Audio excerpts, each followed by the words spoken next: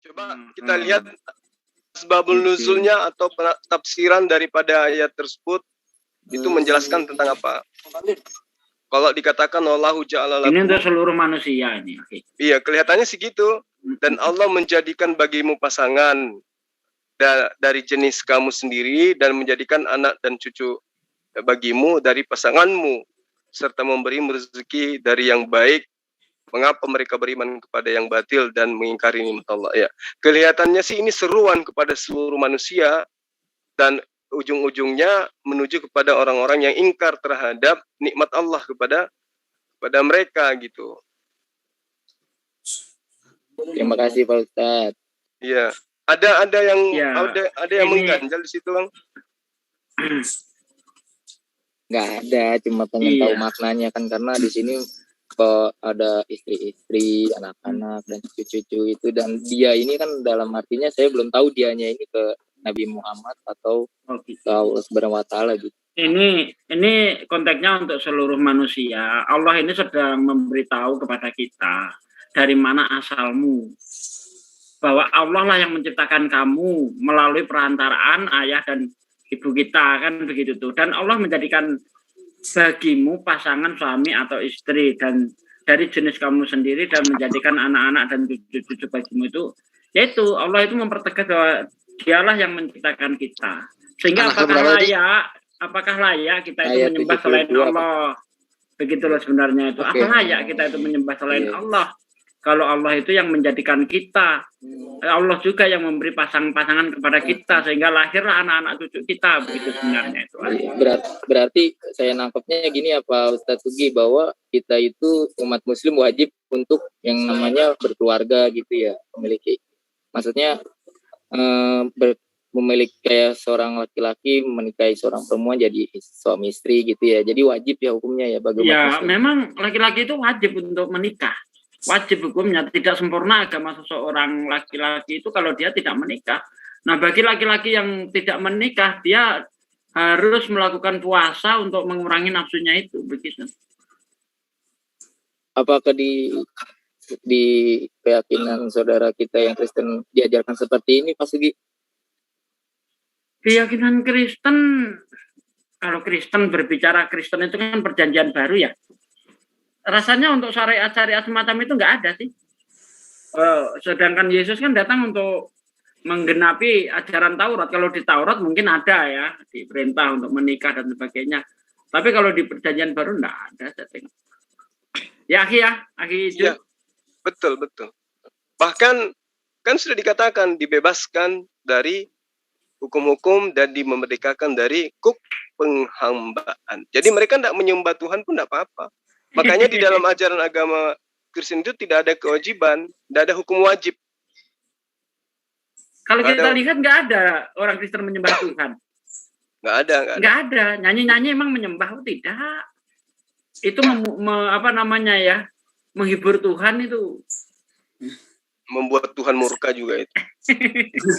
Nggak ada para nabi mencontohkan beribadah nyanyi-nyanyi itu, nggak ada. Yesus itu Daud menyanyi itu karena memuji Tuhan dia. Memuji. Iya, memuji seperti kita selawatan gitu kan, atau pujian gitu kan, ada itu orang-orang NU itu kan memuji Allahumma sholli ala sayyidina Muhammad. Nah, seperti itulah. Itulah yang dilakukan Daud. Kemudian Yesus juga pernah menyanyi di ladang gandum dia. Tidak nyanyi di gereja, nggak nyanyi di sinagog. Ketika di sinagog, Yesus khusus dia membedah kitab suci, beribadah juga di situ dia, tapi nggak pakai nyanyi. Nah, gitu. Betul.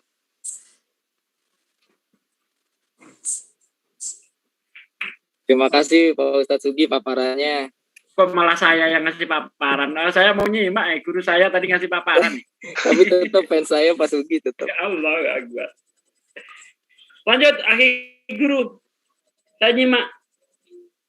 Ya, silakan. Di sini banyak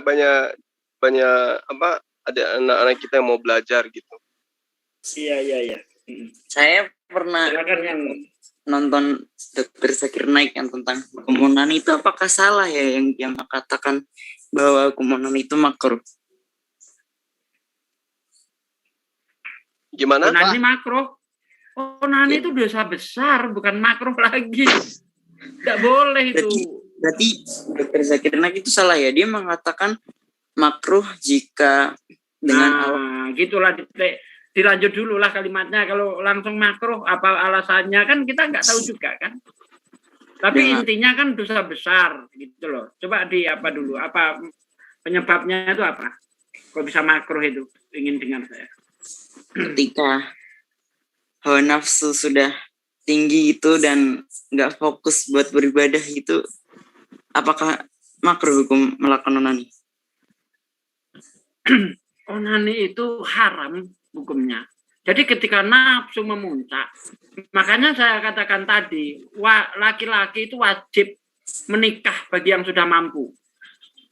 Nah kalau dia tidak mampu, tetapi nafsu itu melonjak, puasa caranya itu. Perbanyak puasa gitu loh. Bukan onani bukan solusi, nggak ada onani solusi, nggak ada itu. Belum pernah dengar saya. Dan segera nikah. Iya. Ya begitu ya, aki guruku. Saya baru dengar juga tuh ada pengajaran. Iya. Nggak ada itu deh. Saya pernah baca juga dengan alasan untuk menghindari perzinaan. Apakah betul hukumnya tetap haram ya berarti? Iya, karena di situ Allah mengatakan tidak boleh berlebih-lebihan. Apapun alasannya berarti ya? Ya, apapun alasannya. Baik, terima kasih. Ya.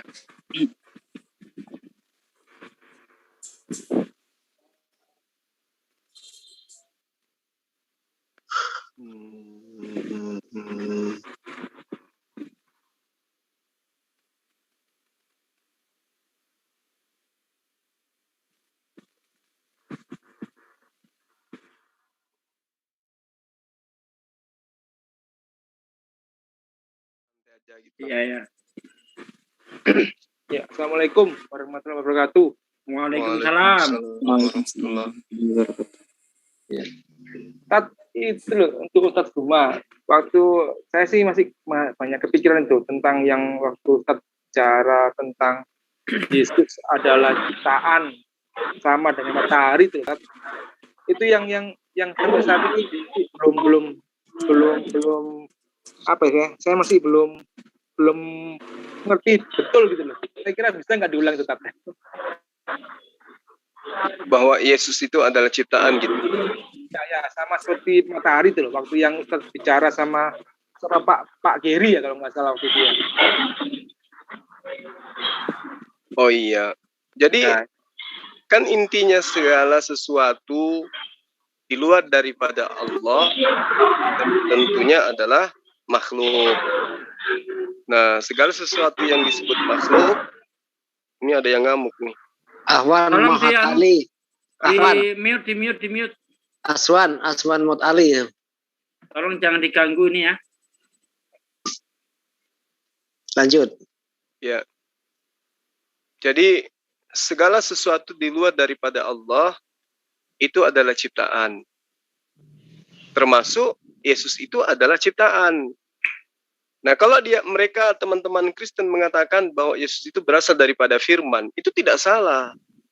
Karena memang betul Yesus itu berasal dari firman.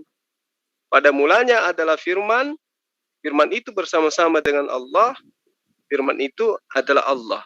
Itu juga tidak salah itu. Kalau yang dimaksud firman di sini adalah kalamnya, sifatnya Allah. Jadi sifat Allah itu pada mulanya adalah memang bersama dengan Allah. Sifatnya itu adalah Allah itu sendiri. Nah, yang salah kemudian ketika yang dikatakan sifat Allah menjadi makhluk. Firman yang adalah kalam yang adalah sifat berubah menjadi makhluk. Ini yang salah. Itu. Seperti misalnya saya memiliki sifat pemarah. Nah, sifat pemarah saya ini keluar daripada diri saya sehingga saya kehilangan sifat pemarah karena sifat pemarah saya sudah menjelma atau inkarnasi menjadi makhluk. Itu salah tuh. Tapi kalau dikatakan akibat sifat yang ada pada diri saya, kemampuan saya untuk marah menyebabkan piring pecah, ya itu benar. Nah, sama ketika Allah memiliki sifat al-kalam yang melekat pada dirinya. Apa itu sifat al-kalam? Sifat berkata-kata, sifat kemampuan berkata-kata, maha berkehendak dia. Maka ketika Allah menghendaki sesuatu terjadi, maka dia cukup berkata, maka dia cukup berfirman. Kun, jadi, fayakun, maka jadilah. Nah, itulah kalimat Allah. Ketika Allah ingin mengatakan, jadilah terang, apa yang terjadi kemudian? Bukan gelap, tapi terang. Jadilah gelap, tidak terang yang terjadi, tetapi gelap. Jadi apa yang Allah perintahkan, apa yang Allah kehendaki, itulah yang terjadi. Nah, bagaimana dengan Yesus? Apakah Yesus itu adalah Tuhan yang datang dalam rupa manusia? Bukan. No. Tetapi dia adalah perkataan, dia adalah kehendak Allah yang menginginkan kemudian Maria hamil. Bukan Allah menghendaki Yesus itu terlahir lebih awal, tetapi Allah menghendaki Maria hamil dulu. Datanglah malaikat Gabriel pada bulan ke-6 menyampaikan itu kepada Maria. Begitu juga di dalam Al-Quran. Makanya dikatakan datang Ruhul Kudus, ya, menjelma menjadi seorang laki-laki, menyampaikan berita itu kepada Maryam. Berita itulah yang disebut dengan firman. Aku datang menyampaikan firman Allah kepadamu. Makanya dikatakan pada mulanya adalah firman. Tapi bukan berarti Allah itu adalah firman, firman itu menjelma menjadi manusia. Tidak. Jadi jelas, baik di dalam kitab Al-Quran maupun dalam kitabnya orang Kristen itu sendiri, Yesus itu adalah ciptaan. Kolose 1 ayat 15, Wahyu 3 ayat 14. Bukan begitu, Guru Ndazuki? Betul sekali, Akhi. Bahkan di dalam Wahyu 3 ayat 14 itu firman di situ adalah ciptaan kalau kita cermati ya. Karena di situ kan dikatakan dan tuliskanlah kepada malaikat jemaat di Laodikia, inilah firman dari Amin, saksi yang setia dan benar, permulaan dari ciptaan Allah. Siapa di situ? Firman. Firman itu ciptaan di sini kalau kita lihat di dalam Wahyu itu. Firman itu siapa? Yesus. Firman dari Amin, saksi yang setia dan benar, permulaan dari ciptaan Allah. Iya, betul. Kemudian kalau kita lihat di dalam Kolose 1 ayat 15, ia adalah gambar Allah yang tidak kelihatan, yang sulung lebih utama dari segala yang diciptakan. Betul. Kenapa Yesus itu dikatakan lebih utama, bahkan sulung dari segala ciptaan? Karena memang Yesus ini sudah diciptakan, ini dalam perspektif Bible ya, bukan dalam pandangan Islam ya. Gitu. Jangan dikatakan saya mengakui Yesus itu ciptaan pertama kali, enggak. Ini perspektif Bible. Nah, di dalam Kolose 1 ayat 15 sangat jelas sekali dikatakan ia adalah gambar Allah yang tidak kelihatan, yang sulung lebih utama dari segala yang diciptakan. Kenapa dia dikatakan sulung? Karena praeksistensi sebelum jadi manusia, Yesus itu sudah diciptakan.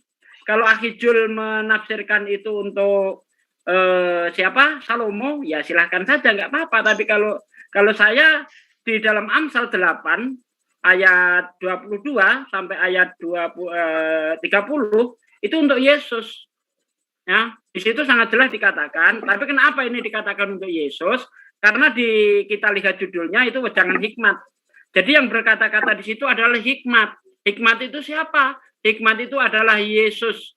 Kalau kita lihat di dalam 1 Korintus 1 ayat 24, ia adalah hikmat dan kekuatan Allah. Itu Yesus.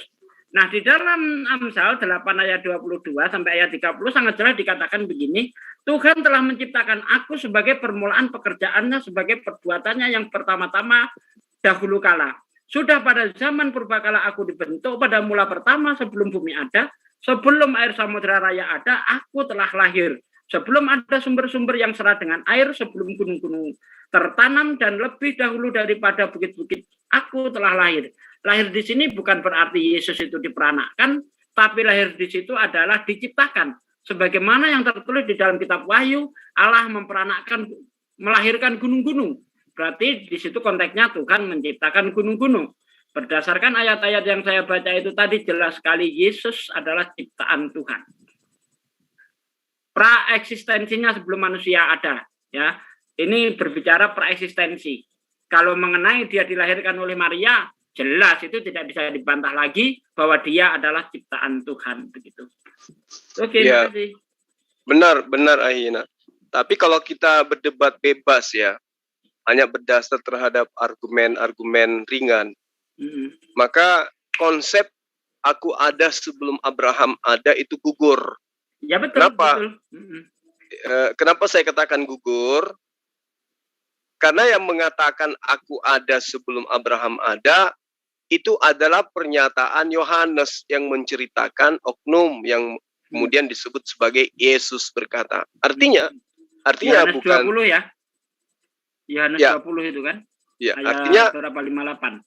ya benar Bang Ahi. Artinya yang berkata di situ sebenarnya adalah orang kedua atau orang ketiga yang menceritakan tentang Yesus. Tapi kalau Amsal yang mengatakan aku ada sebelum langit digariskan, itu adalah Salomo itu sendiri. Bisa juga itu kita pakai.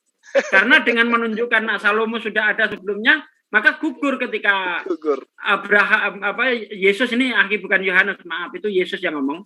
Kata Yesus kepada mereka, aku berkata kepadamu sesungguhnya sebelum Abraham jadi aku telah ada. Ya, itu gugur kalau dibantah dengan Amsal itu, walaupun itu diartikan Salomo. Gugur juga kalau diartikan itu Yesus sebagai itu untuk menunjukkan bahwa dia ciptaan gitu loh maksud saya. Iya. Terus gini Ustadz, ketika ini tentang yang tidak tercampurnya gen istilahnya lah, gennya Maria gitu kan, tidak tercampur. Tapi apakah mereka lupa? Apakah Yesus itu tidak berplasenta? Dapat saat hidup pada saat di kandungan lewat apa? Jadi tetap aja kan dengan plasentanya ya, itu kan terhubung kan, dibentuk dari dan kejadian juga sama 40 hari menjadi apa, 40 hari menjadi apa, 40 hari kemudian ditiupkan ruh kan, begitu kan? Iya. Gitu ya. Jadi gini, ya lanjut Ahi. Ya, kalau saya begini, bukan membahas masalah dia itu tercampur atau tidak. Kalau saya justru cenderung pada kitab Ayub 25 ayat 4, 5, 6 ya kalau tidak salah. Di situ sangat jelas dikatakan bagaimana manusia itu benar di hadapan Allah, sebab bagaimana seorang yang dilahirkan perempuan itu bersih. Ya. Sesungguhnya bahkan bulan pun tidak terang dan bintang-bintang pun tidak cerah di matanya. Lebih-lebih lagi manusia yang adalah baringan. Anak adalah di Tuhan itu kalau tidak sih, dia posisinya najis, dia posisinya kotor, akan disamakan dengan belatung. Kalau saya begitu aja. Monggo Ahi. Ya, jadi kalau saya secara umum menilai ya, bahwa apa yang terjadi terhadap Maria, terhadap Yesus, itu kronologis yang terjadi bukan untuk menyampaikan pesan bahwa ada sosok Tuhan yang lahir tanpa ayah, bukan. Jadi tujuan daripada cerita atau kronologis itu terjadi hanya untuk membuka mata batin orang-orang Yahudi pada saat itu. Bahwa Allah bisa menciptakan manusia tanpa harus ada suami. Itu yang Allah ingin sampaikan pesannya kepada Bani Israel. Bukan bahwa Tuhan itu lahir tanpa ayah. Buktinya, kalau itu yang ingin Allah sampaikan, bahwa dirinya adalah Tuhan yang mampu ada tanpa seorang ayah, maka Adam lebih pantas dituhankan. Karena Adam tidak melalui proses 9 bulan. Tidak ada penyampaian terlebih dahulu. Dia tidak dikandung dan tidak dilahirkan. Kalau Adam yang adalah manusia saja mampu untuk tercipta ada tanpa proses kehamilan, bagaimana Tuhan yang sekiranya mungkin dia mau menghinakan dirinya, menyalahi kodratnya sendiri, maka dia tidak perlu dikandung selama 9 bulan. Langsung dia datang di atas langit bumi. Bersuara dia, wahai manusia, akulah penciptamu, akulah Yesus Kristus. Udah selesai, maka seluruh umat manusia akan beriman kepadanya. Tidak ada yang kufur. Karena kita melihat secara nyata. Tapi apakah sesederhana itu Tuhan Sang Pencipta alam? Apakah sebodoh itu dia? Kan tidak. Kedatangan Yesus atau Nabi Isa alaihissalam ke tengah-tengah Bani Israel untuk membuka mata hati mereka yang telah menuduh Allah itu memiliki anak. Maka Allah menyatakan kepada mereka, ini loh, ya, ini loh mujizat dari Tuhan yang kalian ingkari sekian lama gitu. Abraham datang kalian ingkar, Musa datang kalian ingkar, Ayub bahkan banyak ribuan nabi-nabi yang kalian bunuh kata Allah. Kan gitu. Kemudian datanglah mujizat ini kepada mereka sebagai penutup mujizat dari seluruh mujizat-mujizat yang Allah perlihatkan kepada Bani Israel. Tapi yang dasarnya memang adalah umat pembangkang, tegar tengkuk, tetap aja mereka ingkar terhadap kedatangan Nabi Isa alaihissalam sebagai nabi, sebagai rasul pada mereka. Nah, lalu bagaimana dengan konsep adanya Yesus itu adalah Tuhan? Nah, ini perlu digarisbawahi. Adapun kemudian konsep ini muncul belakangan, muncul diproklamirkan di abad ketiga. Tidak ada kaitannya dengan pengajaran Yesus yang datang sebagai nabi yang tertati-tati mengajarkan Bani Israel untuk kembali kepada Allah. Makanya dia berpesan, hati-hati, waspada. Dari awal saya mengingatkan kepada kalian, akan datang nabi-nabi palsu, pengajar-pengajar palsu, mesias-mesias palsu yang akan membawa-bawa namaku, yang mengajarkan sesuatu yang tidak pernah aku ajarkan kepada mereka. Nah, itu dia yang dimaksud. Sehingga muncullah konsep dia itu adalah anak Allah, anak Tuhan. Muncullah konsep Bapak Tuhan, Tuhan Bapak, dan seterusnya. Ini yang semalam saya sampaikan, bahwa iblis bekerja begitu cerdik. Ya, menyesatkan manusia tidak sekaligus, tapi selangkah demi selangkah. Dia menyimpan pesan di penulis Matius, menyimpan pesan di penulis Markus, menyimpan pesan di Yohanes, di Lukas, dan seterusnya. Bahwa Yesus itu adalah anak Tuhan. Nah, itulah yang kemudian terjadi sampai saat ini. Jadi, adapun Maria hamil, itu bukan karena Tuhan ingin mempertontonkan dirinya menjadi manusia, tetapi Tuhan hanya ingin mengubah pola pikir mereka bahwa tidak ada yang istimewa terhadap Esra. Tidak ada yang istimewa terhadap orang-orang yang menganggap dirinya sebagai anak-anak Tuhan. Karena Allah juga mampu membuat wanita tanpa suami pun hamil, seperti yang terjadi pada saat itu. Silakan ditambahkan, Akhina. Ya, terima kasih. Memang betul yang dikatakan guru saya, Akhi Zulkifli M. Abbas, ya, bahwa Allah itu mampu menciptakan manusia itu dengan berbagai macam cara. Dan itu ditujukan oleh Allah bukan untuk membuat tandingan baginya. Tapi itu sebagai tanda kekuasaannya. Bahwa Allah mampu menciptakan manusia tanpa adanya seorang ayah dan seorang ibu sekalipun. Siapa dia? Dia adalah Adam. Allah juga mampu menciptakan manusia. Hanya ada seorang laki-laki saja. Tanpa ada seorang ibu. Yaitu Hawa. Allah mampu menciptakan hanya ada seorang ibu. Tanpa ada seorang ayah. Yaitu Nabi Isa. Dan Allah juga mampu menciptakan dengan pasangan ayah dan ibu. Seperti yang tertulis di dalam surah Al-Anfal tadi ya, ayat 72 itu. Yaitu kita semua. Dan semua itu dilakukan Allah sebagai pertanda bahwa Allah adalah Maha Kuasa, Allah Maha mampu menciptakan tanpa ada contoh, Allah mampu menciptakan segala sesuatu ya dengan kehendaknya tanpa ada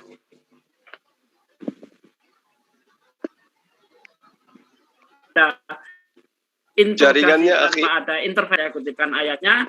Jaringan kurang bagus ya, agak tadi sempat putus. Iya. Oh, tapi gitu. Udah bagus kayaknya. Alhamdulillah.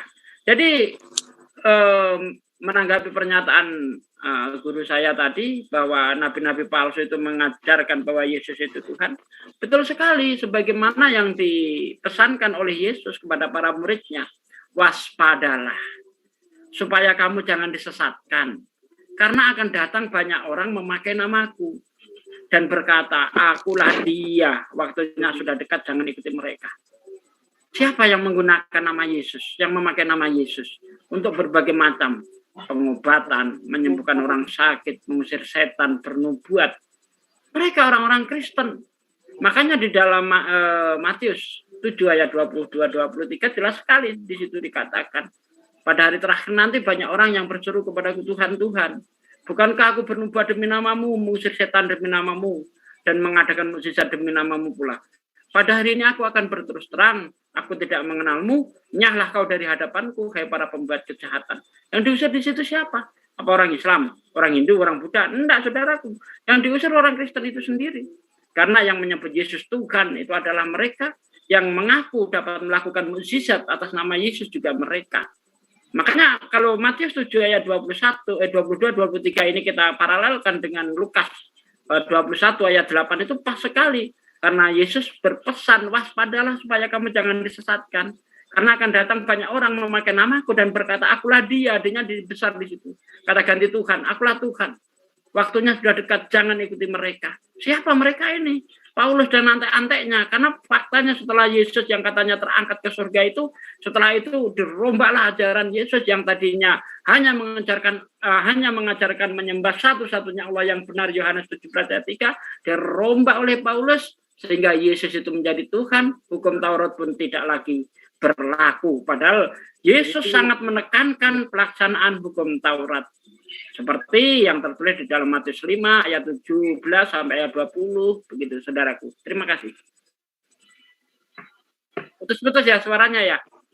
Udah bagus, Akhina. Oke, lanjut. Oke, silakan. Ada yang mau menambahkan atau mau sharing materi? Mau tanya lagi, monggo. Bertanya boleh? Insya Allah. Bertanya nggak? Silakan, Bang. Halo.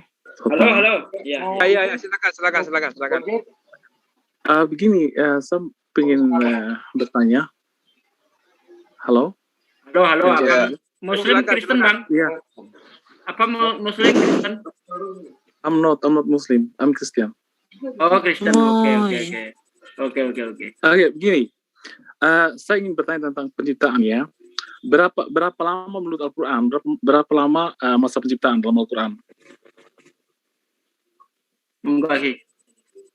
Kalau di dalam Al-Quran itu 6 masa. 6 masa itu berapa tahun kira-kira? Itu tidak dijelaskan berapa tahun kira-kira. Karena pada masa proses penciptaan alam semesta, itu Allah hanya menerangkan 6 masa. 6 masa itu nggak ada berapa tahun yang nggak jelas begitu ya? Enggak. Oke. Sekarang gini, kalau tadi katakan bahwa Isa itu kan ciptaan gitu kan ya? Iya. Kira-kira masa penciptaan Isa dengan masa penciptaan alam semesta itu berapa lama itu? Ya dihitung aja masa Yesus ke Adam itu berapa tahun kira-kira? Oke, kamu percaya Isa adalah Yesus? Kalau yang datang kepada Bani Israel menyampaikan berita kebenaran, yaitu la ilaha illallah, ya saya percaya. Tapi kalau yang dimaksud seperti pengajaran pagan yang diimani oleh orang Kristen, saya tidak percaya. Oh bukan, itu bukan pagan, itu menurut kamu. Oke, sekarang begini. Bagaimana Anda mengatakan bukan pagan sementara Anda menyembah dan dia adalah manusia? Kalian tidak pagan karena kalian menyembah batu hitam. Oke, sekarang gini, jangan ngomong itu dulu. Sekarang, ya karena kalian itu menyembah pagan semua. Kalian itu kan hewan pagan menyembah batu hitam. Itu jelas sekali. Nyembah batu hitam. Ya, pertanyaan saya gini. Iya. Yang lain diam, biarkan orang ini kita bimbing. Yang lain diam dulu, yang lain. Bisa waras dia. Sekarang begini ya. Masa penciptaan itu kamu tidak bisa jawab masa berapa tahun ya? Saya sudah katakan 6 masa. 6 masa itu satu masa itu berapa tahun itu? Saya tanya samamu dari hari pertama sampai hari kedua di proses kitab Kejadian, kitabnya agama lain yang kamu ambil itu berapa tahun sekarang lamanya? Begini, Apa kamu percaya?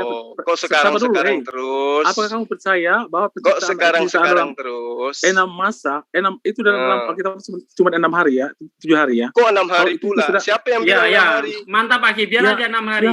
Apa benar dunia ini terjadi dalam waktu 6 hari? Orang kesurupan kayaknya nih. Itu dalam kitab Taurat. Kamu gini. Siapa namanya ini? Deus, atur napasmu, jangan sesak napas supaya pertanyaanmu itu sinkron dengan otakmu. Pelan-pelan. Jangan kerasukan. Ya begini, kalau kamu kerasukan. Jangan ambil emosi, jangan emosi. Santai gitu loh. Enggak emosi gini. Santai. Biar kamu kelihatan kayak orang waras. Dari nadanya ini terpatah-patah marah ini. Enggak. Kamu percaya. Santai saja kawan. Santai. Di sini umat Islam bukan gereja ya, santai. Sekarang begini ya, kamu percaya Taurat itu yang dipakai oleh orang sasarnya adalah Taurat yang dipercaya oleh Al-Quran juga itu. Apa yang kamu bilang ini? Gini Taurat. Dia bertanya apakah Taurat itu yang Tauratnya orang Kristen itu yang dipercaya orang Kristen punya Taurat. Islam gitu loh. Ya begitu ya Bang Deus. Begitu maksudnya. Itu Taurat yang dipakai orang Islam. Kristen nggak ada kitab Taurat. Biarin aja, tunggu dulu. Gimana? Kamu percaya nggak Taurat yang dipakai oleh orang Kristen adalah Taurat yang dikeluarkan oleh? Saya jawab ya. Enggak. Kamu nggak punya Taurat. Yang kamu punya itu adalah terjemahan dari terjemahan. Tidak masalah. Itu terjemahan dari aslinya. Ya, bagimu. Itu tidak masalah, itu terjemahan aslinya.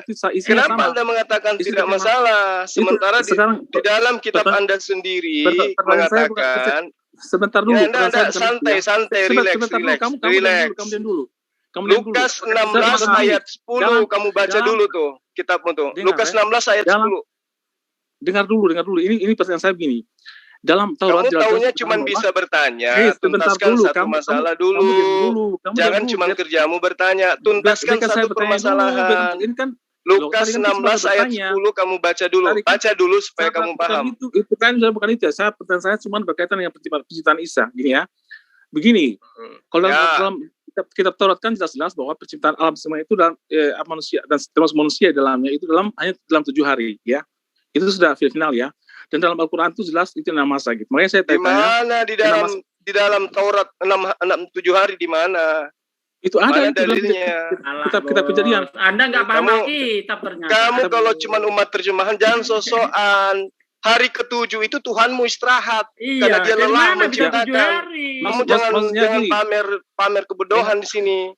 Saya hitung. Di mana? Tunjukkan. Di mana? 7 hari di mana? 6 hari dan sorry 7 hari. Makanya tadi kamu bilang 7 hari. Makanya pelan-pelan ngomong. Kalau tidak ada ilmu pelan-pelan. Maksud saya 7 hari itu kan dengan hari terakhir yang hari terakhir. Di mana Tuhanmu istirahat. Nah, sekarang begini. Jadi kan dalam jelas-jelas kan dalam kitab Taurat. Itu pun hanya kitabnya orang yang kamu ambil. Nah, di kitabnya Kristen ada enggak? Kapan diciptakan alam semesta ini? Kitab Taurat. Kamu diam dulu. Kamu jangan ngomong terus. Terus kamu yang mau ngomong gitu. Iya kan saya kan bertanya. Ini kan sama saya bertanya. Bertanya, tapi jangan kayak orang kesurupan, kayak ikan ketinggal air. Kamu diam dulu, atas kesempatan saya bertanya gitu loh. Jadi kamu jangan ngomong terus. Relax. Santai. Anda ini sepertinya sambil emosi bertanya nih. Sekarang kan jelas ya. Gimana menjawab ya? Bertanya aja kayak gini. Dalam Taurat itu kan 6 hari ya. Kemudian itu sama dalam Al-Quran juga. Saya merasa itu 6 hari sampai 6 mas dalam Al-Quran itu 6 hari itu gitu. Tapi makanya saya tanya, 6 mas dalam Al-Quran itu apa? Kamu tidak bisa jawab gitu. Nah sekarang begini. Setelah masuk 6 hari nggak bisa jawab. Setelah 6 hari itu tidak ada lagi penciptaan.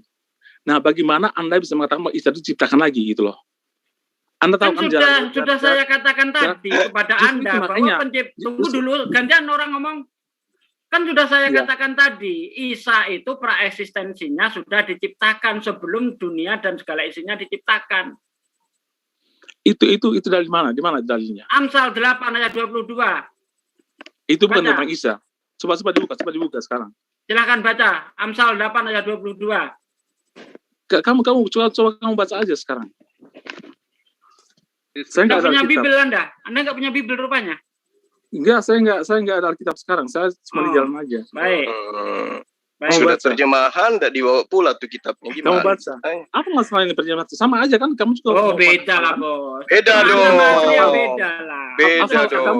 Kamu cuma hafalan doang gitu loh. Sama Beda, aja. Sekarang gini, beda. Kalau yang Tadi menghafal Amsal berapa aja tadi? seperti itu, bagaimana Amsal yang tidak berapa tadi? hafal, apalagi hanya Amsal 8 menerjemahkan. ayat 22. Amsal berapa?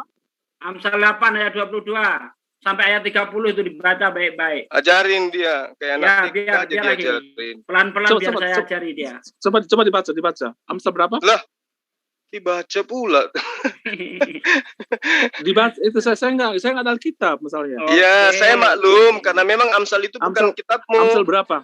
Amsal berapa? Amsal 8 ayat Itu 22. kitabnya agama Tuhan lain. telah menciptakan aku sebagai permulaan pekerjaannya, sebagai perbuatannya yang pertama-tama dahulu kala. Sesudah pada zaman purbakala aku dibentuk, pada mula pertama sebelum bumi ada, sebelum air samudera raya ada, aku telah lahir, sebelum ada sumber-sumber serat yang syarat dengan air, sebelum gunung-gunung tertanam, dan lebih dahulu daripada bukit-bukit, aku telah lahir. Nah, Amsal berapa? Amsal 8 ayat 22. Nah, biar saya apa lagi? Kita Begini, soal Amsal itu kan nubuat Kitabnya ya. orang. lihat nubuat. lihat judulnya, Itu- lihat itu judulnya. nubuat. Lihat judulnya. Judulnya apa di situ? Saya nggak tahu judulnya. Saya Nah, justru saya nggak judulnya baca. Wejangan Hikmat. Kamu mau belajar, jadi pelan-pelan, santai, Judulnya relax. Wejangan Hikmat. Berarti Iya, yang berkata di itu. situ adalah hikmat, betul? Hikmat sama dengan Yesus. Yesus. 1 Korintus 1 ayat 24. Begini, itu kan bagian dari nubuat kedatangan Yesus, gitu loh. Ini tidak berbicara tentang nubuat, bro. Itu Ini berbicara praeksistensi. tentang masa lalu. Kan ayatnya jelas sekali di situ. Aku ada sebelum bumi ada, sebelum air raya samudra ada, sebelum gunung-gunung tertancap aku sudah ada. Ini bercerita tentang masa lalu. Cerita bahwa Ini sabar, saya justru saya nggak ini ya baca ayat ini sebenarnya itu bukan masuk untuk Yesus ya. dari mana Saya- bukan saya- untuk saya- Yesus, lihat saya belum- judulnya lah. saya- Judulnya dilihat, itu Wejangan Hikmat. Berarti yang berkata di situ hikmat. Hikmat itu Yesus, 1 Korintus 1 ayat 24. Dibaca. Sebentar saya Google dulu. Oke. Enggak punya aplikasi Alkitab Anda? Saya nggak ini, saya lagi buat cari Alkitab online. Oh, boleh. Silakan. Sugi, cuma sabar. Iya, sabar, santai saja. Pakai timer gimana? Gak usah, santai aja bro. Santai aja, enggak usah. Ini Andika ya? Andika bin Ahmadeus. Jangan kaitkan saya dengan orang lain yang saya tidak kenal ya. Ini ke siapa itu? Iya, salah. Diam, Iman. Ya, santai. Udah, Bang, ketemu, Bang. Enggak, tapi ini ayat ini bukan tentang penciptaan, bukan untuk Yesus gitu loh. Oke, Kan kalau ini- itu bukan untuk Yesus, saya tanya Sebentar siapa ya. hikmat? Siapa hikmat di situ? Nah, sekarang begini. Enggak, Jangan- saya tanya, Begini. dijawab Begini ya. lah. Siapa hikmat? Begini. Siapa hikmat? Begini dulu, sabar dulu. Kan Loh. di Al-Quran kan Jawab dulu, Jelas-jelas. siapa hikmat? Jangan ngeles dulu, siapa hikmat? penciptaan ini Kita kan soal- jadi masuk Al-Quran ya. Apakah ini kan Kok lari penciptaannya ke setelah Al-Quran loh? bukan Ini itu. kita buktikan Yesus Yang penciptaan. ciptaan atau bukan? Kok malah Ya, ngajak tapi ini bukan- lari-lari? Tapi bukan ini bukan untuk Tuhan Yesus gitu loh. Nah, Kamu saja hikmat Hai, itu siapa? Tuhan Yesus gitu loh. Hikmat itu siapa? jelas Hikmat. emang. Ini bukan tentang Tuhan Yesus. Hikmat tapi itu siapa? Tuhan saya Yesus. justru belum. Ya, itu- Manusia kok jadi Tuhan? Kalau ini Manusia bukan gimana? untuk Yesus. Kamu bisa mengampuni dosa. Oke. Yesus, Bang, Yesus Bang, mengampuni dosa Bang kan ya Dius. Tuhan. Bentar. Yesus Di mana Yesus mengaku Kalau- itu? Kalau Aduh, hal ada itu banyak bukan untuk sekali. Yesus, Banyak Yesus mengampuni dosa. maka Yesus. Yesus menjadi Ini- pembohong. Kalau Amsal bukan untuk Kasihan Yesus, berarti kali. Yesus pembohong. Karena di dalam Yohanes 20 ayat 58 Yesus berkata, aku ada sebelum Abraham ada. Nah ternyata lebih ada apa? Itu lebih betul Yesus. Makanya Yesus sebagai Allah itu makanya dia kan Allah gitu kan. Jadi itu bukan ciptakan. gimana? Itu Dia bukan ada. ciptakan. Ini Ada penciptaannya bukan- orang ini yang bukan diciptakan sebelum Yesus. semua ada. Yesus itu tidak diciptakan. Itu Yesus itu adalah Allah sendiri dalam rupa manusia. Ini kan Bagaimana ceritanya Ini tidak dari diciptakan? jelas mana? sekali, jelas Aduh, sekali. Yang ngomong seperti itu otak. Ini siapa? jelas sekali. Yang Ini ngomong jelas siapa? sekali kan? Coba kau dengarkan saya bicara dulu. Ya, kamu kalau dialog dengan kami umat Islam jangan pakai hati, Makanya saya pakai bilang akal, kamu itu pakai akal, kamu itu akal. pakai akal. Jangan Kamu itu hati. tidak pakai akal. Kalau Kamu tidak hati pakai itu akal. semau kamu, Bagaimana Muhammad Aki, pakai akal Muhammad kamu nggak seorang- bisa. Ini orang ini Pakai kan akal. Tolong akalnya dibawa serta kalau masuk di tempat saya. Jangan Saya lupakan tak- akal di rumah, eh. ya. ditanya Gimana siapa ceritanya? Hikmat nggak mau jawab. Siapa Hikmat? Itu aja dulu kita selesaikan siapa Hikmat di situ. Anda harus bisa jawab kalau menyangkal itu bukan untuk Yesus. Jawab siapa Hikmat? Ayo, hikmat itu siapa? Saja kita selesaikan satu jawaban. Siapa Hikmat? Yang jelas bukan tompel. Hikmat itu hikmat. Kamu nggak tahu hikmat ya? Loh, Bukan ucok. Hikmat itu hikmat gimana Saya sih? juga Coba bisa Anda berhikmat. baca di dalam 1 Saya juga Korintus. bisa berhikmat. Kamu juga bisa. Semua orang bisa berhikmat. Saya juga bisa. Hikmat itu Coba bukan dibaca. hikmat itu bukan satu entitas tertentu, bukan untuk satu entitas Jangan saja. pakai Itu satu. hati, itu- pakai iya kan? ilmu, Coba, pakai Anda akal. itu, siapa nih yang saya hikmat screen? itu Coba tidak merujuk pada dibukakan 1 tidak Korintus merujuk 1 pada- ayat 24 coba ini kan dibukakan. saya lihat begini. 1 Korintus Ini kan 1 ayat 24 dibukakan, tolong dibukakan 1 Ini Korintus pakai 1 ayat akal. 24. Bentar Ki. Nah, coba dibukakan itu 1 Korintus 1 ayat 24. Hikmat temannya Ud. Nah, biar jelas Hikmat temannya kalau Sultan. dia ngomong hikmat itu hikmat, ini berarti orang ini nggak paham Alkitab nih. Jelas-jelas Bukan, hikmat itu diterangkan siapa dia hikmat itu. Hikmat di sini kan kamu juga bisa berhikmat. Semua orang bisa berhikmat. Tuh, jangan pakai Hikmat itu hati bukan- kamu, pakai hikmat itu- akal, pakai hikmat ilmu. itu Kita bukan merujuk- pakai dalil. Hikmat itu bukan Bantah merujuk Ya, pada dialog pakai itu yang dalil. ilmiah, jangan Bantah pakai ayat, sok-sokan. jangan itu Ini bantah bukan itu pakai hikmat itu gereja. untuk semua orang. Itu satu itu kata Kalau Jangan di gereja bantah boleh. pakai asumsi. Jadi Bantah hikmat Kalau di pakai gereja hikmat dalil. semua orang. boleh. Boleh Semua bantah orang pakai bisa dalil. berhikmat. Saya bisa beri kamu juga bisa Bantah berhikmat pakai gitu loh. dalil. Nah, sekarang Kita begini. bicara agama Nah, itu sekarang berbicara begini. dalil, Kalau- bukan asumsi. Kita Bukan bicara asumsi, agama, saya bicara tidak dalil, asumsi. bukan asumsi. Saya Ayo tidak tunjukkan asumsi hikmat gitu itu loh. bukan Yesus, tunjukkan kemari yuk. Mana ayatnya? Saya tantang Anda.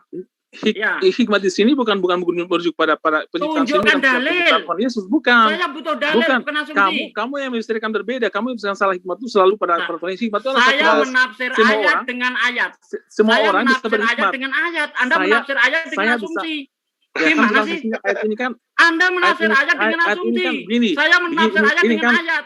yang 1 tentang Korintus Amsal 1 ini ayat kan tentang 24 hikmat. buka. Tentang hikmat. Hikmat itu tidak harus pada Akhi ini Tuhan 1 Yesus. Korintus 1 Tidak ayat hanya pada Tuhan 24 Yesus, dibuka. tapi semua orang juga bisa berhikmat. Saya juga bisa berhikmat. Kamu Udah, juga ini bisa cuma berhikmat. modal Semua orang bisa asumsi berhikmat. doang Itu ini, hikmat modal itu satu hal.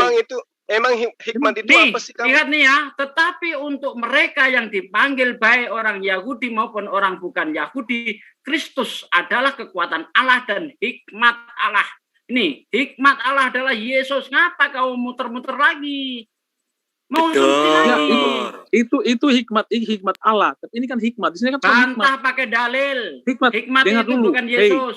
berbeda dengan hikmat Allah itu ya jelas Yesus. Tapi ini kan hikmat. Hikmat itu semua orang bisa punya hikmat. Saya juga punya hikmat. Kamu juga punya hikmat. Semua punya hikmat. Ini suatu hikmat gitu loh. Semua orang punya Jadi ini jadi hikmat. yang di situ lain siapa? yang Oke. tercipta Kalau loh, hikmat jadi di yang situ- tercipta pada saat langit belum digariskan itu Salomo. Bukan Yesus. Ini bukan saya tidak mengatakan Salomo. Apalagi tadi Nah, katanya kamu begini, hikmat bukan begini, Yesus. Nah, begini, sekarang saya begini. tanya, yang Begini, ada begini. bersama dengan Allah pada saat langit belum digariskan itu siapa? Dengar begini. Ini tentang Apa? ini Salomo betul. Salomo betul. Salomo diciptakan sudah di istilahnya mungkin orang Islam bilang ditakdirkan gitu kan. Kayak gitu. Ya seperti itu. Jadi begini. Kamu ini tenang tentang dulu, penciptaan. pelan-pelan ngomongnya yang santai, rileks. Ini ayat ini bukan saya tidak ini bukan merujuk pada Tuhan Yesus gitu. Kalian Ya tadi kalau yang bukan mengikuti berarti Yesus. Salomo benar. Ada sebelum langit digariskan. Sementara Yesus mengatakan aku ada sebelum Abraham. Gak ada papanya. Ya, Salomo tapi ada sebelum lebih langit jauh digariskan. ada. Jauh hebat Dengar. mana? Dengar Yesus, Salomo ini diciptakan. Itu betul gitu loh. Sama aja Loh, Yesus tapi diciptakan. Yesus- Wahyu 3 ayat Tapi Yesus- 14. Wahyu Yesus 3 ayat tidak ada 14 Yesus makanya ciptaan. gini, dalam Alkitab tidak ada tentang penciptaan Yesus. Wahyu Ini kan 3 ayat tentang 14 penciptaan buka. Salomo. Tentang Wahyu 3 ayat 14 buka penciptaan itu Salomo. ciptaan tentang Yesus.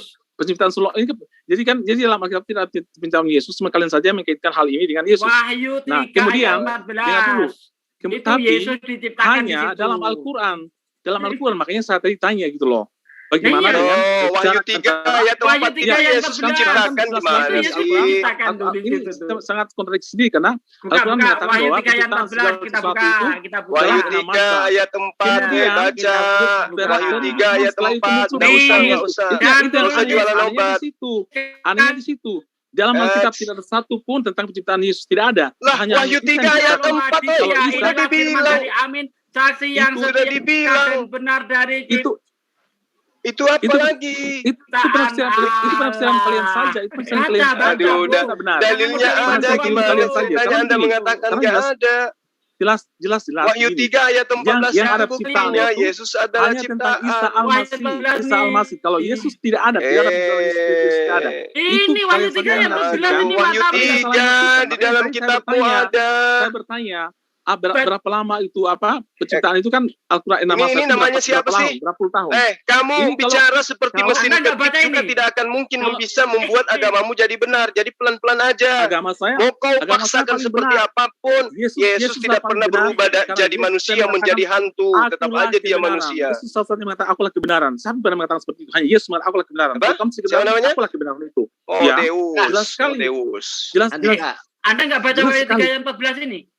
Anda nggak baca Wah, Wahyu 3 Deus kan ayat sudah 14? pernah diskusi sama Zuma itu yang Iya, kayak orang masa kesurupan. lupa. Yang Ayo, jelas ayo, dia ayo, itu ayo. Angelo Dibaca tes dong. en laudikea Aklelios, kemudian Sabar, dikatakan Grabson tadelegei ho amen. Kalian Itu bukti bahwa Yesus itu adalah permulaan penciptaan. Tidak ada. Itu Nah, yang ini kalian saya salah sudah menafsirkan. bacakan Seperti yang dalilnya. saya tadi. Itu Wahyu 4 ayat 13. Wahyu 3 ayat Gimana? 14. Lah ya dari tadi udah ditunjukin nanya pula Wahyu 3 ayat 14 ini dibaca Ini screennya baik-baik. ada, ini screennya weh. Buka mata kau tuh. Itu Gimana sih orang ini? Arche itu permulaan. Ya, tes Kristeos itu ciptaan. Berarti Tapi Yesus ini itu bukan adalah tapi- ciptaan. Apa apa pula kitab kau yang mengatakan itu? Ya, jelas ayatnya. dia Hei, screen, dia di screen sama Deus. Kriteseos, Apa, mana? tahu teon. Saya nggak lihat. Apa di mana ini? Ini dia Dia di tuh. screen. Wah, maklum aja nggak bisa dia screen. Wahyu Dia di 3 HP ayat ada screen. 14.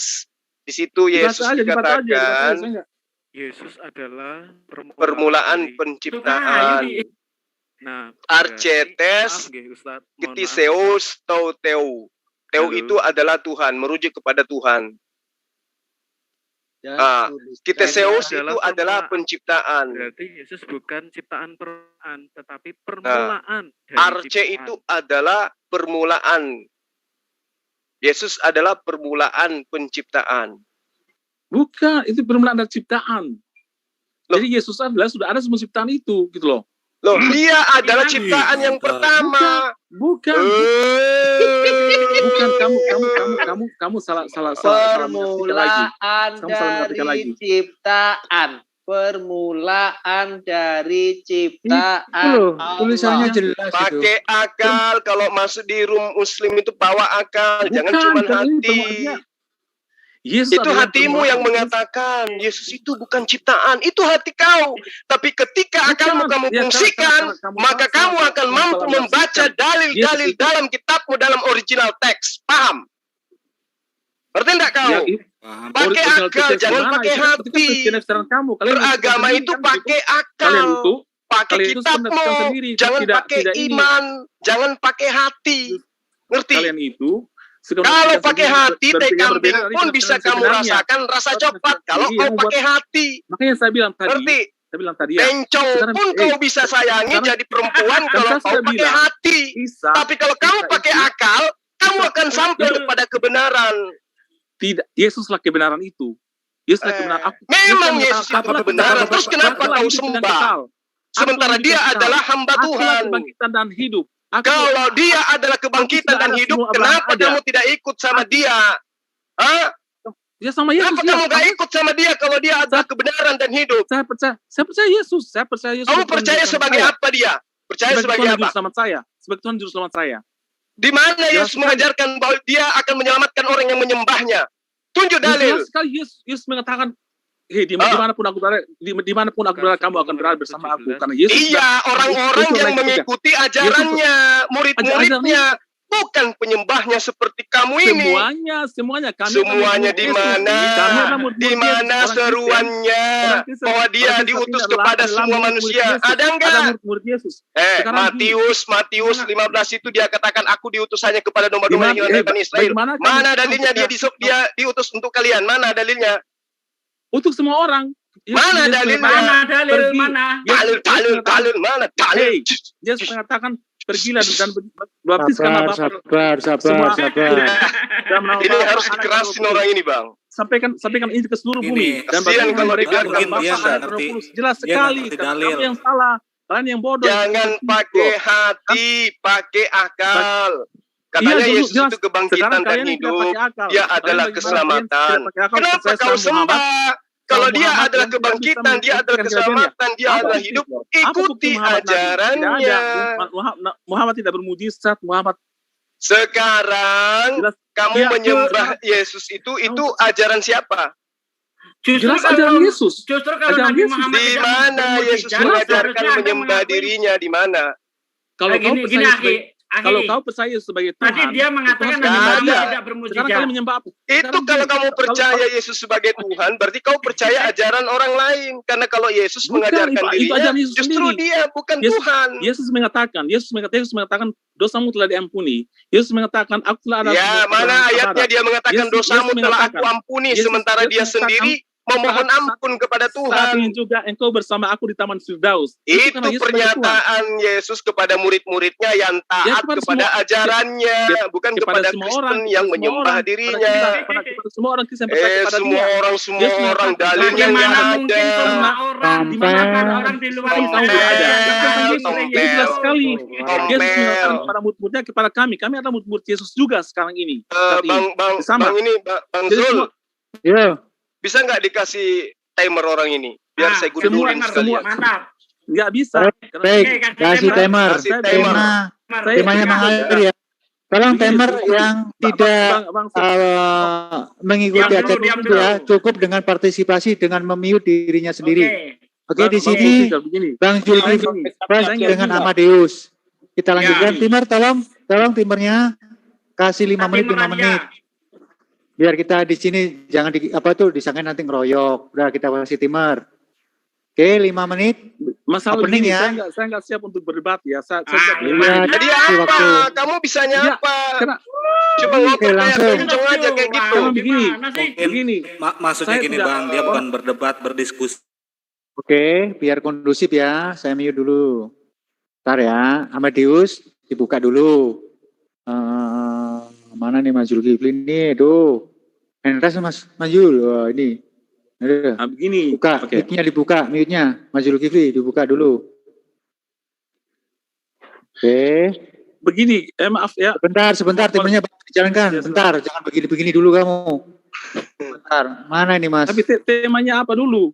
Ini nggak jelas ini masalahnya. Seperti tadi itulah. Ya, 5 menit. Kamu 5 menit. Statement. Saya sekarang. Bentar dulu, timernya lihat dulu, matamu itu bisa lihat nggak di ini di HP-mu itu?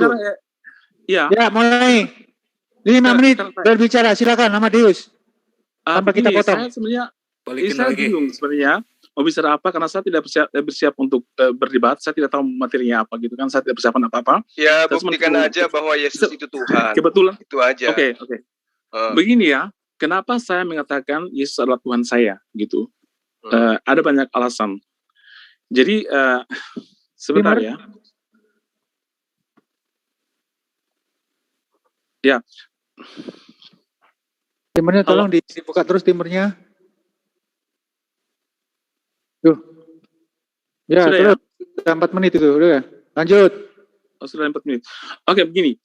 Kenapa saya mengatakan Yesus adalah Tuhan gitu? Itu bukan sumbernya banyak sekali gitu, tapi saya tidak dalam penyanyian lama itu jelas-jelas mengatakan bahwa itu sudah ada kisah penciptaan. Misalnya ketika masa penyanyian lama ya, Yesus mengatakan dibuka. Bahwa apa? Masuki itu loh. Masuki dibuka mic-nya. Oke, lanjut terus. Kamu bicara Enggak, kamu Saya mengganggu saya masalahnya. saya nyimak Oke, lanjut terus. Apa, sebentar ya. Sebentar, karena saya juga begini ya, kenapa saya mengatakan Yesus adalah Tuhan? Ada banyak, sudah dibuka ya? Sudah mulai ya? Udah. Sudah mulai kan? Timur, tolong dong, timnya dikondusifkan. Sudah ada. Saya nggak ngerti maksudnya ini, karena ini harus gimana? Timurnya ini. Timurnya gimana? Saya nggak ngeliat apa ini. Kepalaku gatal, Bung. Kalau begini caranya, Bung. Enggak, gimana caranya? Karena gini, saya nggak ngeliat apa di screen ini. Aduh, tolong. Timnya gimana? Timnya gimana? Oke, mulai sekarang ya. Ya udah 5 menit ke depan. Oke. Lanjut.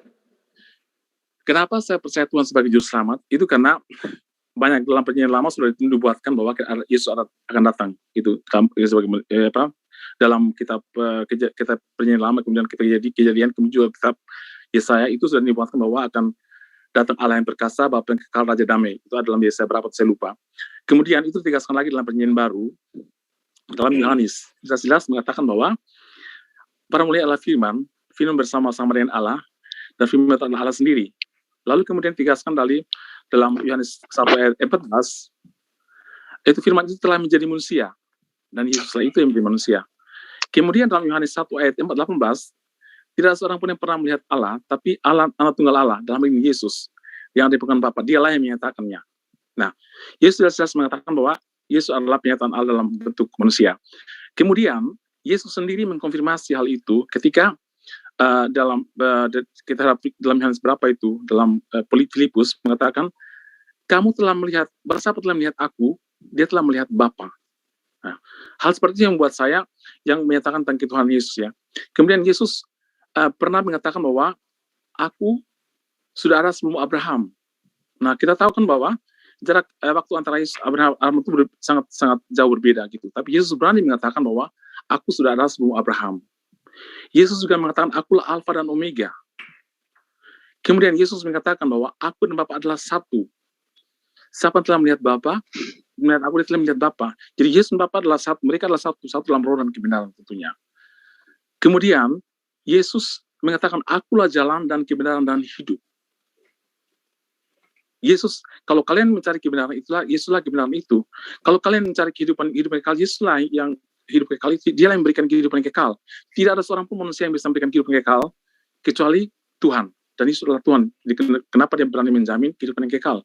Kemudian tidak ada pernah satu pun nabi ataupun manusia dunia ini yang mengatakan akulah kebenaran, tapi Yesus mengatakan akulah kebenaran itu. Yang tahu jalan ke surga hanyalah orang dari surga. Dan Yesus mengatakan akulah jalan ke surga. Kalau kalian ingin cari jalan, cari Siratul Mustaqim, berikan kami jalan yang lurus, itulah Yesuslah jalan itu. Yesus mengatakan, akulah jalan itu. Kalian mau ke surga lewat aku, karena akulah jalan itu. Kemudian, Yesus melakukan pekerjaan-pekerjaan yang hanya dilakukan oleh Tuhan. Misalnya saja, dia mengampuni dosa. Yesus mengatakan, dosamu telah diampuni. Itu banyak sekali dalam ayat Alkitab. Saya tidak bisa sebutkan satu-satu, karena saya tidak hafal, tapi ada. Kemudian, Yesus juga memasukkan orang ke surga. Orang surga itu hanya bisa pemiliknya saja yang bisa masuk orang ke surga. Kalau dia bukan dari surga, bukan pemilik surga, dia tidak bisa mengatakan, saat ini juga aku bersama aku di Taman Firdaus. Kamu salah dalam ini surga ya. Dan Yesus mengatakan itu pada setiap orang yang disalib bersama-sama dengan dia, dan dia percaya pada Yesus, dia berharap pada Yesus. Yesus mengatakan, saat ini juga aku bersama aku di Taman Firdaus. Manusia tidak mungkin mengatakan seperti itu. Tidak mungkin, karena dia hanya manusia. Dia tidak tahu apa-apa tentang surga. Tapi Yesus berani mengatakan, karena dia adalah pemilik surga itu sendiri. Gitu loh. Kemudian banyak sekali sebenarnya yang menjelaskan tentang itu ya. Dan misalnya Yesus mengatakan aku dan Bapa adalah satu. Dan mereka adalah satu karena aku datang dari Bapa. Yesus adalah firman yang menjadi manusia. Yang pada saat itu adalah pada sebelum menjadi manusia, firman itu bersama-sama dengan Allah, dan firman itu adalah Allah sendiri. Firman itu adalah punya kuasa karena dengan firman itulah seluruh dunia ini diciptakan dengan firman. Ya mungkin hanya itu saja yang bisa saya sampaikan kenapa saya mengatakan Yesus adalah Tuhan, karena banyak hal sebenarnya bukan hanya itu. Nah sekarang ini yang menjadi masalah adalah teman-teman muslim tidak memahami tentang itu, dan kebanyakan hanya memahami Yesus sebagai manusia. Yesus adalah manusia dan juga Tuhan sekaligus. Jadi yang selama ini ditemani oleh mata Muslim hanyalah Yesus sebagai manusia, misalnya Yesus makan, Yesus kesakitan, apa segala macam, itu sebagai manusianya gitu loh, sebagai manusia. Karena sebenarnya Yesus itu kan sebenarnya bukan manusia, dia kan Roh Kudus yang kemudian menjadi manusia, menjadi daging gitu kan, itu jelas sekali begitu. Dan masih ada waktu ya? Lihat, lanjut, bentar lagi, lanjut. Ya, dan itu banyak sekali, saya bisa sebutkan satu persatu, tapi banyak sekali kesaksian sebelum Yesus, orang-orang pada saat Yesus dan sesudah Yesus tentang Tuhan Yesus. Saya waktunya tidak terlalu panjang, saya akan jelaskan nanti kalau saya punya waktu lagi gitu. Untuk sementara itu aja dulu. Baik, terima kasih. Kita reset waktunya 5 menit ke depan, udah habis. Oke, silakan Bang Zuma untuk 5 menit ke depan. Gaspol, remblong. Lanjut. Baik. Jadi saya awali ya dengan dalil ya supaya sahabat ini tersadarkan. Dalam kitabmu sendiri dikatakan, Lukas 16 ayat 10. Barang siapa setia dalam perkara-perkara kecil, ia pasti setia juga dalam perkara-perkara besar. Dan barang siapa tidak benar di dalam perkara-perkara kecil, ia tidak benar juga di dalam perkara-perkara besar. Menuhankan Yesus itu bukan perkara kecil, tetapi itu adalah perkara yang sangat besar. Mendatangkan murka dan laknat Allah kepada manusia yang menyembah pada manusia. Ini saya ulang, barang siapa setia dalam perkara-perkara kecil, ia juga akan setia di dalam perkara besar. Itu yang perlu kamu pahami dengan baik. Kemudian, Yesus, kamu anggap Tuhan, karena dia mengatakan, akulah Alfa dan Omega. Di ayat 8. Kamu lupa ayat 1-nya. Inilah firman Tuhan yang diwahyukan kepada Yesus Kristus. Agar Yesus sampaikan kepada hamba-hamba Tuhan.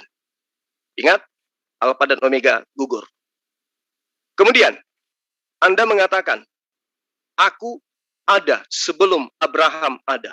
Ditampar oleh Amsal 8, ayat 22 dan seterusnya. Salomo dengan mulutnya sendiri mengatakan, aku ada sebelum langit digariskan.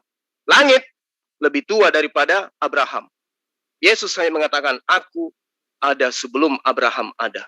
Adam, Hawa, Kain dan anak-anaknya lebih duluan ada daripada Abraham.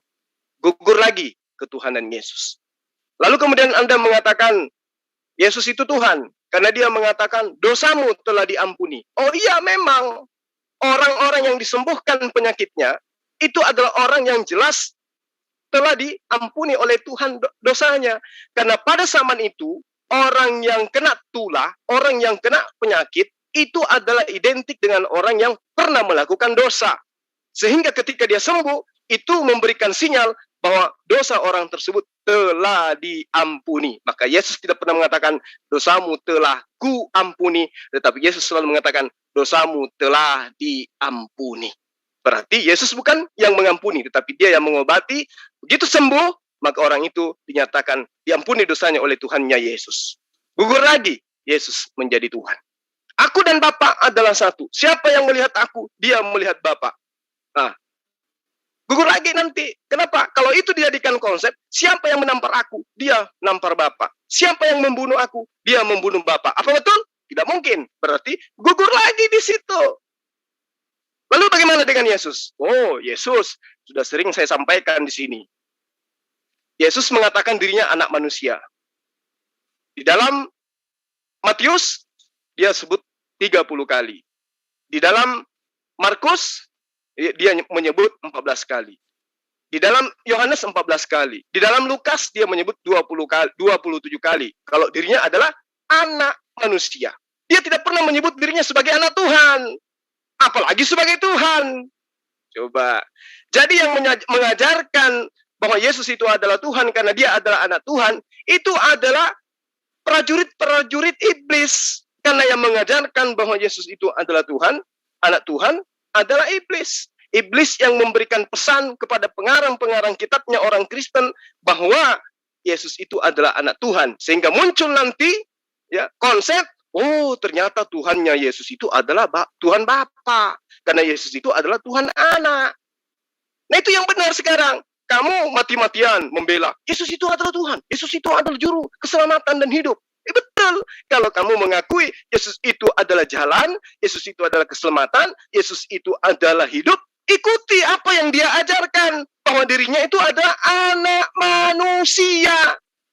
Kalau dia anak manusia, sudah selesai. Berarti dia bukan Tuhan. Karena Tuhan bukan manusia dan bukan anak manusia. Lalu kemudian ketika Anda mengatakan Yesus itu adalah Tuhan itu sendiri, berarti Anda mengatakan Yesus bohong. Ketika dia mengatakan hidup kekal itu, syaratnya, satu, mengenal engkau, satu-satunya Allah. Dua, mengenal aku sebagai utusanmu. Tapi kalau Anda mengatakan, oh tidak, Yesus itu adalah Tuhan itu sendiri, berarti Anda sama halnya menampar muka Yesus. Ketika dia mengatakan, satu-satunya Allah yang benar adalah engkau yang ada di langit.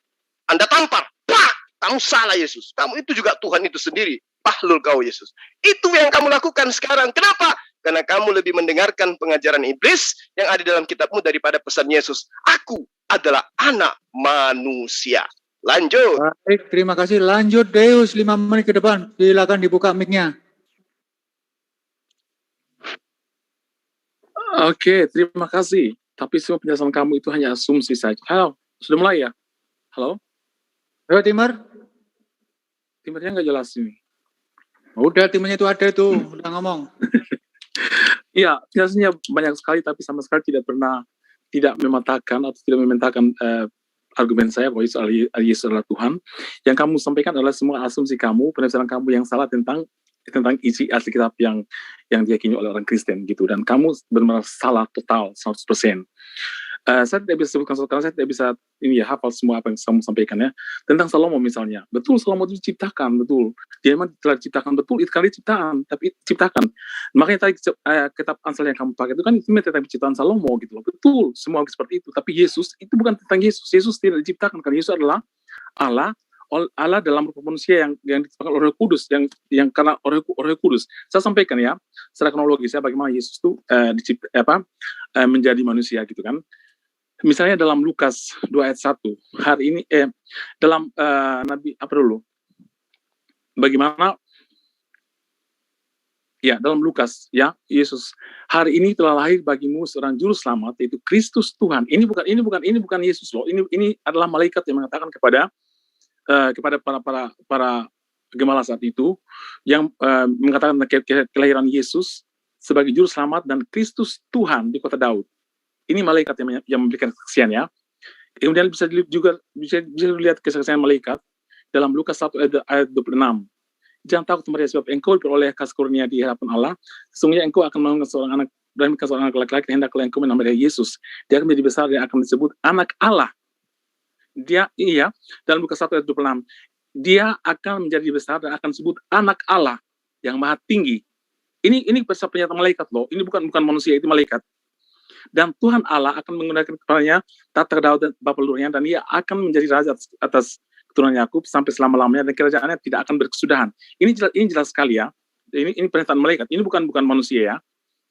Kemudian itu pernyataan Yesus, Tuhan Yesus itu juga diteguhkan oleh Bapa sendiri, oleh Allah sendiri. Ketika Yesus dibaptis sebagai manusia ya. Inilah anak yang kekasih, kepadanya lah aku berkenan. Itu Bapa Allah yang mengkonfirmasi, yang meneguhkan tentang ketuhanan Yesus, bahwa dia adalah anak Bapa sendiri, anak Allah gitu loh. Nah, kemudian oleh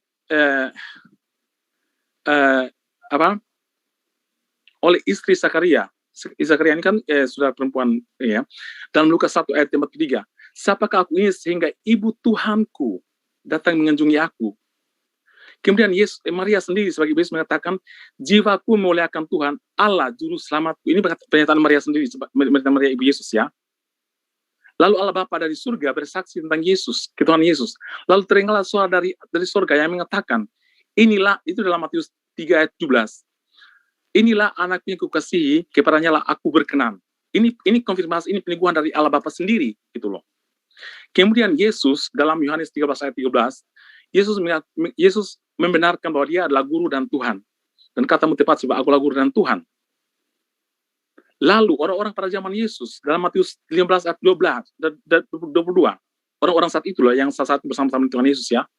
Maka datanglah seorang perempuan Kanaan dan dari daerah itu dan berseru, kasihanlah aku ya Tuhan. Ini perempuan Kanaan itu dalam Matius 15 ayat 22, jelas sekali itu ya Tuhan, anak Daud.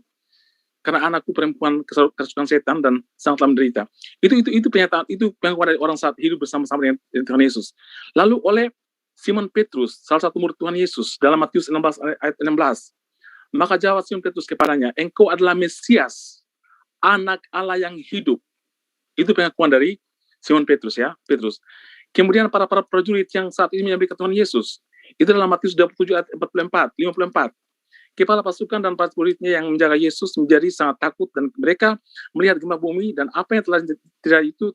Allah lalu berkata, sungguh ia ini adalah anak Allah. Lalu salah satu murid Tuhan Yesus lagi, Thomas, yang dia tidak percaya kalau Yesus itu sudah bangkit, ya. Lalu ketika Yesus menapakkan di kepalanya kemudian menunjukkan lubang di tangannya, Thomas menjawab dia, ya Tuhanku, ya Allahku.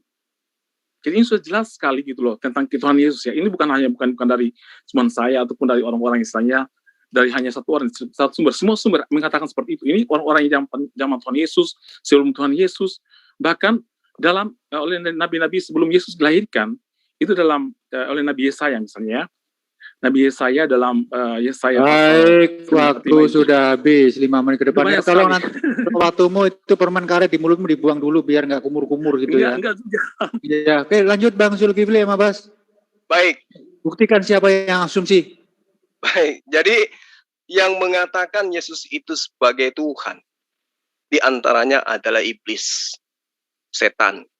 Kemudian orang-orang yang melihat mukjizat Yesus. Kemudian siapa lagi? Simon. Lalu siapa lagi? Penulis gospel itu sendiri. Lalu siapa lagi? Yohanes, Nathaniel, terus kemudian Marta, malaikat, pemuka Yahudi, dan kaum Yahudi yang bukan pengikut Yesus. Sementara Yesus sendiri hanya mengklaim dirinya sebagai anak manusia. Coba. Nah sekarang yang mana yang harus dipercaya gitu? Kalau misalnya nanti orang-orang Kristen mengatakan, oh tidak kok, Yesus pernah menyebut dirinya di dalam kitab Yohanes, bahwa dia itu adalah anak Tuhan, sehingga dia itu adalah Tuhan sendiri, seperti di dalam Yohanes 3 ayat 14, Yohanes 5 ayat 25, dan seterusnya.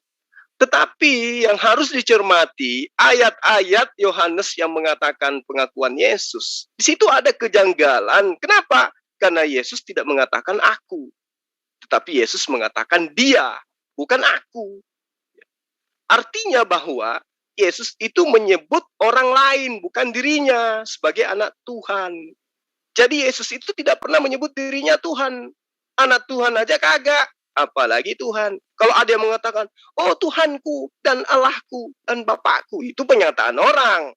Tetapi yang menjadi jalan keselamatan dan hidup bukan orang, bukan Nathaniel, bukan Yohanes, bukan Marta, bukan malaikat, bukan Petrus, tetapi Yesus itu sendiri. Lalu apa kata Yesus tentang dirinya? Nah ini penting, supaya jangan menjadi orang yang sesat.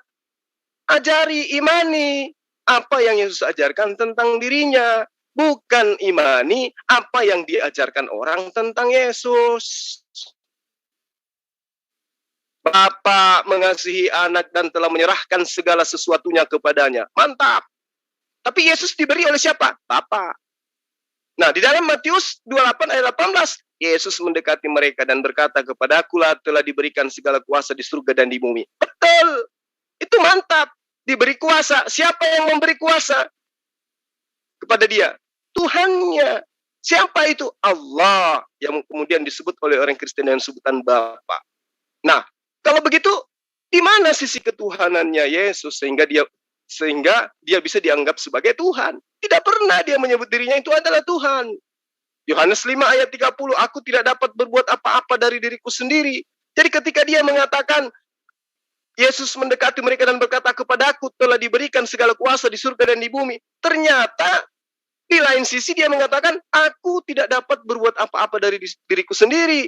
Aku menghakimi sesuai dengan apa yang aku dengar. Aku menghakimi sesuai dengan apa yang aku disuruh. Ya, dan penghakimanku itu adil. Kenapa? Sebab aku tidak menuruti kehendakku sendiri. Kenapa? Karena aku ini bukan Tuhan.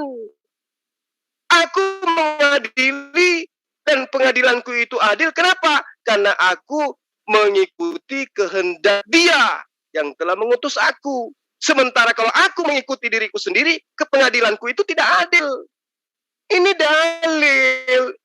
Makanya dikatakan dialog agama itu pakai akal, jangan pakai hati. Kalau pakai hati yang dasarnya memang sudah cinta, mau seperti apapun tetap cinta. Terlanjur sudah menganggap dia Tuhan, mau kayak manapun tetap hatinya akan menuhankan. Tapi akal bro, akal. Pembeda kita dengan binatang itu akal. Ketika Yesus mengatakan, aku tidak dapat berbuat apa-apa dari diriku sendiri. Apa pantas dituhankan oknum yang sudah kayak gini mulutnya? Kalau pakai akal. Kalau pakai hati ya tetap aja. Namanya orang yang sudah cinta. Kayak kami aja bisa jadi coklat kalau udah cinta. Aku menghakimi sesuai dengan apa yang aku dengar. Berarti apa yang didengarkan itulah yang menjadi asas penghakimannya. Dan penghakimanku itu adil. Kenapa? Sebab aku tidak menuruti kehendakku. Kasihan kali lah dia ini kalau dia Tuhan. Ternyata dia mengadili bukan atas kehendaknya. Tuhan apa ini? Tuhan KW 1000. Melainkan kehendak dia yang mengutus aku. Alhamdulillah umat Islam menyembah esensi yang mengutus Yesus. Jadi yang disembah oleh siapa ini? Siapa si Deus adalah ciptaan Tuhannya umat Islam. Ya, jadi harus belajar lagi.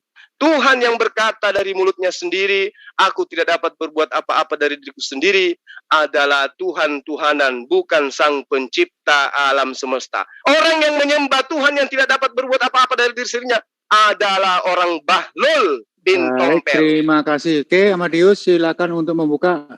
Silakan tunjukkan bahwa Tuhanmu bukan KW ataupun KWH ya. Silakan. 5 menit ke depan. Halo, yes. Sayang sekali, si Suma ini dia hanya banyak berasumsi dan dia lebih banyak membuat penafsiran sendiri gitu, bukan penafsiran sebenarnya.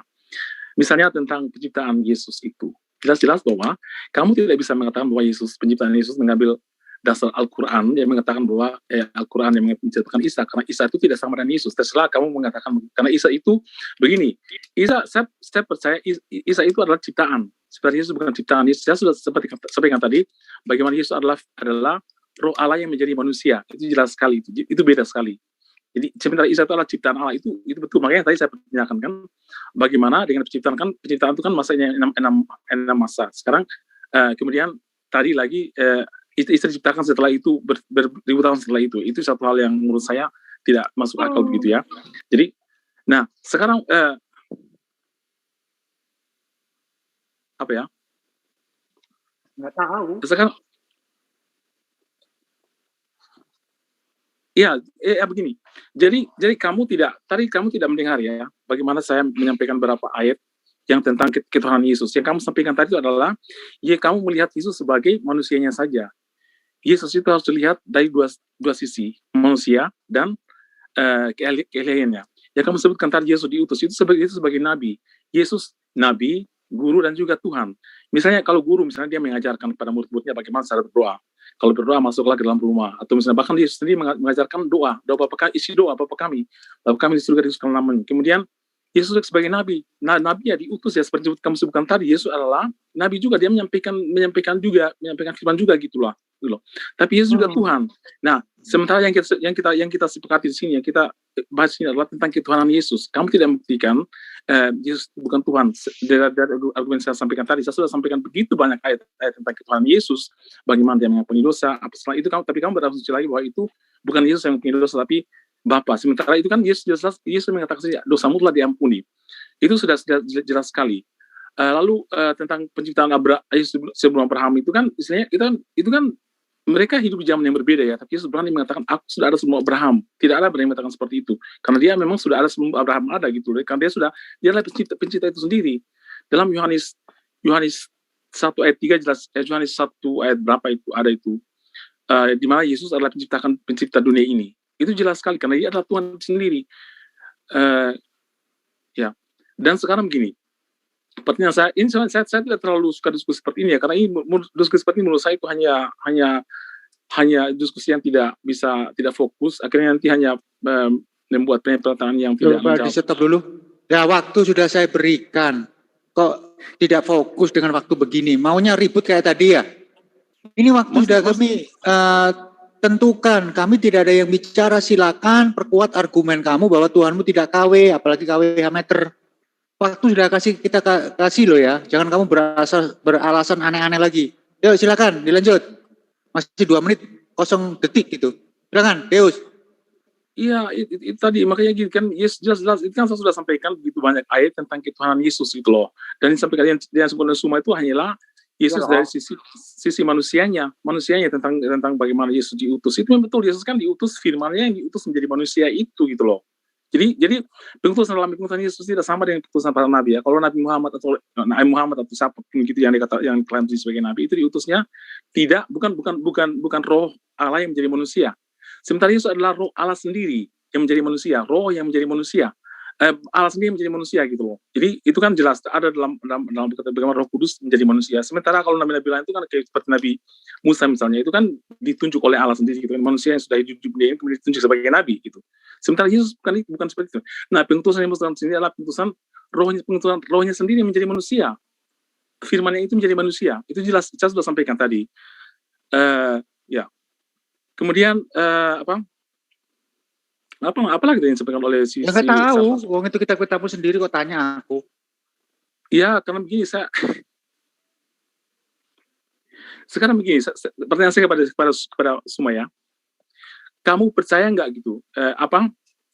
Kamu lihat buka surat Al-Maidah kalau nggak salah ya, 46 itu. Dan kami berikan jelas Nabi di mana di situ dikatakan bahwa Isa diberi kitab. Kamu kan mengatakan Isa adalah Yesus ya. Kamu diberi Injil. Kamu percaya nggak Injil yang dipakai oleh Alkitabnya adalah Injil yang dimaksud dalam ayat ini? Kamu percaya nggak itu? Kamu setuju nggak dengan? Kalau saya mengklaim bahwa Injilnya yang benar sesuai dengan ayat ini. Kalau kamu percaya nggak? Itu aja. Kalau saya nggak terlalu tahu mau. Ya.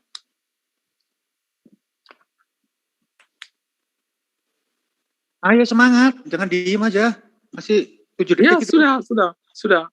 Oh ya udah di reset. Ya udah ya, jangan bilang kami nggak adil di sini. Silakan Mas Zuma untuk mengcounter itu atau menunjukkan bahwa Tuhannya itu Tuhan KW ataupun KWH meter. Silakan. Baik. Jadi Anda selalu mengatakan saya berasumsi. Padahal yang berasumsi itu adalah Anda. Saya berdasarkan dalil dan fakta sejarah Yesus itu adalah manusia. Ketika Anda mengatakan roh menjadi manusia, roh Tuhan menjadi manusia, berarti sejatinya yang manusia itu tetap aja Tuhan. Karena Tuhan tidak akan pernah berubah menjadi makhluk. Kalau Yesus pada posisinya adalah manusia, berarti dia bukan roh Tuhan yang menjadi manusia, tetapi memang manusia yang kemudian diberi roh oleh Tuhan di dalam dirinya. Gitu loh. Nah, kalau Anda mengatakan, oh tidak, rohnya itu adalah roh Tuhan. Lalu kemudian tubuhnya itu adalah manusia. Sekarang Anda harus gunakan akal, aku bilang. Berapa kali saya harus mengatakan, dialog dengan saya itu harus bawa akal. Kalau bawa hati, Anda jadi bencong nanti, gitulah. Lukas 1 ayat 15, plototin itu dalil. Ya, itu diceritakan tentang Yohanes di situ. Ia akan menjadi besar di hadapan Tuhan dan tidak akan minum anggur atau minum minuman keras lainnya. Bahkan sejak dari lahir, di dalam kandungan ibunya, dia, Yohanes, akan dipenuhi oleh Roh Kudus. Berarti rohnya daripada Yohanes itu juga adalah roh Tuhan, Roh Kudus. Berarti Yohanes itu tubuhnya manusia, tapi rohnya adalah Tuhan. Bedanya dengan Tuhan kau itu apa? Jadi pakai akal gitu loh sobat. Ya, dialog dengan saya kudu wajib pakai akal, bukan asumsi. Sebab dia besar di hadapan Tuhan dan dia akan minum anggur dan dia tidak akan minum anggur atau minuman keras. Dan dia Yohanes akan penuh dengan Roh Kudus mulai dari rahim ibunya. Yesus nanti dibaptis, baru penuh Roh Kudus. Ya. Kalau Yohanes ini dari sejak kandungan ibunya, berarti tubuhnya tubuh manusia, rohnya adalah Roh Kudus. Berarti Tuhan juga dianya. Kalau Anda kemudian menyinggung wa kafaina ala atharihim bi Isa bin Maryam musaddiqan lima baina yaday minat Taurat wa atainahul Injil fihi hudan wa nur wa musaddiqan lima baina yaday minat Taurat wa hudan wa mau'izatan lil muttaqin. Apakah Injil yang dimaksud di sini adalah kitabnya orang Kristen? Bukan. 100% bukan. Injil di sini adalah firman Allah yang diterima oleh Yesus yang tentu menggunakan bahasa sehari-hari Yesus. Yesus menggunakan bahasa Aramaik, ending-endingnya ya menggunakan bahasa Aramaik Ibrani, bukan menggunakan bahasa Yunani. Mustahil Allah berfirman dengan menggunakan bahasa Yunani kepada Bani Israel. Mustahil. Sementara original kitabmu itu adalah bahasa Yunani. Makanya saya katakan tadi di dalam Lukas 16 ayat 10, barang siapa setia dalam perkara-perkara kecil, ia setia juga dalam perkara-perkara besar. Dan barang siapa tidak benar dalam perkara kecil, ia tidak benar juga dalam perkara-perkara besar. Nah, kamu mengkitabkan kitab terjemahan, itu perkara besar, coy. Itu perkara besar. Kamu tidak punya original teks. Bagaimana kamu bisa sampai kepada kebenaran? Kamu mengetahui Yesus itu terangkat ke langit, ke surga. Padahal original teksnya mengatakan ke langit, bukan ke surga. Kebenaran apa yang ingin kamu jajakan kemudian?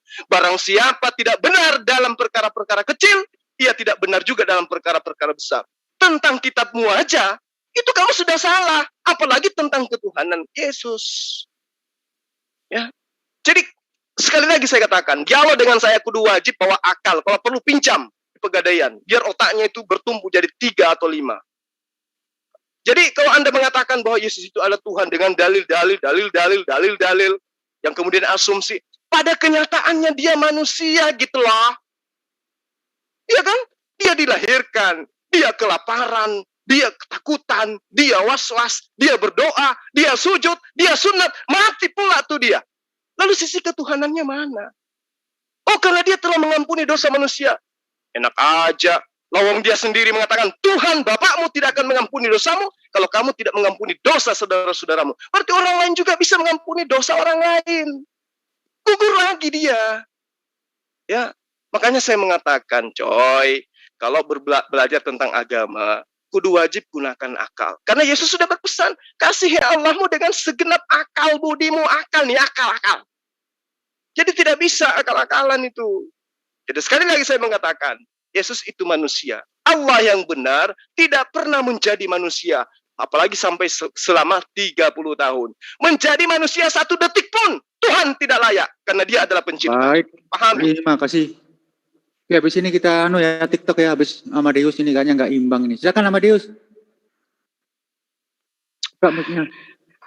Halo, ya. Begini. Yang kamu katakan tadi, mengatakan Yohanes dengan Yesus sebagai Roh Kudus. Yohanes itu dipenuhi Roh Kudus. Jadi Roh Kudus itu dipenuhi, tapi dia bukan Roh Kudus. Sementara Yesus adalah Roh Kudus itu sendiri.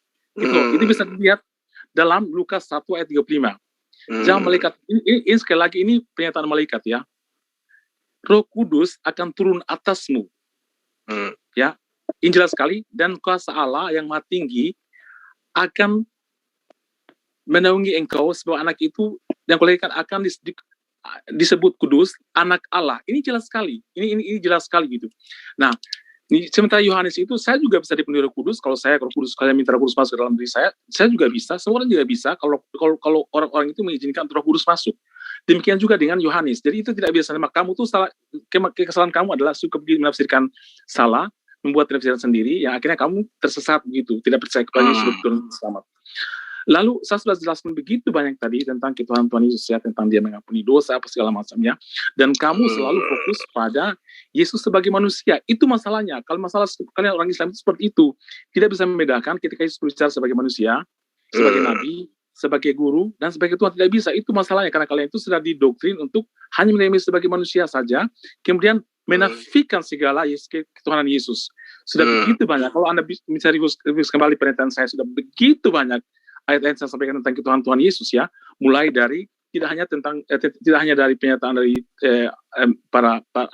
Yesus sendiri, tapi juga dari orang-orang yang saat itu hidup bersama Tuhan Yesus, kemudian konfirmasi dari Allah Bapa sendiri, kemudian malaikat sendiri. Itu sudah selesai. Sekarang begini, kalau malaikat itu kan malaikat itu kan dari Tuhan, itu juru bicara Tuhan. Kalau dia sudah mengatakan seperti itu, sekarang kalian mau mengatakan Yesus bagaimana gitu loh? Kalian membantah, itu satu hal yang sangat tidak bisa diterima. Dan kalian seperti sebelum tadi, kamu hanya fokus pada Yesus sebagai manusianya saja. Itu masalah utamanya.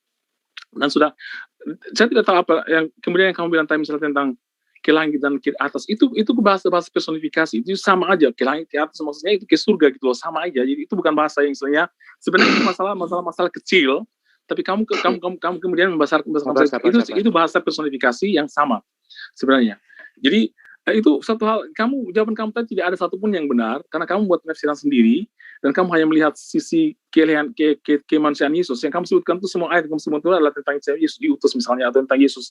Apalagi tentang itu semua tentang kemanusiaan Yesus, dan Yesus sebagai nabinya itu. Kan Yesus juga kan nabi juga, dia kan nabi. Dia juga kan guru, makanya murid-muridnya manggil dia guru gitu kan. Makanya ada dikatakan 12 murid Yesus kan, dia adalah guru mengajarkan bagaimana gitu loh, banyak hal tentang puasa dan segala macam, banyak sekali yang diajarkan kepada murid-muridnya. Nah kamu sudah begitu banyak ayat-ayat yang saya sampaikan tadi tentang ketuhanan Tuhan Yesus, itu jelas sekali. Tidak hanya, bukan hanya satu ayat, banyak sekali yang saya sampaikan. Coba kamu review kembali semua ayat-ayat itu pengakuan dari semua orang loh, semua dari murid-murid Yesus, dari orang-orang yang hidup bersama Tuhan Yesus, dari malaikat, dari Allah Bapa sendiri, dari Yesus, semuanya ada. Itu lengkap sekali tentang ketuhanan Yesus. Itu tidak bisa dinafikan, tidak bisa diabaikan begitu saja. Nah kalau kamu kan memang ya saya mengertilah, orang Islam memang harus begitu karena mereka hanya menerima Yesus sebagai nabi sebagaimana Isa. Kalau misalnya mereka Yesus sebagai Tuhan, berarti mereka keluar dari Islam gitu kan. Itu kan saya mengerti itu, tapi memang kamu tertutup, kamu menutup diri dan kamu sengaja menafikan segala jawaban saya tentang itu. Lalu tentang Injil yang kamu tolak itu ya. Sekarang begini, buktikan kepada saya kalau kamu tidak percaya Injil ini yang dimasukkan dalam ayat yang Al-Maidah itu tadi, buktikan kepada saya di mana Injil itu. Sekarang kamu harus buktikan kalau itu ayat Al-Quran kamu. Kalau kamu tidak membuktikan berarti Al-Quran kamu gugur. Itu jelas sekali, itu penting sekali supaya kamu mengkritisi Injil ini, kamu bilang Injil ini palsu, ini nggak benar, ini bukan Injil yang dimaksudkan. Sementara kamu selalu mengutip. Sekarang begini, kalau kamu membuktikan Injil ini salah, kamu harus ada pembanding. Tunjukkan aslinya kepada saya, kepada kami, orang Kristen, ini asli, ini yang benar seperti ini loh, inilah aslinya. Ketunjukkan itu baru kamu boleh mengatakan bahwa Injil ini palsu. Tapi kalau kamu tidak membuktikan, kamu hanya ngomong kosong, itu percuma, sekali lagi percuma. Kamu buktikan kepada saya, kepada semua orang Kristen bahwa Injil ini salah, yang benar adalah ini. Buktikan itu loh. Tapi kamu yang bilang seperti, ini telah dipalsukan, telah diubah, tidak benar lagi. Kamu hanya mengklaim seperti itu hanya klaim yang tidak dibuktikan, dan kamu hanya kosong, nggak ada artinya. Sekarang kalau ya itu aja, buktikan Injil itu kalau memang kamu bilang, kalau misalnya kamu mengatakan Injil ini salah, yang tulis ini salah, yang benar adalah bagaimana begitu loh. Itu harus dibuktikan. Kamu buktikan kepada saya, kepada semua orang. Karena selama ini kan kamu itu hanya klaim buta yang tidak bisa dibuktikan, dan tidak bisa dibuktikan sampai kapanpun kalian akan tetap seperti itu dan sampai masuk neraka. Itu aja. Baik, waktu sudah habis. 30 menit, di style 30 menit. Ini kita sesi TikTok. Amadeus jangan ditutup mic-mu. Bukannya saya dulu, Bang. Langsung TikTok aja, Bang. Oh gitu, nggak apa-apa. Akan dihabiskan di TikTok itu. Kelamaan ini. Nggak karu-karuan kok. Enggak, begini. Saya juga tidak siap untuk berdebat karena saya juga hanya. Oke, ini nggak debat, diskusi kok ini. Oke, 30 menit silakan. Siapapun yang berbicara silakan, bisa di-cut, bisa dipotong dengan menggunakan argumen yang benar. 30 menit silakan. Siapapun berhak berbicara antara Amadeus dan Zulkifli Abbas. Monggo. Galatia 1 ayat 6. Kata Paulus pendiri Kristen, aku heran bahwa kamu begitu lekas berbalik daripada Dia yang oleh karena karunia Kristus telah memanggil kamu, dan kamu mengikuti satu Injil yang lain. Pertanyaan saya, Injil mana yang dimaksud oleh Paulus pada saat itu? Ternyata ada Injil lain selain daripada Injilnya orang Kristen. Monggo.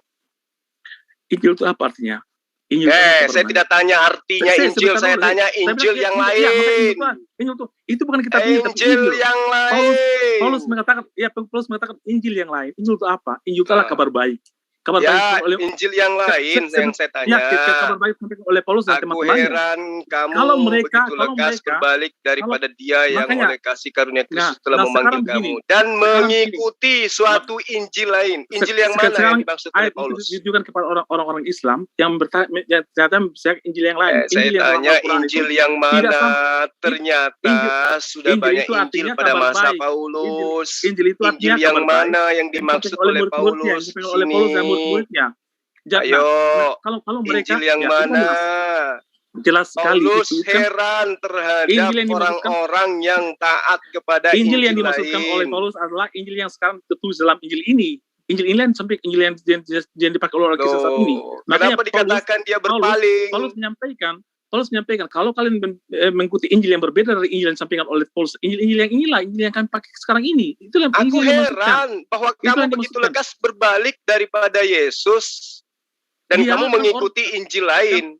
Berarti Injil yang tidak Ya. diajarkan oleh Yesus atau Betul, yang dia- diajarkan oleh yang lain selain dari Paulus. Mana Injil Iya, itu? iya kan? Yang diajarkan Paulus adalah Injil yang dipakai oleh organisasi saat ini, yang saat itu belum dibukukan, gitu loh. Jadi Injil itu kan belum dibukukan saat itu kan Injil itu kabar baik.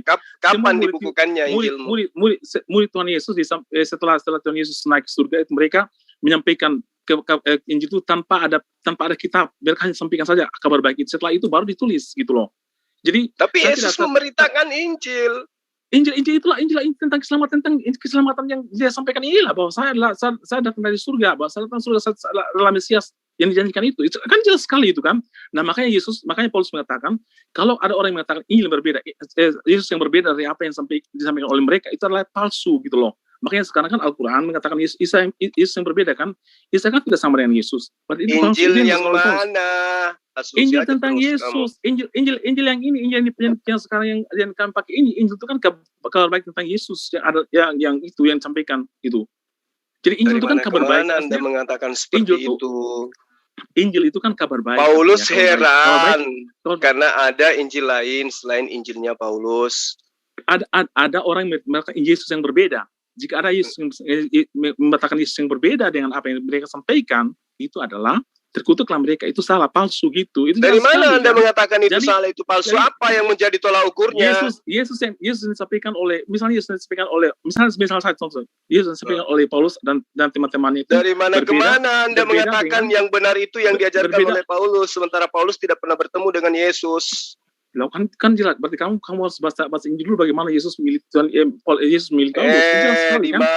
Di mana dia ketemu dengan Paulus, di mana, kapan? Bilang kalau secara fisik tidak, tapi kan ada dalam sementara Yesus ketika dia datang kepada Bani Israel, dia mengatakan segala firman yang engkau berikan kepadaku telah aku sampaikan kepada mereka. Siapa mereka?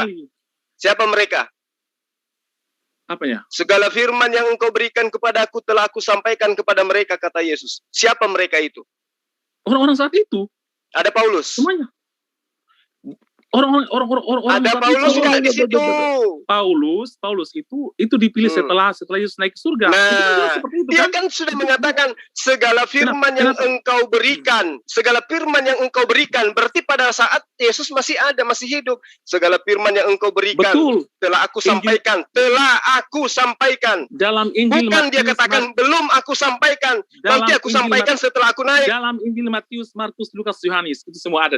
Mereka bertemu kapan dia menyampaikan firman yang diterima dari Tuhannya kepada Paulus? Kapan? Itu Yesus.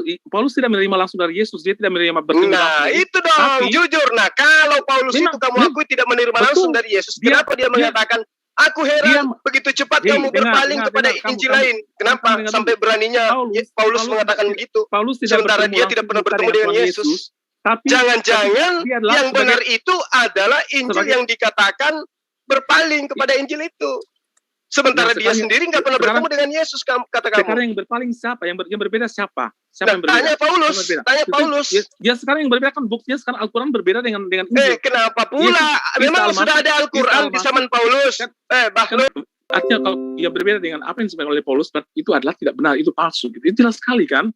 Dan sekarang kita lihat dalam Al-Quran, apakah Isa Al-Masih itu sama dengan Yesus? Enggak sama, itu ada Yesus dilahirkan kandung domba. Al-Quran mengatakan Yesus dilahirkan di bawah pohon kurma. Yesus mati di salib. Al-Quran mengatakan Yesus diserupakan. Itu kan berbeda kan? Yesus adalah Tuhan juga dengan begitu banyak argumen yang saya sampaikan tadi. Tapi Al-Quran mengatakan Yesus hanya Nabi saja. Itu kan beda. Yesus Al-Quran mengatakan Isa menciptakan burung. Itu kan jelas sekali, itu sangat jelas sekali. Itu sudah sangat jelas sekali itu yang dimaksudkan oleh Paulus. Jadi maksudnya jika ada orang yang mengatakan ini berbeda, dengan Yesus yang berbeda dengan apa yang dikatakan oleh Paulus dan teman-teman Paulus dan rasul-rasul lain, maka itu adalah palsu. Itu jelas sekali itu. Cuma kamu tidak paham itu. Injil itu bukan kitab yang dimaksudkan saat itu kan. Segala firman yang engkau berikan telah aku sampaikan. Betul. Nah, kapan Yesus bertemu dengan Paulus menyampaikan firman itu? Bertemu muka tidak. Iya kan dia sudah katakan telah aku sampaikan. Telah. Kamu ngerti arti kata telah tidak? Kamu ngerti arti kata telah tidak? Betul. Yesus belum diangkat ke langit, dia sudah mengatakan telah dia sampaikan. Makanya Nah, pada saat telah dia sampaikan, Paulus ada nggak di situ? Kamu jangan ngomong terus dong. Harus Dari ini. tadi lu Paulus ngomong ada sendiri. nggak di situ ketika Yesus mengatakan telah aku sampaikan segala firman yang engkau berikan kepadaku telah aku sampaikan kepada mereka. Sementara Betul. Yesus belum ke langit. Apakah Yesus sudah pernah bertemu Paulus? Saya sudah jawab tadi bahwa Yesus kalau bertemu kan tidak dengan Paulus ya, karena Paulus itu dipilih setelah Yesus naik surga. Berarti Yesus tidak pernah menyampaikan firman yang diterima dari Tuhan kepada Paulus. Begini ya, Injil itu kan tidak hanya kepada Paulus. Paulus bukan satu-satunya rasul. Ada rasul yang lain, ada rasul. Nah, sekarang saya tanya, ini pernyataan Yesus dalam Galatia, pernyataan Paulus di dalam Galatia 1 ayat 6. Hanya salah satu yang heran karena orang berpaling kepada Injil lain itu Paulus. Kamu fokus kepada Paulus untuk menyalahkan Paulus. Galatia 1 ayat 6. Aku Paulus heran bahwa kamu begitu lekas berbalik daripada Dia yang oleh karena karunia Kristus telah memanggil kamu dan mengikuti suatu Injil yang lain. Siapa Paulus ini? Kenapa dia bisa menghakimi sementara dia tidak pernah menerima firman dari Yesus? Hanya menulis beberapa kitab dari Penyanyian Baru. Kamu bisa melihat. Saya tanya berkaitan dengan Galatia 1 ayat 6 ini. Paulus heran kenapa orang lain berpaling ke Injil lain selain daripada Injilnya dia. Sementara dia sendiri tidak pernah menerima firman dari Yesus. Yang lain menerima firman. Apa buktinya? Segala firman yang engkau berikan kepadaku telah aku sampaikan kepada mereka. Dan mereka di situ tidak ada Paulus. Kenapa Paulus yang heran? Dia memperingatkan orang supaya jangan percaya pada Injil yang lain gitu loh. Karena orang saat itu kan kenapa Paulus mengatakan begitu sementara Injil yang lain itu adalah firman yang diterima dari Yesus? Dia terima firman dari mana? Kamu lihat sejarah Paulus ya. Paulus itu kan dia sebenarnya dia kan penentang Yesus. Dia membunuh banyak orang. Kemudian justru itu makanya dia tidak pantas duduk sebagai orang yang menerima firman dari Yesus. Tiba-tiba dia menjadi tiba-tiba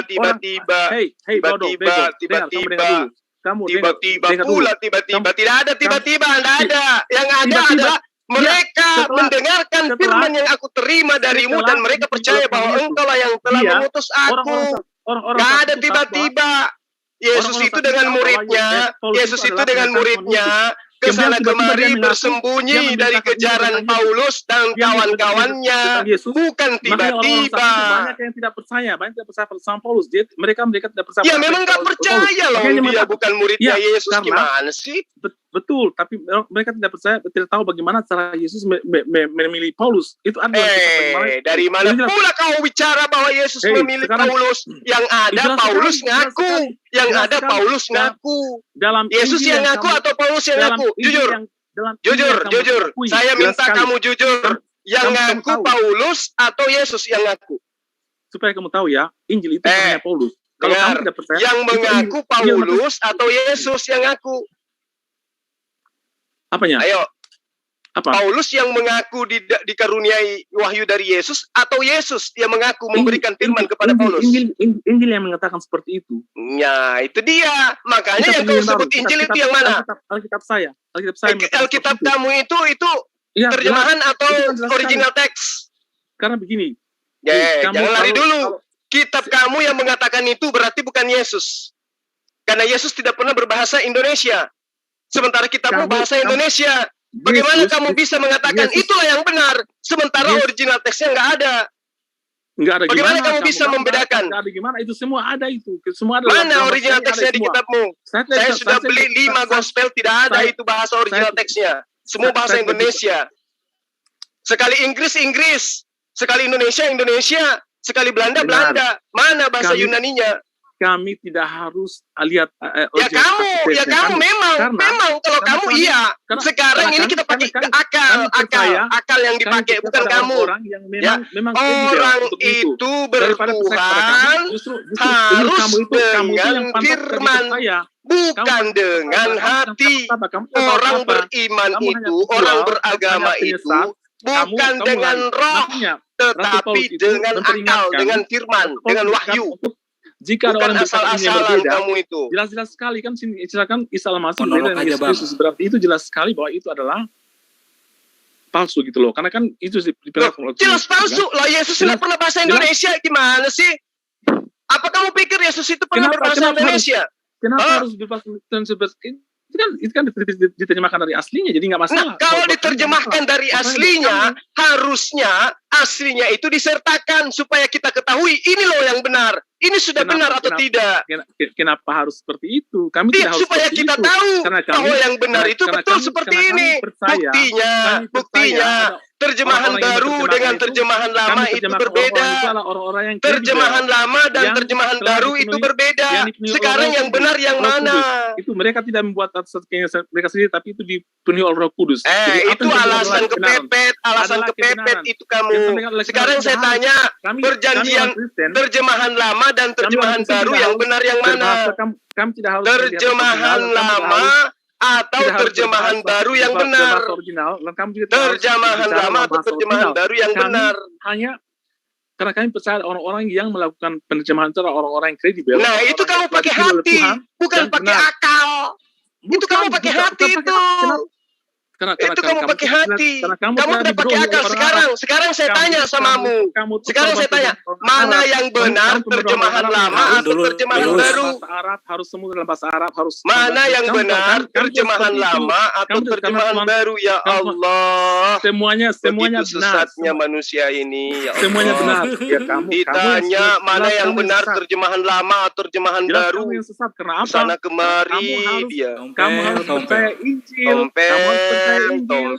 Al-Maidah 46 itu kamu harus percaya Injil. Kamu Injil bukan kitabmu. Kitabmu itu terjemahan buatan tahun 70-an, Bahlul. Isinya sama dengan aslinya. Dari mana kamu tahu isinya sama dengan aslinya?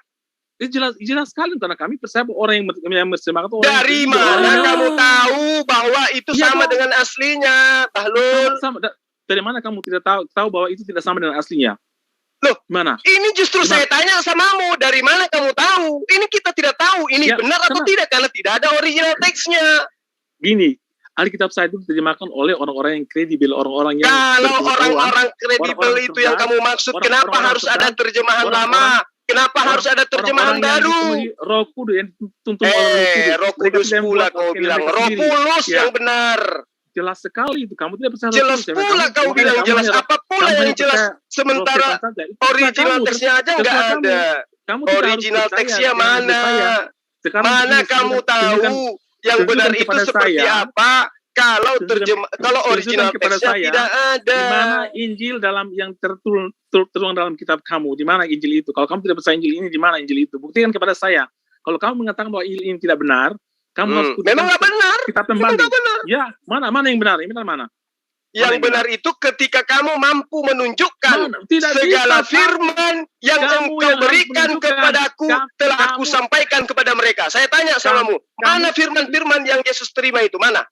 Dalam Injil ini, Injil yang kami pakai ini. Dari mana kamu tahu bahwa Yesus itu berfirman dalam Injil ini? Dari mana kamu tahu? Inilah yang hanya Injil ini. Ini hanya terjemahan. Sadar kau, Yesus tidak pernah menggunakan bahasa Indonesia. Ini bahasa Indonesia. Yesus mengatakan segala firman yang engkau berikan kepada aku telah aku sampaikan kepada mereka. Mana segala firman itu? Mana? Tunjukkan. Dalam Injil ini, dalam perjanjian baru. Apapun kau katakan dalam perjanjian baru, sementara ini adalah terjemahan. Yesus itu menggunakan bahasa Aramaik. Kepada saya, buktikan kepada saya di mana Injil Al-Maidah 46. Kalau kamu sudah mampu menunjukkan, kalau kau sudah mampu menunjukkan segala firman yang diterima oleh Yesus dalam bahasa Ibrani, maka saya akan menunjukkan Injil itu. Kenapa? Berarti saya juga tidak harus. Tidak harus. Karena begini, kenapa tidak harus? Emang kamu pikir Yesus itu menerima wahyu menggunakan bahasa Indonesia? Sekarang saya tanya samamu, Yesus menerima wahyu itu pakai bahasa apa? Saya tanya, Yesus menerima firman dalam bahasa apa? Yesus menerima firman dalam bahasa apa? Yesus menerima firman dalam bahasa apa? Kamu tidak bisa membuktikan di mana. Tidak harus, karena kami ada dalam bahasa Arab. Bukan masalah kitabmu, Bahlul. Saya tanya, Yesus itu menerima firman dari Tuhannya dalam bahasa apa? Dan Injil itu ditulis dalam bahasa apa? Betul-betul Tanya balik. Bahlul. Saya tanya samamu, Yesus itu menerima firman dengan menggunakan bahasa apa? Kalau kamu tidak percaya dalam Injil ini, Stop dulu. Saya pasti tidak percaya karena kitabmu terjemahan. Saya butuh Injil yang diterima Yesus dalam bahasa Yesus. Sekarang saya tanya samamu, Yesus menerima firman dalam bahasa apa? Yesus tidak menerima firman, dia berfirman. Itu Bahlul. Yohanes 17 ayat 7 itu Bahlul. Segala firman yang engkau berikan kepadaku telah aku sampaikan kepada mereka. Itu informasi dari pengarang kitabmu. Nah sekarang saya tanya samamu, Yesus menerima firman dalam bahasa apa? Bahasa Aram. Tapi nah, mana kitabnya itu? Itu tidak ada, itu bukan kitab. Itu bukan mana kitabnya? Mana firman-firmannya dalam bahasa Aram itu mana? Itulah kamu itu kamu tidak bisa buktikan. Mana Yesus menerima firman dalam bahasa Aram.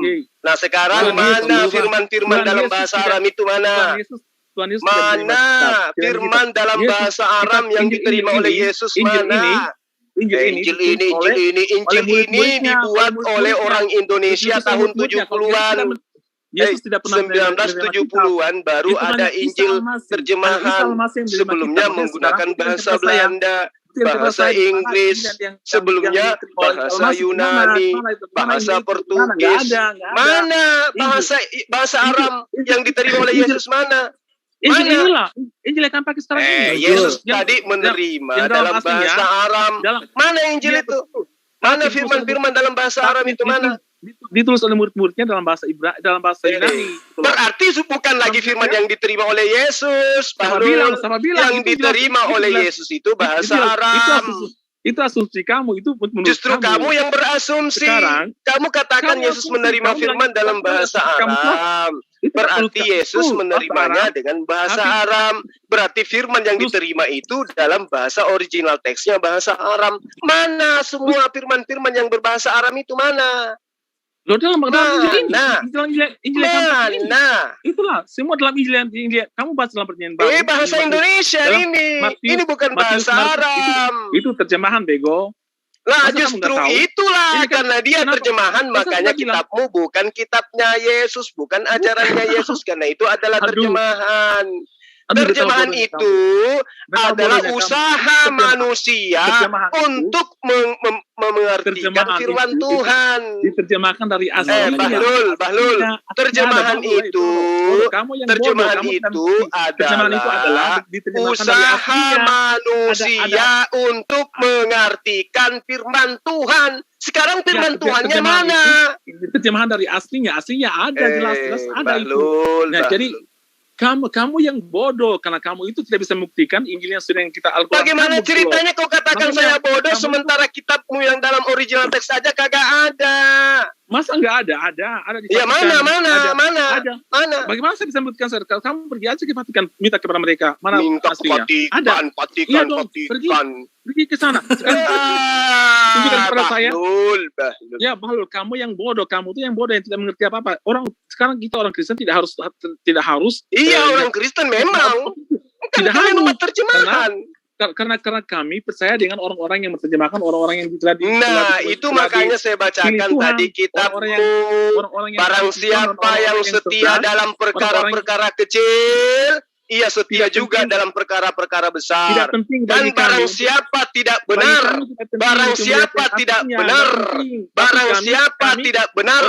dalam perkara-perkara kecil, ia tidak benar juga dalam perkara-perkara besar.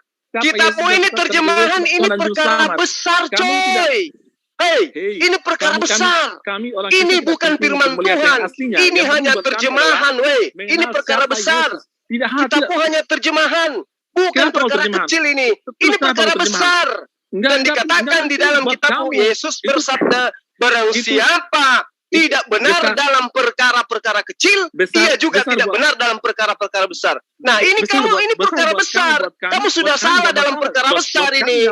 Bukan lagi perkara kecil. Terjemahan itu, mengimani terjemahan itu sebagai firman Tuhan itu adalah perkara besar. Ngerti kau? Buat kamu, buat kamu. Nah, itu fakta. Sekarang saya tanya, bagaimana Anda mengakui bahwa ini adalah benar, sementara Anda tidak tahu original teksnya? Kamu juga umat hafalan aja kan juga. Bagaimana kamu tahu bahwa Yesus berkata seperti ini, sementara kamu tidak tahu original teksnya? Ayo, jawab. Tunjukkan pada saya bagaimana kau bisa tahu? Bagaimana bisa kamu tahu bahwa terjemahanmu itu benar, sementara kamu tidak tahu apa original teksnya? Di mana kitab aslimu? Di mana kitab aslimu? Di mana? Mana? Tunjukkan pada saya di mana? Saya juga. Barang siapa tidak benar dalam perkara-perkara kecil, ia tidak benar juga dalam perkara-perkara besar. Ini kitabmu hanya terjemahan dan kamu katakan ini firman Tuhan. Ini perkara besar, coy. Coba kamu lihat Sumpah Pemuda. Sumpah Pemuda. Sampai hari ini Sumpah Pemuda tidak pernah berubah menjadi bahasa Bugis, tidak pernah berubah menjadi bahasa orang Aceh, orang Makassar, orang Batak, nggak pernah.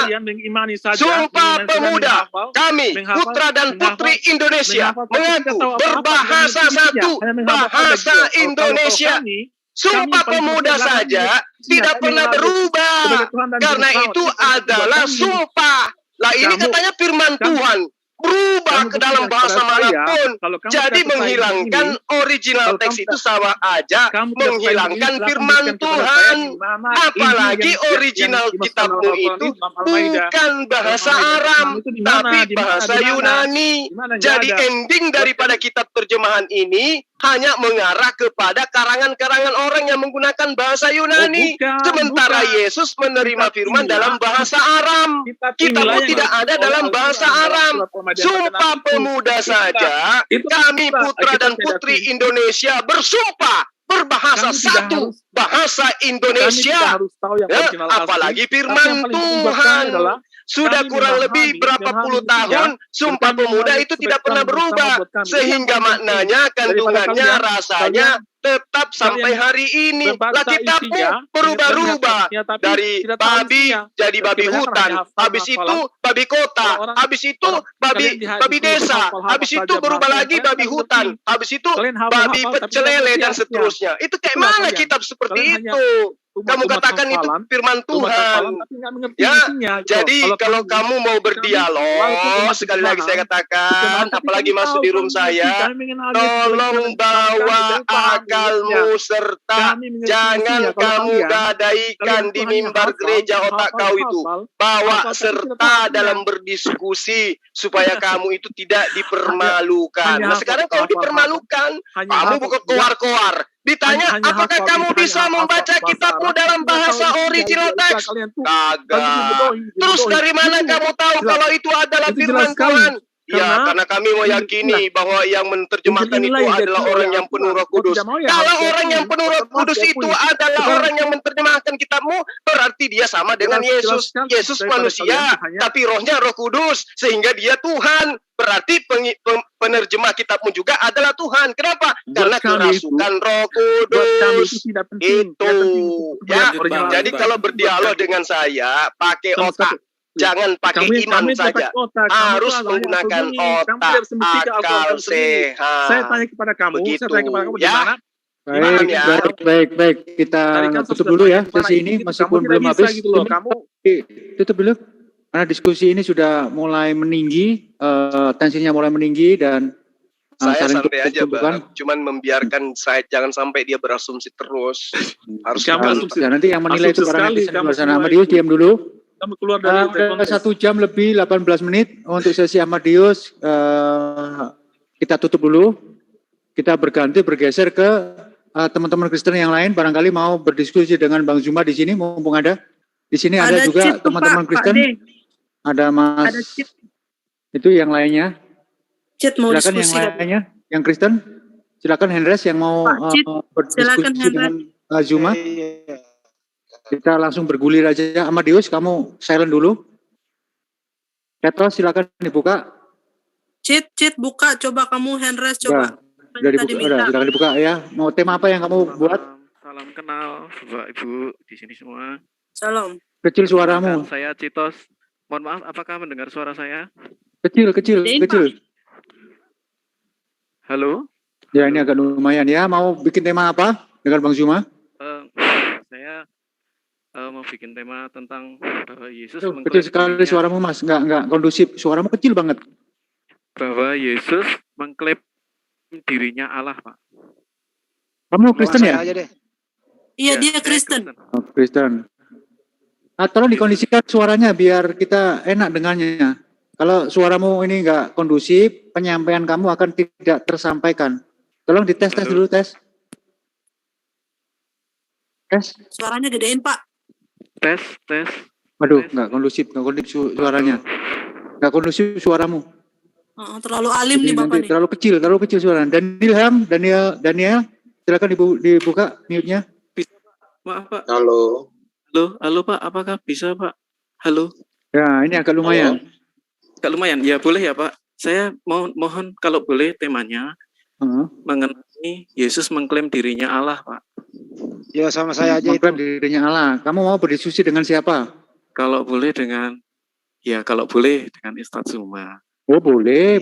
Mas Zuma siap? Oh, siap. Insya Allah. Siap itulah. Oke ya, kita pakai timer 5 menit. Buka timernya. Baik. Kita langsung aja bergulir. Biar diborong Mas Zuma sendiri. Mas Andi duduk manis sambil minum kopi ya. Siap. Malam ini aja kawan, besok ganti ya. Udah, saya dipuas-puasin Bang Zuma, mumpung semangatnya 45. Jangan ditutup ya mic-nya, Mas Cetos. Kita kondusifkan. Jangan kayak tadi temanmu yang kayak kumur-kumur tadi. Pusing saya dengarkan. Untung suaraku lebih besar.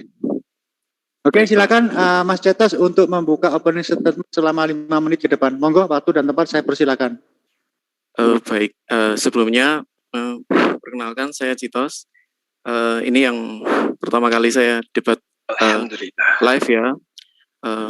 Dan alhamdulillah bisa bertemu dengan Ustaz Zuma. Saya Kristen. Jadi pada intinya saja dalam Yohanes 14 ayat 9, Yesus mengklaim bahwa siapa melihat dirinya, dia sudah melihat Bapa. Nah, Bapa ini dalam artian dia adalah sesembahan dari Bani Israel.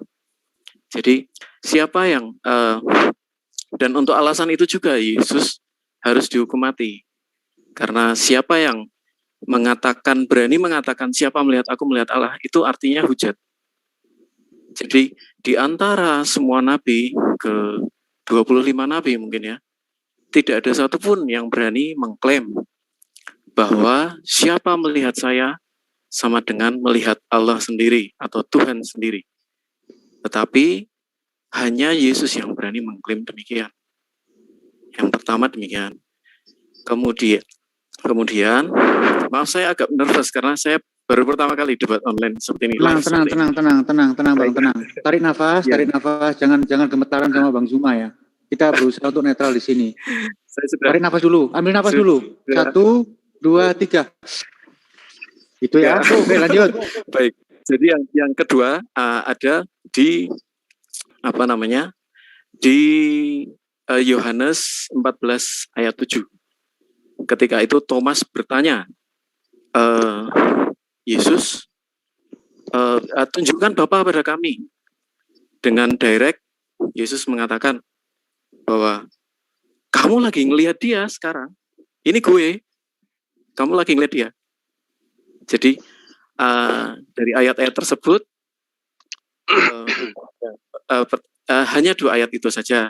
Saya pikir sudah cukup untuk mengklaim bahwa siapa melihat Yesus sama dengan melihat Allah, dan Yesus dihukum dengan alasan itu karena, dan demikian pula Yesus dianggap menghujat karena tidak misalnya Nabi Muhammad tidak berani berkata siapa melihat saya, dia melihat Allah.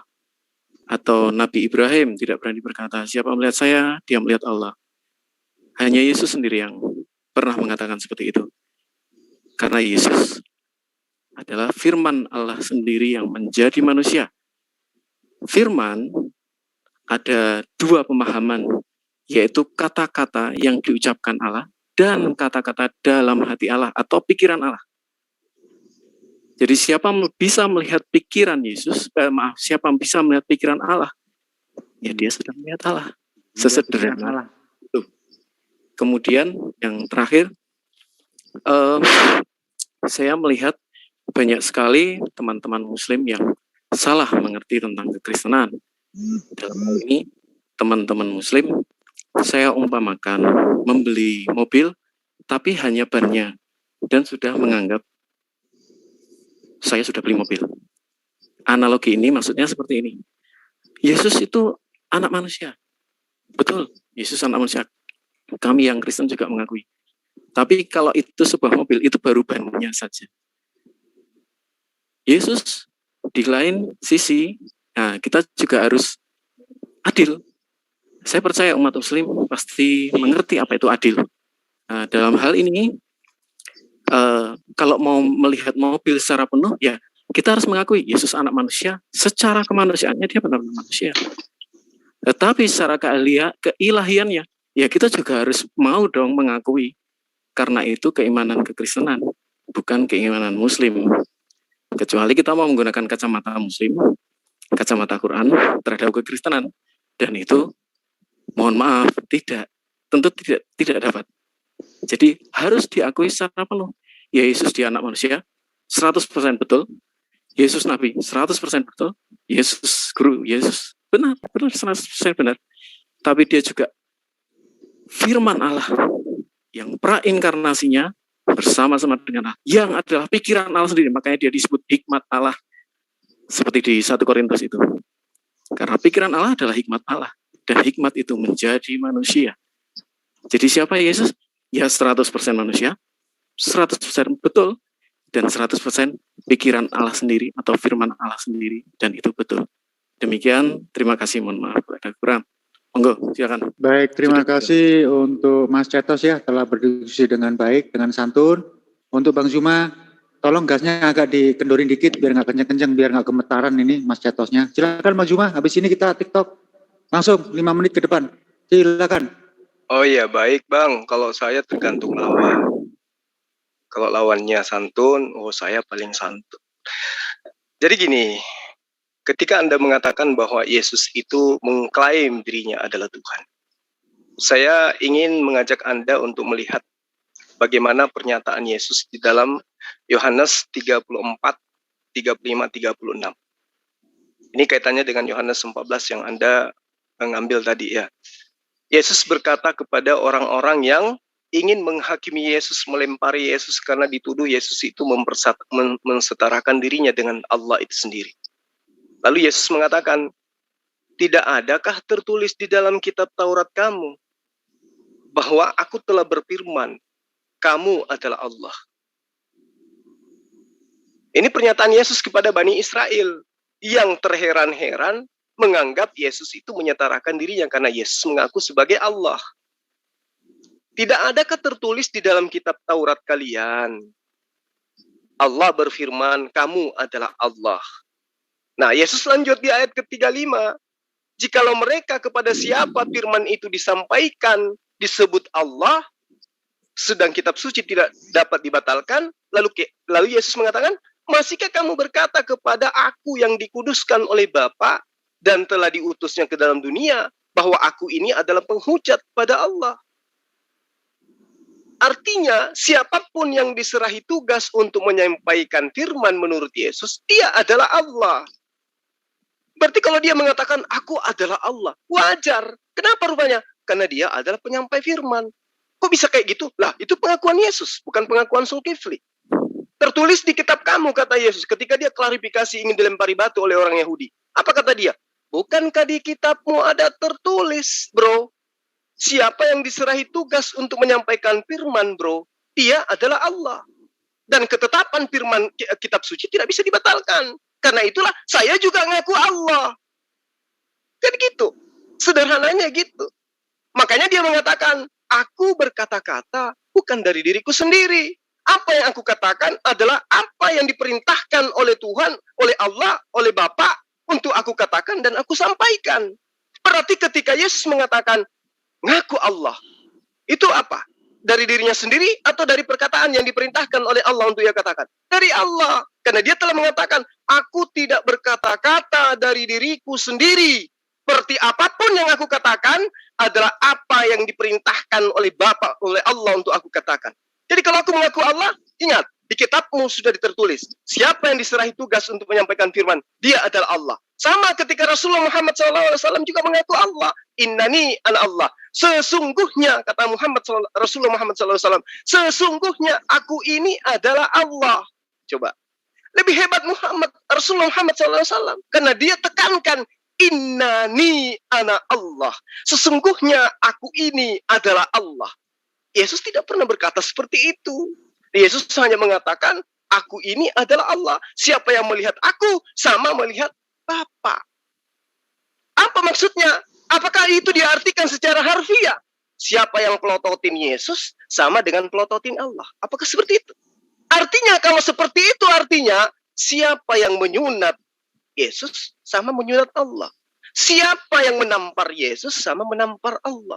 Siapa yang membunuh Yesus, sama dengan membunuh Allah.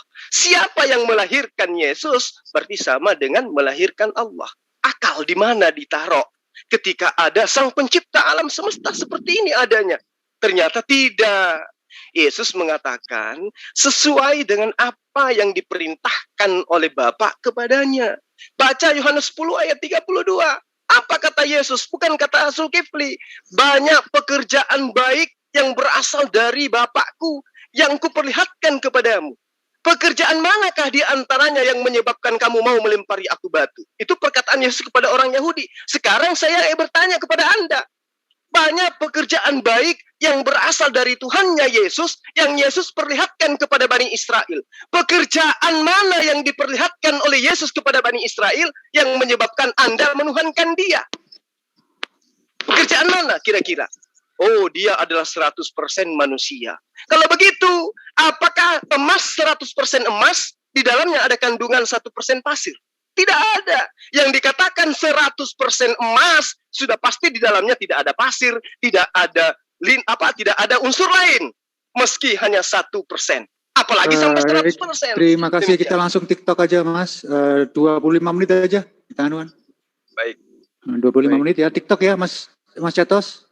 Oh, baik Pak. Biar lebih hidup diskusi kita ini. Yuk silakan. Baik. Nah, dalam sesi TikTok ini bisa langsung disanggah. Kalau bisa memakai Alkitabiah ya, dalil diucapkan ataupun di-share, biar kita di sini semua sama-sama belajar. Jangan seperti Amadeus tadi ya, tanpa dalil kayaknya sepertinya tadi. Yuk, monggo, silakan. Mas Juma dan Mas Cetos, silakan. Oke, saya duluan ya. Anda mengatakan 100% manusia. Ya. Ketika Anda mengakui Yesus itu 100% manusia, apakah masih ada sisi 1% ketuhanan pada dirinya? Kalau ada, berarti sisi kemanusiaannya hanya 99, bukan 100%. Ingat itu. Kita menggunakan akal. Pemahaman kekristenan, hal tersebut bukan 1% dan 99%, Ustaz. Di dalam pemahaman kekristenan, karena kekristenan ada terlebih dahulu dari Islam, Yesus benar-benar firman Allah, dan firman Allah pasti Allah. Nah, firman yang sesungguhnya Allah ini, dia menjadi manusia. Yohanes 1 ayat 14. Jadi dia tidak menjadi setengah manusia. Di dalam kodrat manusiawinya, maka Yesus menerima firman. Kalau Yesus, saya ulangi, itu adalah di dalam kodrat kemanusiaannya. Sedangkan di dalam kodrat keilahian, Yesus ya memang dia benar-benar firman itu sendiri. Yang tanpanya Allah tidak bisa menciptakan segala sesuatu. Dari semula Allah senantiasa bersama-sama firman-Nya. Dan dalam pattern yang sama, Allah menciptakan manusia di dalam gambarnya, yaitu Tritunggal. Manusia di dalam diri manusia yang satu ini terdapat pikiran, dan terdapat roh manusia. Demikian pula di dalam satu Esa Tuhan kami, terdapat firman dan rohnya. Pattern inilah yang yang bagaimana kami diciptakan di dalam gambar Allah tadi.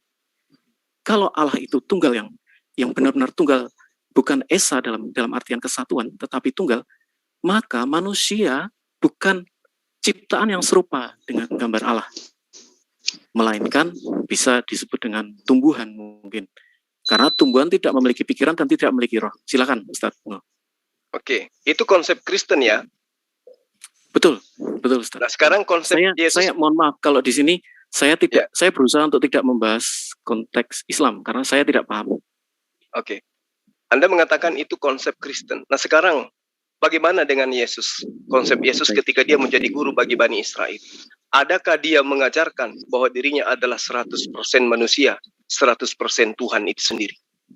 Yesus di dalam Wahyu 19 ayat 13, Yesus mereveal dirinya bahwa akulah firman Allah.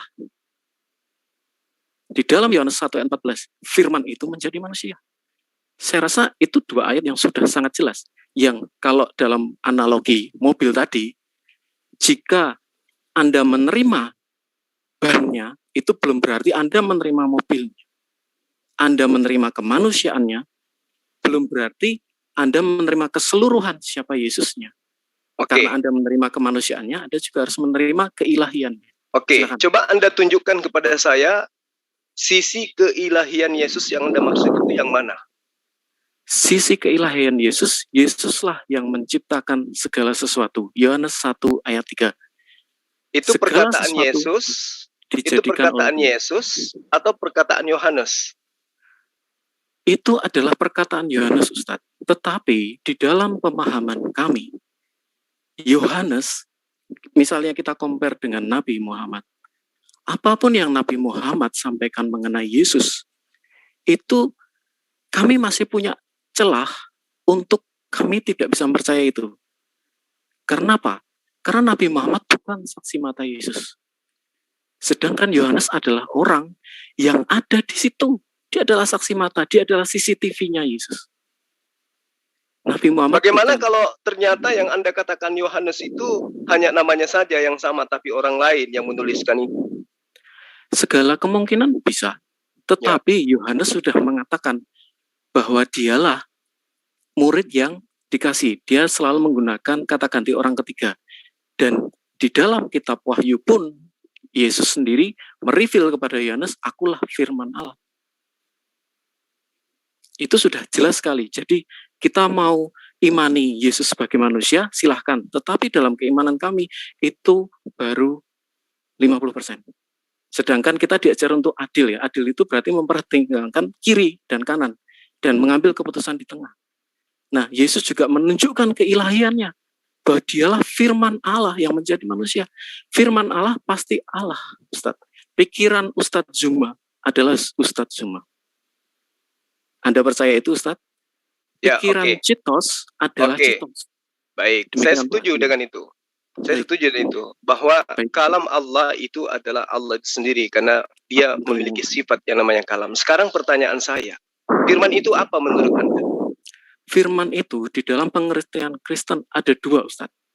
Firman itu ada yang speech yang diucapkan dan ada yang di dalam hati. Jadi yang dalam pikiran. Nah, kalau sekarang kita Yesus itu yang mana? Tidak ada Allah. Yesus itu yang mana? Firman yang mana dia? Yesus adalah firman yang baik di dalam pikiran itu bisa. Tetapi di dalam speech itu juga bisa. Tetapi kita tidak bisa langsung menunjuk secara firman yang kaitannya dengan konsep Kristen yang katanya Tuhan. Sekarang saya tanya. Jadi gini, kalau firman itu dalam bahasa Yunaninya kan logos. Gitu. Ya, logos itu apa? Nah, logos itu Ustadz bisa membuka arti logos dalam pengertian Thayer definition dan juga dalam pengertian satunya lagi. Sebut strong, aja. Itu ada dua. Ada dua, yaitu thought, pikiran, dan speech. Nah, sekarang Yesus itu pikiran atau manusia? Yesus adalah pikiran Allah yang menjadi manusia. Kalau matahari, alam semesta ini itu berasal dari mana? kalau alam matahari, saya rasa perlu kita bedakan ya Ustadz. Kenapa firman bisa? Yang menjadi manusia. Nah, apakah bukan firman yang menjadi matahari? Manusia. Jadi manusia ini jelas ciptaan firman. Maksudnya bagaimana? Kan dalilnya sudah mengatakan pada mulanya adalah firman.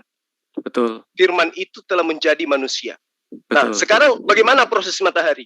Langsung matahari atau berfirman dulu? Matahari ada oleh firman, Ustaz. Jadi firman itu adalah berarti pencipta. Allah berfirman dulu kan? Betul. Nah, sekarang Maria berfirman dulu Allah atau gimana sampai dia hamil? Ya, tentu ada firman di situ. Nah, berarti sama. Pada mulanya adalah firman. Firman itu telah menjadi matahari. Sama enggak? Dalam hal ini tidak bisa exactly seperti itu, Ustaz. Kenapa bisa? Kenapa bisa? Tunggu dulu. Matahari itu adalah bermula dari firman. Percaya enggak Anda? Nah, ya, betul. Yesus bermula dari firman.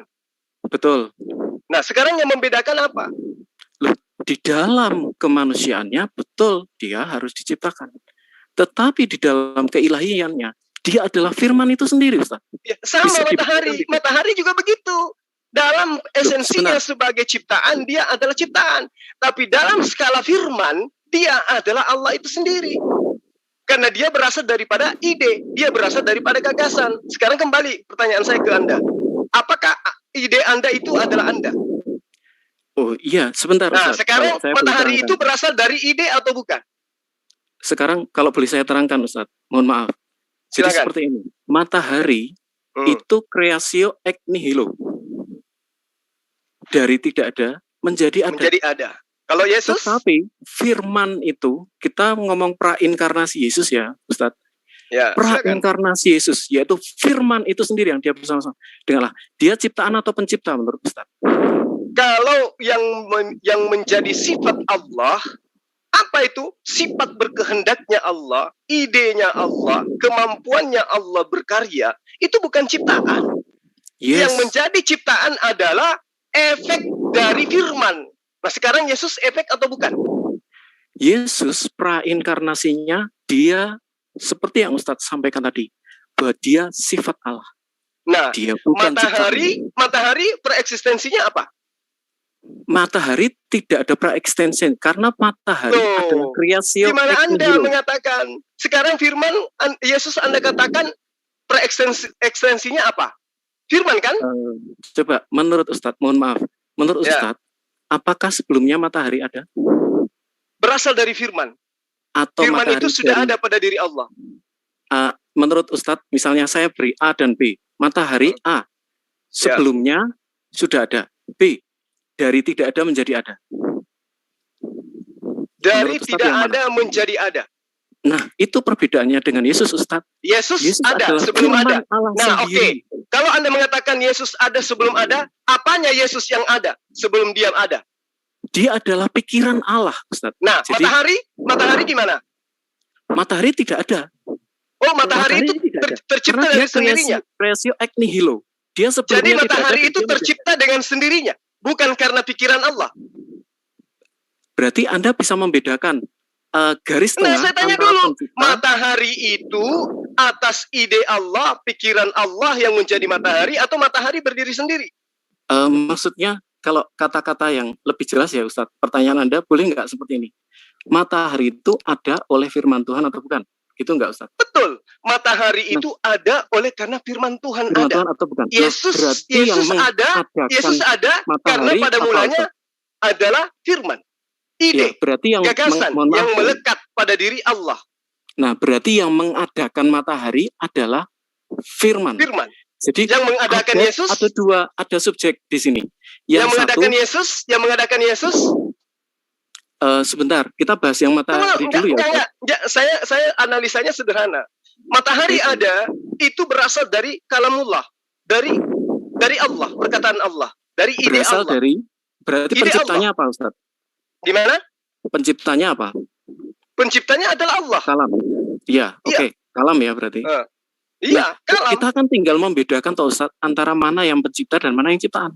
Iya, betul. Matahari adalah ciptaan jelas. Betul. Firman adalah matahari pencipta. Itu adalah ciptaan. yang berasal dari firman. Yesus berasal dari mana? Loh, Yesus secara manusiawi, secara matahari secara matahari adalah matahari. Tapi secara ide dia adalah Allah. Gimana? Oh, tidak bisa, Ustaz. Oh, jadi kalau idenya siapa? Allah, idenya siapa menjadi matahari? Yang menciptakan siapa? Yang idenya siapa ya sampai dia menjadi matahari? Berarti gini. Berarti tunggu dulu, Anda harus menjawab. Idenya siapa sampai matahari yang ada berasal dari tidak ada menjadi ada? Oke. Idenya siapa? Saya cerna logika Ustadz ya. Berarti sama aja dari pencipta menjadi pencipta gitu Ustadz. Dari pencipta menjadi ciptaan. Menjadi ciptaan. Berarti kan matahari kan ciptaan Ustadz. Yesus apa? Yesus bukan ciptaan. Yesus prainkarnasinya adalah firman itu sendiri. Sama, matahari juga adalah praeksistensi dari kalam itu sendiri. Karena dia sebelum menjadi matahari, dia adalah firman. Loh, ayo. Mana tunjukkan ayatnya bahwa matahari adalah firman? Jadilah terang. Yang ada matahari diciptakan oleh firman. Jadilah terang. Terdiri dari dua kata. Jadilah terang. Itu firman atau bukan? Lah, yang menciptakan siapa? Firman. Sekarang saya tanya, jadilah terang itu firman atau bukan? Ya, itu firman. Betul. Berarti matahari pada mulanya adalah? Loh, sekarang gini. Ayo. Dia pada mulanya tidak ada.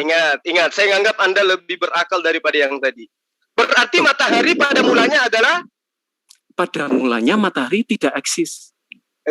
Jangan plesetkan ilmu gereja di sini. Saya tanya samamu. Jadilah terang. Itu firman atau bukan? Itu firman, betul. Oke. Lalu kemudian ketika jadilah terang, terjadi apa? Terang. Muncul matahari dari ketiadaan. Betul. Nah, berarti matahari pada mulanya adalah? Pada mulanya matahari adalah? Loh, tidak bisa dikatakan seperti itu, Ustaz. Kalau Anda mengatakan kayak mana ceritanya nih? Firman, matahari nggak ada sebelumnya. Tapi ketika kalamullah mengatakan jadilah terang, matahari jadi ada. Nah, matahari pada mulanya adalah? Matahari pada mulanya adalah? Enggak, pertanyaan Ustadz ini tidak bisa dikatakan jadi matahari pada mulanya adalah tidak bisa seperti itu. Kan ada mulanya. Matahari itu kan punya awal. Matahari punya awal. Matahari bermula dari? Matahari bermula dari firman. Matahari adalah ciptaan. Berarti Anda sudah mengakui matahari. Saya mengakui matahari adalah ciptaan. Tetapi dia dari tidak ada menjadi ada. Yesus sekarang gini, sebelum firman itu muncul, matahari sudah ada atau belum, Ustaz? Sebelum matahari itu ada. Sebelum firman itu ada, matahari sudah ada apa belum, Ustaz? Sebelum matahari ada, itu berawal dari firman. Iya, matahari adalah firman. Pertanyaan saya, Ustaz, mohon maaf. Jadi sebelumnya matahari sudah ada atau tidak? Matahari belum ada sebelum diciptakan. Lah, firman sudah ada. Memang. Firman sudah ada, Ustaz. Betul. Nah, ya sudah. Nah, berarti matahari pada mulanya adalah? Matahari pada mulanya diciptakan, bukan adalah, tapi diciptakan oleh. Matahari pada mulanya adalah? Loh, nggak bisa dibilang seperti itu, Ustaz. Loh, kenapa tidak bisa? Karena Anda jangan lari. Matahari Anda jangan diciptakan lari. Matahari pada mulanya adalah firman. Matahari pada mulanya diciptakan oleh firman. Loh, diciptakan oleh firman. Karena dia dari tidak ada menjadi ada. Yesus juga. Oke. Dari tidak ada menjadi ada. Sebelum ibunya ngeden, Yesus itu memang tidak ada menjadi sama. Ada. Matahari secara mataharinya ada setelah firman itu mengatakan jadi terang. Tapi sebelumnya dia adalah firman yang melekat pada diri Allah. Ya tidak bisa, matahari bukan firman yang melekat dalam diri Allah. Loh, jadi yang mengatakan jadilah terang itu siapa? Yang mengatakan jadilah terang, berarti dia sedang menciptakan. Nah, iya, saya tahu. Dari tidak ada menjadi ada. Sekarang ketika malaikat Gabriel datang kepada Maria, apakah Yesus sudah ada di situ datang? Atau hanya pembawa firman Gabriel? Engkau akan hamil dan anakmu akan kamu namai Immanuel. Itu sudah ada Yesus. Jika secara manusia, kita sama. Jika secara matahari itu ciptaan. Tapi secara hakikat dia adalah kalamullah, dia adalah firman Allah. Kalau apa buktinya? Pada jadilah terang. Nah, tuh. Ketika Allah mengatakan jadilah terang, terang itu jadi. Berarti terang itu bermula dari perkataan, dari firman. Nah, kalau Anda mengatakan Allah memiliki sifat berfirman, sifat berkata-kata, betul. Sehingga terjadilah Yesus, terjadilah manusia yang lain, terjadilah alam semesta ini. Itu semua berasal dari firman. Baik, sekarang saya minta contoh, Ustadz. Di mana matahari mengklaim dirinya adalah firman Allah. Silakan. Di mana matahari mengklaim dirinya sebagai adalah firman Allah. Nah, ini pertanyaan Yesus dalam Wahyu 19 ayat 13. Ini pertanyaan bahlul. Karena matahari itu tanpa dia katakan bahwa dia adalah firman Allah menjadi matahari, semua orang tahu bahwa matahari alam semesta ini bermula dari kehendak Allah. Iya, itu pertanyaan bahlul. Mohon maaf saya harus katakan itu. Kemudian Yesus mengatakan dirinya adalah firman. Tapi itu adalah perkataan Yohanes. Pada mulanya adalah firman. Firman itu bersama-sama dengan Allah. Firman itu adalah Allah. Itu bukan perkataan Yesus. Saya anggap Ustadz tidak percaya Yohanes. Oke, setuju Ustadz. Apa? Aduh, maaf, baterai saya habis. Gini, saya anggap Ustadz tidak percaya perkataan Yohanes. Boleh tidak? Anda menganggap saya tidak percaya perkataan Yohanes. Tidak mengimani perkataan Yohanes. Boleh tidak? Ya, saya mengatakan mengimani kitab yang dikatakan oleh Al-Quran, ada kitab yang dibuat oleh tangan manusia yang kemudian dianggap sebagai firman Tuhan. Jadi saya anggap ya Ustadz bahwa Anda tidak percaya bahwa itu perkataan Yesus. It's okay. Itu perkataan Yohanes. Oke ya. Lalu bagaimana logikanya? Anda lebih percaya kepada Nabi Muhammad. Beliau bukan saksi mata. Yohanes saksi mata.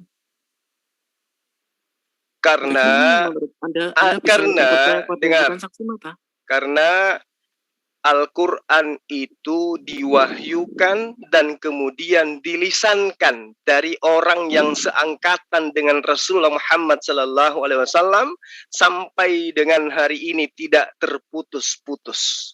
Kitab Anda.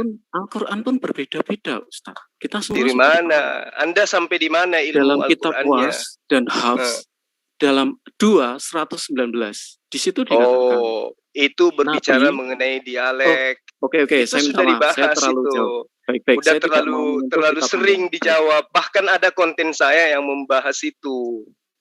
Itu dialek itu. Nah sekarang Anda Ustaz, itu bukan dialek. Mohon maaf sekali, itu perbedaan makna, Ustaz. Yang pertanyaan saya yang tertulis di dalam Mahfud itu yang Hafs atau Wars? Nah sekarang coba Anda tunjukkan dalilnya. Biar kita kaji. 2 ayat 119. Bacakan dalilnya. Aduh, mohon maaf. Ustaz aja. Di situ 2 ayat 19. 2 dengan ayat 119. Dengan ayat mana? Bukan, antara Wars dan Hafs. Iya, apa yang Anda katakan berbeda? Al-Quran berapa? Al-Quran surah Al-Baqarah 119. Ya, 119. Dikatakan ya. Saya pakai bahasa Inggris ya, Ustaz. Silakan. Terus yang satunya? Ya, yang dalam kitab Hafs sama dalam satu ayat. Menurut kitab Hafs, indeed we have sent you, O Muhammad, with this truth as a bringer of good tidings, with a warner, and you will not be asked. Kamu nggak akan ditanyain. Sementara dalam versi Wars dikatakan do not ask about. Jadi satunya bilang kamu nggak akan ditanyain. Satunya lagi bilang jangan tanya. Satunya kalimat perintah, satunya kalimat berita. Jelas ada dua arti di sini makna. Itu yang dibahas itu adalah Ustaz, mohon maaf, saya terlalu melebar sepertinya. Enggak apa-apa, saya layani Anda mau sampai di kuburan pun saya jamanin kalau masalah Al-Qur'an. Inna arsalnaka bil haqq basiran wa nadhira wa la tas'alu an ashabil jahim. Yang mana yang salah di situ? Yang satunya, yang versi House bilang you will not be asked. Loh, itu bahasa terjemahan. Saya minta dalilnya yang berbeda dengan dalil yang saya baca ini mana? Ada enggak? Saya rasa pertama gini, saya tidak paham bahasa Arab. Nah, ini bukan bahasa Tapi Arab, sumber ini memang bahasa saya cari dari Al-Quran. sumber Islam Anda sendiri. harus membedakan bahasa Arab dengan bahasa Al-Quran.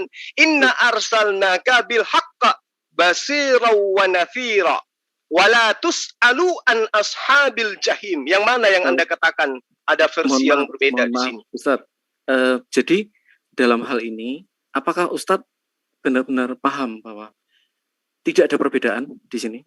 Oh, dalam jelas. house dan wars?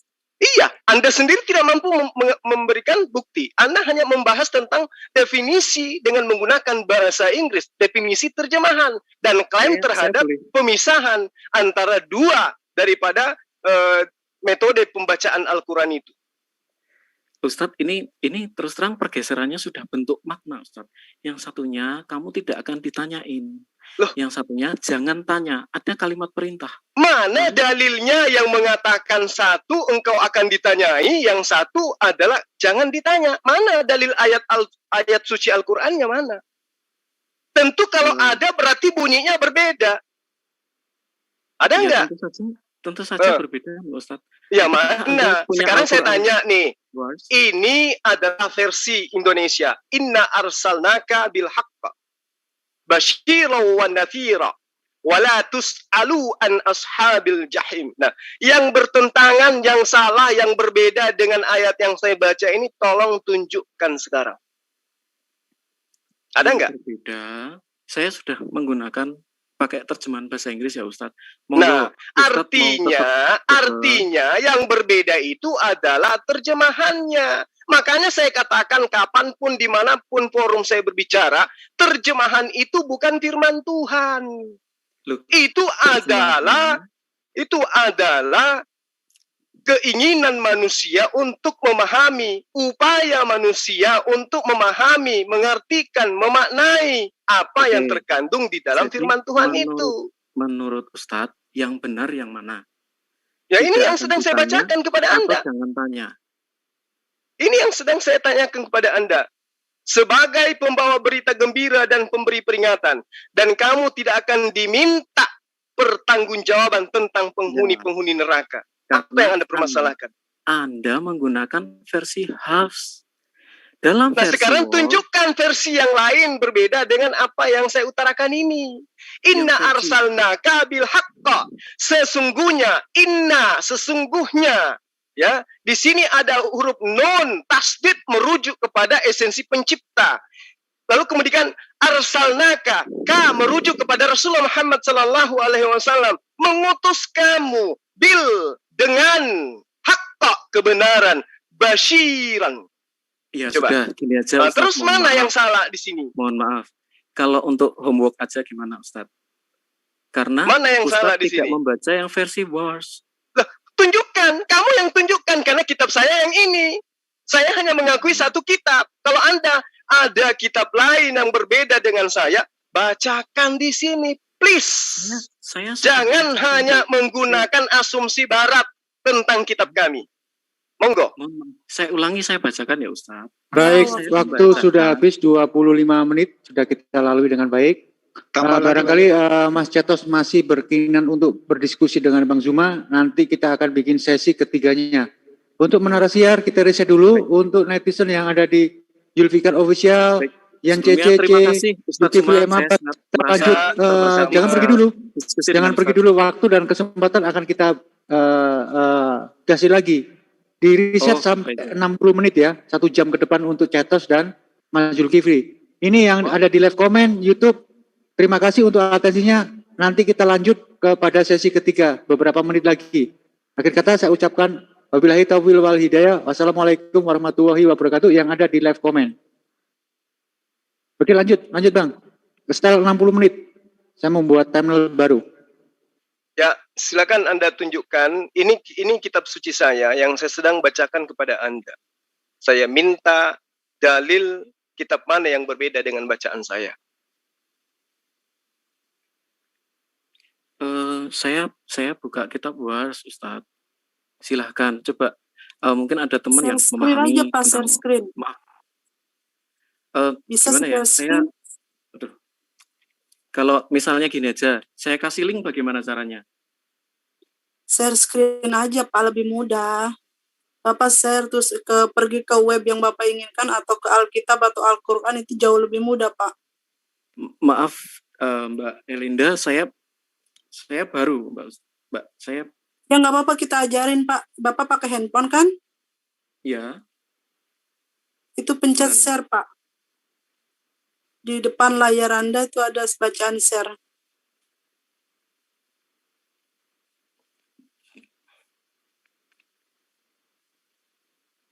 Bapak mau pergi ke halaman mana? Itu udah muncul. Muslimprophet.com. Saya menggunakan dari situs Islam sendiri yang mengakui perbedaan ini. Mereka silakan, ini adalah Pak, silakan. Muslim-Muslim. Webnya tidak tersedia katanya, Pak. Oh, sebentar. Saya coba lagi. Ini namanya internet nggak connect. Iya. Sebentar, saya. Nggak, halaman webnya Pro-Biden ini, Pak. Coba dikeluarin dulu, ganti halaman Google utama, lalu bisa masuk dari situ, Pak. Oke, sebentar. Saya coba. Ininya matiin dulu, turunin dulu. Ganti halaman baru.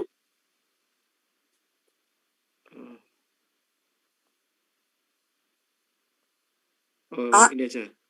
Quranik apa? Perbedaan, sebentar.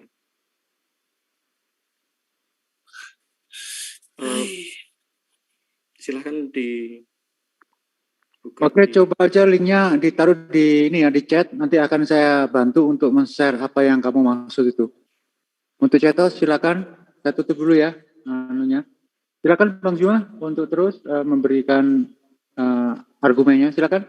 Untuk chatos. Saya mau apapun penafsiran orang terhadap Al-Baqarah ayat 119 ini, saya tetap pada pendirian saya. Inna arsalnaka bil haqq basira wa natira wa la tus'alu an ashabil jahim. Kalau mengenai penafsiran atau pemahaman makna di dalam ayat ini, itu sudah terjadi. Saya sudah ketemu. Ini.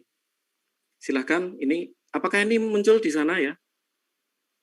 Muncul, apakah Pak. Gambar saya muncul? Muncul. Dalam Quran 2:119, indeed, we have sent you with the truth as a bringer of good tidings and warner, and you will not be asked. Dan satunya lagi, ada perbedaan, yang satunya kalimat perintah, satunya kalimat perintah, Ustaz. Jadi, dalam dua hal ini, tulisannya tetap aja sama. Dalam Lauh Mahfuz? Walatus alu yang tercatat. Apa ada berbeda? Yang satu mengatakan walatas alu, yang satunya coba geser lagi. Coba geser lagi. Nah, tuh sama aja. Itu sama aja, walatas alu. Di situ tas alu yang Anda tuliskan, yang Anda tunjukkan dengan tas alu, pemisahan antara huruf hamzah dengan la, itu bacanya tanpa mat di situ. Tidak ada harakat di situ. Ustadz, ketukannya tidak ada. Baik. Ustadz, ini bukan sebuah isu yang sederhana. Saya rasa hampir setiap scholar Muslim, mereka memahami ini, Ustadz. Jadi, saya berpikir bahwa ada baiknya, ada baiknya ya kita coba apa yang para ahli-ahli ini, mereka secara jujur mengatakan bahwa memang ada perbedaan. Apanya yang berbeda di situ? Apa yang berbeda? Intinya saya sudah berusaha membadali. Tidak ada yang berbeda. Wala tas'alu penulisannya huruf hamzah terpisah dengan la, tapi tidak dipisahkan dengan tanda baca yang berbeda. Tidak ada, sama aja artinya. Nah ini you will not be asked. Kamu tidak akan ditanyain. Mana? Yang satunya tidak ada di situ dikatakan. Saya rasa cukup kelihatan Pak, ya. Itu eskid, Pak. Eskid. Bisa, Bapak tahu nggak eskid? Itu sama, Pak. Eskid. And do not ask. And di situ bacaannya and you itu will adalah not penafsiran terhadap pemisahan tulisan. Ya. Baik. Jadi seperti ini. Ini berarti kedua hal ini bukan perbedaan gitu aja ya, Ustaz? Bukan. Enggak, itu enggak. Enggak ada perbedaan di situ. Itu bukan perbedaan. Cuman cara penulisannya aja yang terpisah antara hamzah dengan huruf lam. Mau dia dipisah maupun disatukan sama aja. Oke, berarti anggap aja ini tidak ada perbedaan. Tetapi kita, maaf loh Ustaz, kita nggak bisa ngelawan hati nurani. Ya, kalau saya katakan kitabmu seperti ini, gimana kamu bisa membedakan antara terjemahan lama dan terjemahan baru? Kita nggak bisa membedakan, kita tidak bisa membohongi hati nurani. Saya tidak masalah kitab saya dikritisi, tetapi satu-satunya kitab yang mengklaim bahwa Tuhan sendiri. Oh, berarti Anda secara tidak langsung mengakui diri Anda, kitab Anda itu tidak benar. Loh, sekarang gini Ustadz, gini. Anggap saja ya Ustadz, bahwa bukan anggap, kalau kitab Anda memang ya kayak mana kita mau bisa tahu itu benar atau tidak? Nggak bisa menganggap itu. Sekarang gini, saya tanya sama Anda, kira-kira ketika menurut Anda ini salah, Rasulullah Muhammad SAW itu melisankan kata apa pada ayat ini? Karena dia adalah narasumber satu-satunya. Walatus alu. Baik. Yang mana yang salah? Yang saya pertanyakan itu adalah itu, Ustaz. Manakah yang tercatat di Lauh Mahfuz? Yang jangan bertanya atau jangan tanya? Antara dua walatus alu. Walatus alu. Anda mau artikan jangan bertanya atau bertanyalah, ya terserah Anda. Kitab kami mengatakan walatus alu. Itu penafsiran yang Anda maksud. Dan metode penulisan. Huruf hamzah terpisahkan dengan huruf lam.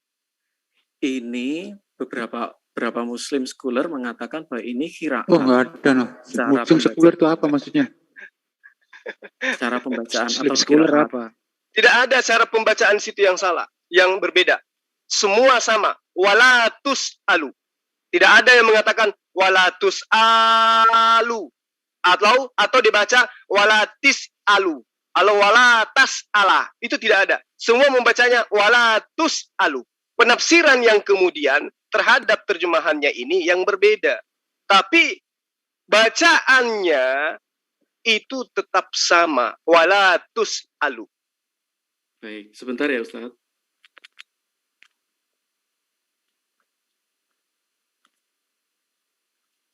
Jadi Wikipedia pun mengakui adanya perbedaan. Kami ini punya kitab suci, bro. Kitab suci kami itulah enaknya punya kitab suci yang masih ori. Karena kita ketika disanggah seperti ini kembali kepada original teksnya. Anda hanya membawa orang-orang asing yang kami tidak kenal. Sementara rujukan kami adalah kitab kami. Nah sekarang kalau metode ini saya kembalikan kepada Anda. Bagaimana Anda bisa mengatakan bahwa kitab Anda itu benar, sementara Anda kehilangan jejak kitab ori teksnya itu mana? Makanya saya tadi sampaikan ke Ustadz. Ustadz, mohon maaf. Boleh nggak dianggap kitab saya ini buatan manusia? Oh, bukan boleh. Tapi memang buatan manusia. Mohon maaf, saya harus katakan itu. It's okay, enggak apa-apa. Berarti ya, kitab memang saya ini buatan manusia. Anda harus telan kenyataan itu fakta yang tidak terbantahkan. Saya perlahan-lahan menelan walaupun itu pahit. Oh, itu derita Anda. Ya, jadi seperti ini Ustaz. Saya anggap Ustadz dan anggap saja saya setuju bahwa Alkitab saya adalah buatan manusia. Nah, jangan gitu Mas. Memang buatan manusia gimana sih? Jangan merasa dipaksa. Sebentar, kamu harus mempertahankan argumen kamu, agamamu Mas. Nggak boleh itu.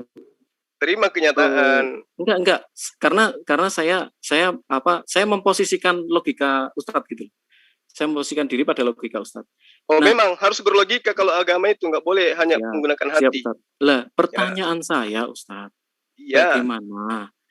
Bagaimana dengan kitab yang mengklaim bahwa Tuhan sendiri yang mengklaim bahwa Tuhan sendiri menjaganya, tetapi terdapat perbedaan makna di situ. Siapa yang memaknai yang berbeda? Dalam sejarah kita tahu ilmu Anda ini. Bagaimana kodifikasi Quran. Yang pertama, pada saat Hisyam membaca Quran dalam surat Al-Furqan, kalau tidak salah.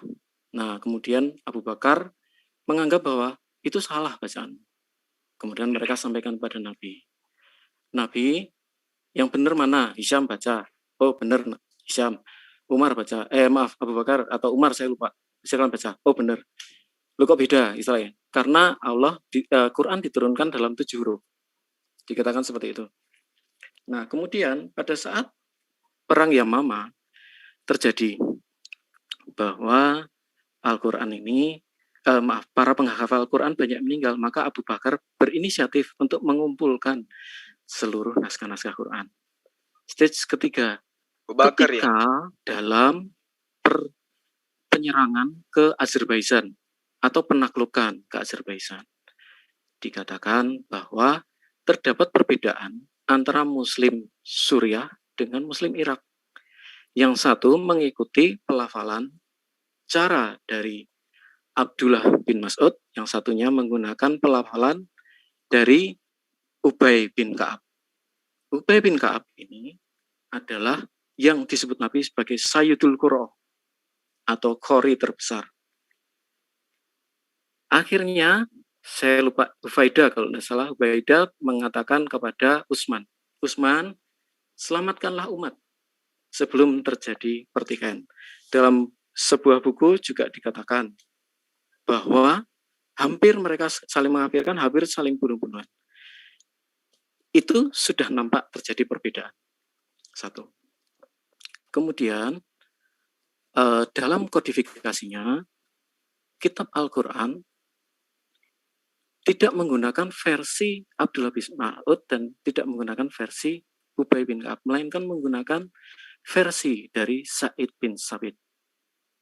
Bagi saya yang kafir, bagi saya yang non-Muslim, saya menganggap bahwa itu adalah usaha Utsman untuk, saya tidak milih Ubay dan saya tidak milih Abdullah bin Mas'ud. Walaupun Abdullah bin Mas'ud protes. Dia protes. Kok Sa'id bin Sabit itu kok dipakai? Padahal dia masih muda, Nabi sudah memberikan saya 70 surat. Nah, dari situ terus turun dari Sa'id bin Sabit, kemudian diserahkan kepada 5 kota, ke Basra, Kufah, Madinah, dan lain sebagainya. Nah, kemudian pada zaman Abu Bakar bin Mujahid, kalau tidak salah, Abu Bakar memilih 7 Qur'an. Ada Asim, ada Nafi, ada, saya lupa, ada sekitar 7. Nah, Hafs adalah murid dari An-Nafi. Wars adalah murid dari An-Nafi. Sedangkan Hafs adalah murid dari Imam Asim. Nah, antar murid ini saja terjadi perbedaan. Apalagi beda guru. Mohon maaf, apakah saya di copy ya? Halo? Ya, terus saja. Oh, baik. Ya, baik.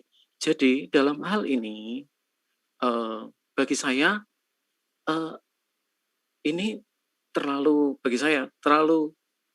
kita terlalu, menutup hati gitu loh, kalau misalnya ada perbedaan seperti itu. Karena memang ini sudah secara para scholar pun sudah mengakui. Jadi, kalau misalnya Ustadz tetap mengatakan tidak ada perbedaan, bagi saya tidak masalah. Bagi saya gampang saja. Bagi saya tinggal saya sampaikan, oke, diskusi mengenai perbedaan kita stop sampai di sini. Kita balik lagi ke tema awal. Saya akan seperti itu. Nah, tapi jika memang ada perbedaan dan kita berani jujur mengakui itu, bahkan Yasir Qadhi pun mengakui itu. Yasir Qadhi selalu, kalau zaman-zaman dulu, Yasir Qadhi loh mengatakan sendiri bahwa, oh iya, tidak ada perbedaan, semuanya terjaga dan lain sebagainya. Tapi Yasir Qadhi ketika diwawancari oleh Muhammad Hijab mengakui. Bagi saya tidak masalah, karena di dalam kitab kami pun terdapat kritik teks. Nah, tetapi akan berbeda, Ustaz. Karena apa? Karena di dalam Quran, Allah sendiri berjanji bahwa beliau akan menjaganya. Nah, perbedaan itulah. Ya, sudah. Ustaz jangan maksud saya. Ya. Udah ya. Jadi Anda membaca literal dari Barat, yang kemudian Anda gunakan untuk menjadi acuan pembenaran. Yasir bukan orang Barat, Ustaz. Dia adalah apologet Muslim. Muhammad Hijab apologet Muslim. Iya, jangankan yang seperti itu bisa dibuat, manusia aja bisa kalian buat menjadi Tuhan. Jadi gini, saya terangkan kepada Anda. Baik. Tersebarnya Al-Quran di beberapa negeri, itu memang berdampak negatif terhadap persatuan umat Islam kala itu. Kenapa? Karena masing-masing daerah memiliki karakter, cara bahasa, cara berbicara, dialek yang berbeda. Itu yang perlu kamu paham. Lalu kemudian, perbedaan ini memang memicu egosentris masing-masing pemegang mushaf yang ada di daerah masing-masing. Perbedaan apa, Ustaz? Mohon maaf, perbedaan apa? Perbedaan dialek, kan saya sudah bilang. Karakter bahasa, dialek yang berbeda. Ya, melahirkan sebuah egosentris masing-masing pemegang mushaf dengan menyangka bahwa riwayat kiroat mereka lah yang paling benar dan lebih baik dari kiroat. Tahu kiroat nggak? Apa itu kiroat? Bacaan, ya, dengan apa? Menganggap kiroatnya bacaan mereka lebih baik daripada bacaan yang lain.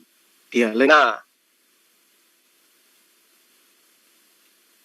dialek itu ngerti nggak sih kamu? Iya, silakan diteruskan, Ustaz. Mohon maaf, saya putus. Silakan. Lalu kemudian tersebarnya Al-Quran kepada masing-masing daerah yang memiliki karakter bahasa atau dialek yang berbeda, inilah yang memicu adanya egosentris yang saya katakan tadi. Merasa bahwa dialeknya yang paling benar. Nah, apakah endingnya sampai di situ? Tidak. Memang terjadi perbedaan cara membaca, cara kiroat di beberapa negara, di beberapa daerah pada masa itu. Nah, lalu apakah endingnya hanya sampai di situ? Tidak. Utsman yang setiap saat, yang setiap hari bersama dengan Rasulullah Muhammad SAW kembali menyatukannya dalam satu bacaan yang sering dibaca oleh Rasulullah Muhammad SAW. Kenapa? Karena yang menjadi pelisan pertama ayat-ayat suci Al-Quran itu adalah Rasulullah Muhammad SAW, bukan si pemilik dialek-dialek ini. Dari situlah kemudian Utsman ya menyatukan Al-Quran dalam satu mazhab. Dengan satu mushaf, maksud saya, dengan bacaan yang diperintahkan oleh Rasulullah Muhammad SAW, yang dilisankan oleh Rasulullah Muhammad SAW. Lalu kemudian beliau memerintahkan mushaf-mushaf yang lain ini yang sudah dibukukan ya, menjadi Ras Utsmani untuk supaya dibakar. Kenapa? Karena dialek-dialek tadi itu kembali mengacu kepada pelisanan Rasulullah Muhammad SAW ketika pertama kali melisankan Al-Quran. Baik. Boleh saya sampaikan sesuatu, Ustaz? Silakan. Baik, jadi ketika Hisham melafalkan Al-Furqan berbeda dengan pelafalan Abu Bakar. Nabi sudah menyatakan itu benar. Ada 7 ahruf. Iya, Quran betul. diturunkan dalam 7 ahruf. Iya.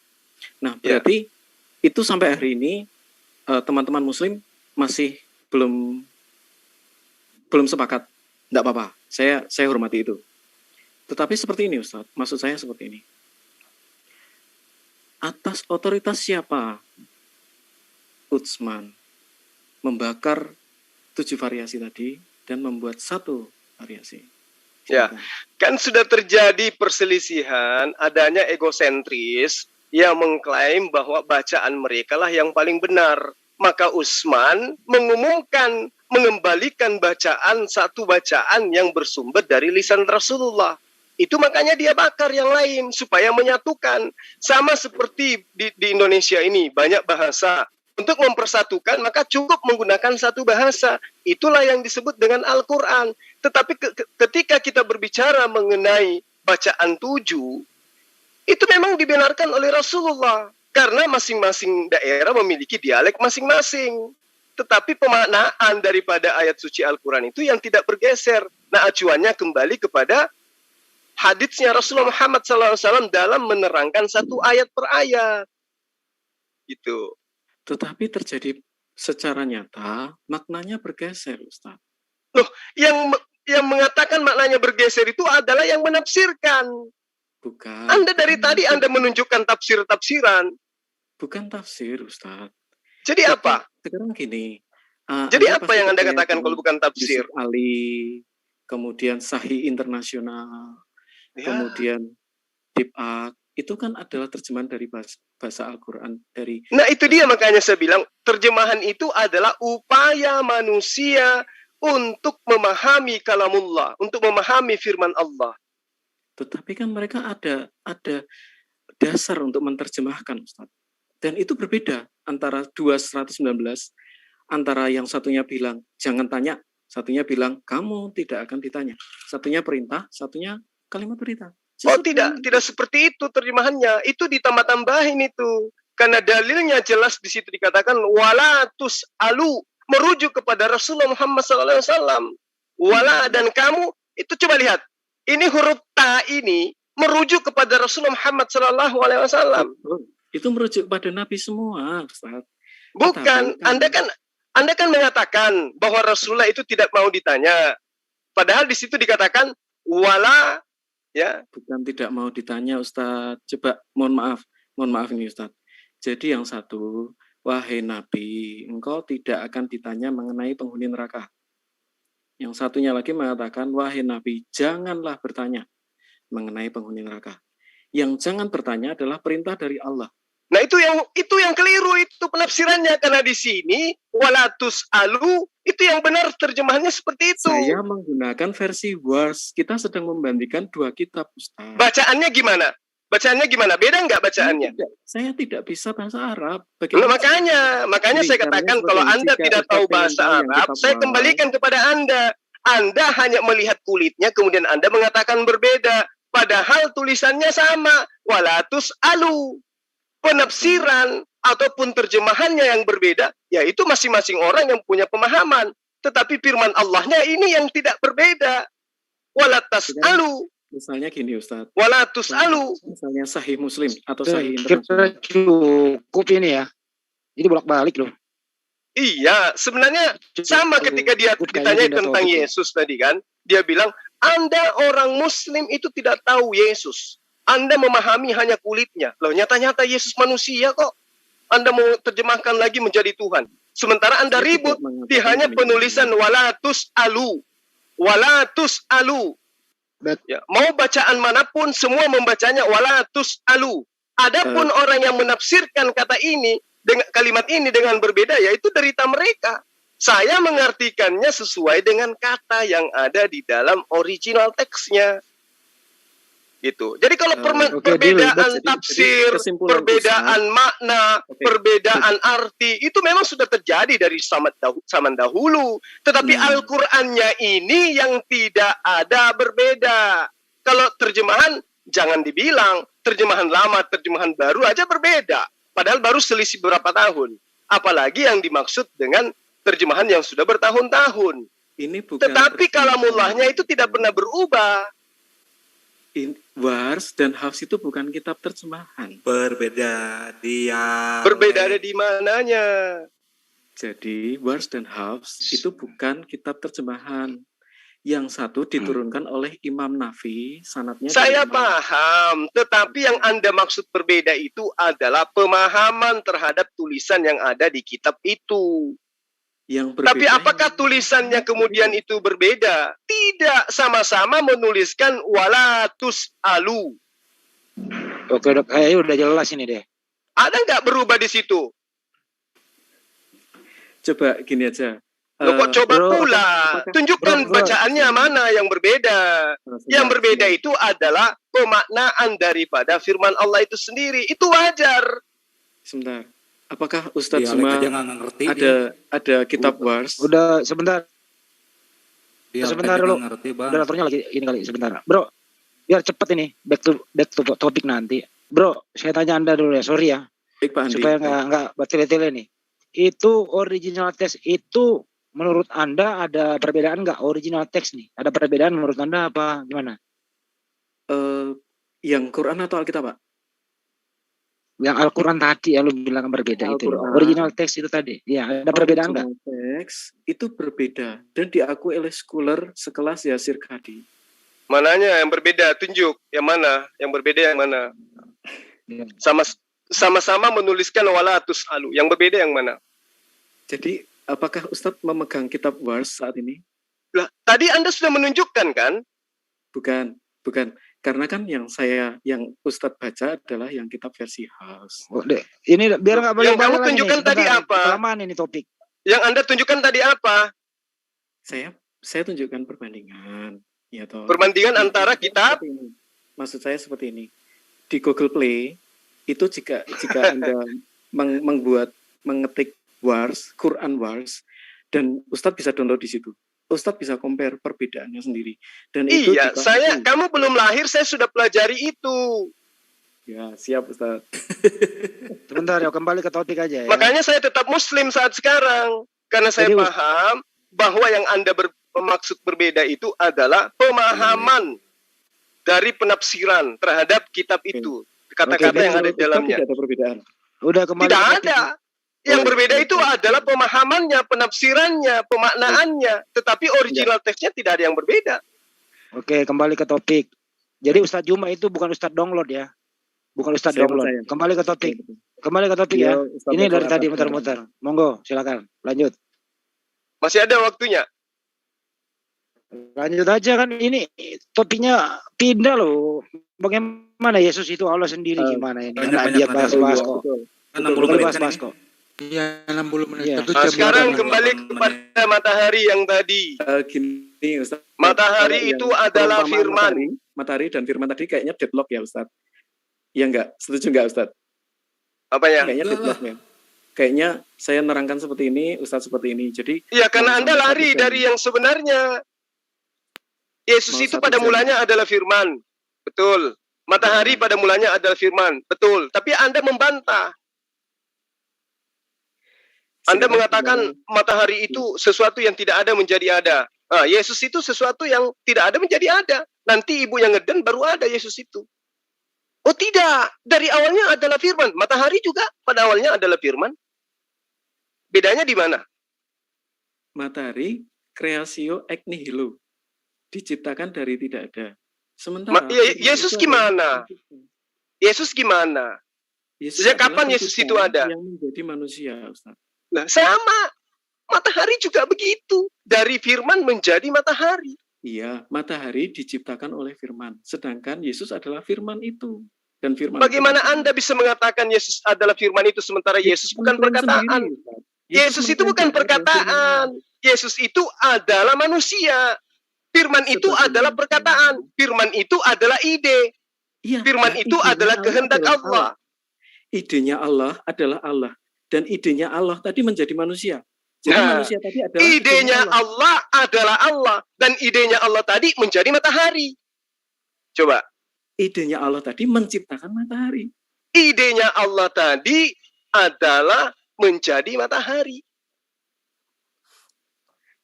Kalau idenya Allah menjadi Adam, gitu ya Ustaz. Berarti Adam itu adalah firman Allah.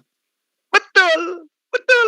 Alam semesta ini adalah kalamullah. Semua yang ada di alam semesta ini itu berasal dari kalamullah.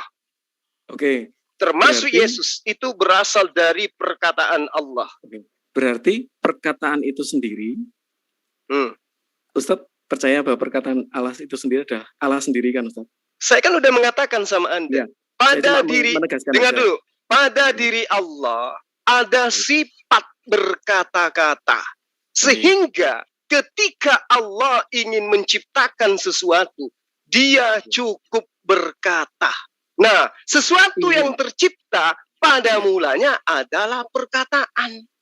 Mau dia matahari, mau dia adalah Yesus, semua bermula dari perkataan. Yang salah kemudian adalah Anda mengatakan firman yang adalah sifat menjadi manusia. Sebentar Ustaz, kalau ingin tadi itu sudah kata-kata atau bukan? Ya kata-kata lah. Nah, inginnya Allah, itulah inner man-nya Allah. Itulah realnya Allah. Betul, dan saya akui itu. Jangan Anda gurui saya. Manusia. Sekarang, kalau Anda mengatakan idenya Allah menjadi manusia, yang menjadi matahari itu apanya Allah? Ide atau bukan? Matahari diciptakan oleh ide Allah. Dari tidak ada matahari diciptakan oleh Allah melalui firman-Nya. Iya, betul. Yesus diciptakan oleh Allah melalui firman-Nya. Bukan firman yang melekat pada dirinya menjadi Yesus. Buktinya ketika Yesus ada di dunia, Yesus masih menerima firman. Segala firman yang engkau berikan kepadaku, Yesus masih menerima firman.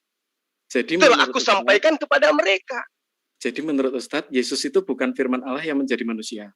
Yesus itu adalah firman Allah yang menjadi manusia. Sama dengan Zulkifli Abbas. Zulkifli Abbas adalah firman Allah yang menjadi manusia. Saya tercipta menjadi Zulkifli Abbas itu berasal dari ide Allah. Berarti saya pada mulanya adalah gagasan ide Allah. Bedanya dengan Yesus tidak ada sama sekali. Berarti Ustadz Zulkifli adalah firman yang melekat pada Allah sendiri. Oh, salah. Zulkifli Abbas adalah ciptaan berupa manusia yang berasal dari kalamullah, berasal dari firman Allah. Yesus juga bukan yang melekat pada Allah. Berarti Ustadz Zulkifli bukanlah firman Allah sendiri. Saya bukan firman Allah, tetapi saya adalah Yesus, dari mana Anda mengatakan Yesus itu adalah firman sementara dia adalah manusia? Sudah berkatakan. Di mana dia mengatakan? 19 ayat 13. Akulah firman Allah. Selesai, Ustaz. Di mana dia katakan itu? Wahyu 19 ayat 13. Itu perkataan siapa? Yesus. Di mana Anda mengatakan sementara itu adalah orang yang menulis di Pulau Patmos? Kapan ketemunya dengan Yesus? Loh, kalau Anda tidak percaya Yohanes, bagaimana Anda percaya Nabi Muhammad? Ya, itu tadi. Saya kan sudah mengatakan kepada Anda bahwa ketika Rasulullah Muhammad SAW itu menyampaikan firman, para sahabatnya mendengarkan, pada sahabatnya menghafalkan, para sahabatnya menuliskan. Bagaimana dengan pengarang kitab Yohanes? Kapan dia ketemu dengan Yesus yang di Pulau Patmos itu? Sementara ketika Yesus mengatakan di dalam Yohanes 17 ayat 8, dia katakan, segala firman yang engkau berikan kepadaku, telah aku sampaikan kepada mereka. Kapan Yesus menyampaikan isi kitab Wahyu? Kapan? Dalam kemanusiaannya. Dalam kemanusiaannya. Sama matahari juga dalam kematahariannya dia adalah matahari, tetapi hakikatnya dia adalah firman. Berarti Ustadz Zuma adalah firman Allah. Hakikatnya saya adalah firman Allah. Betul. Loh, berarti Anda adalah firman Allah. Oh tidak. Hakikat yang menciptakan saya adalah firman Allah. Sama dengan Yesus.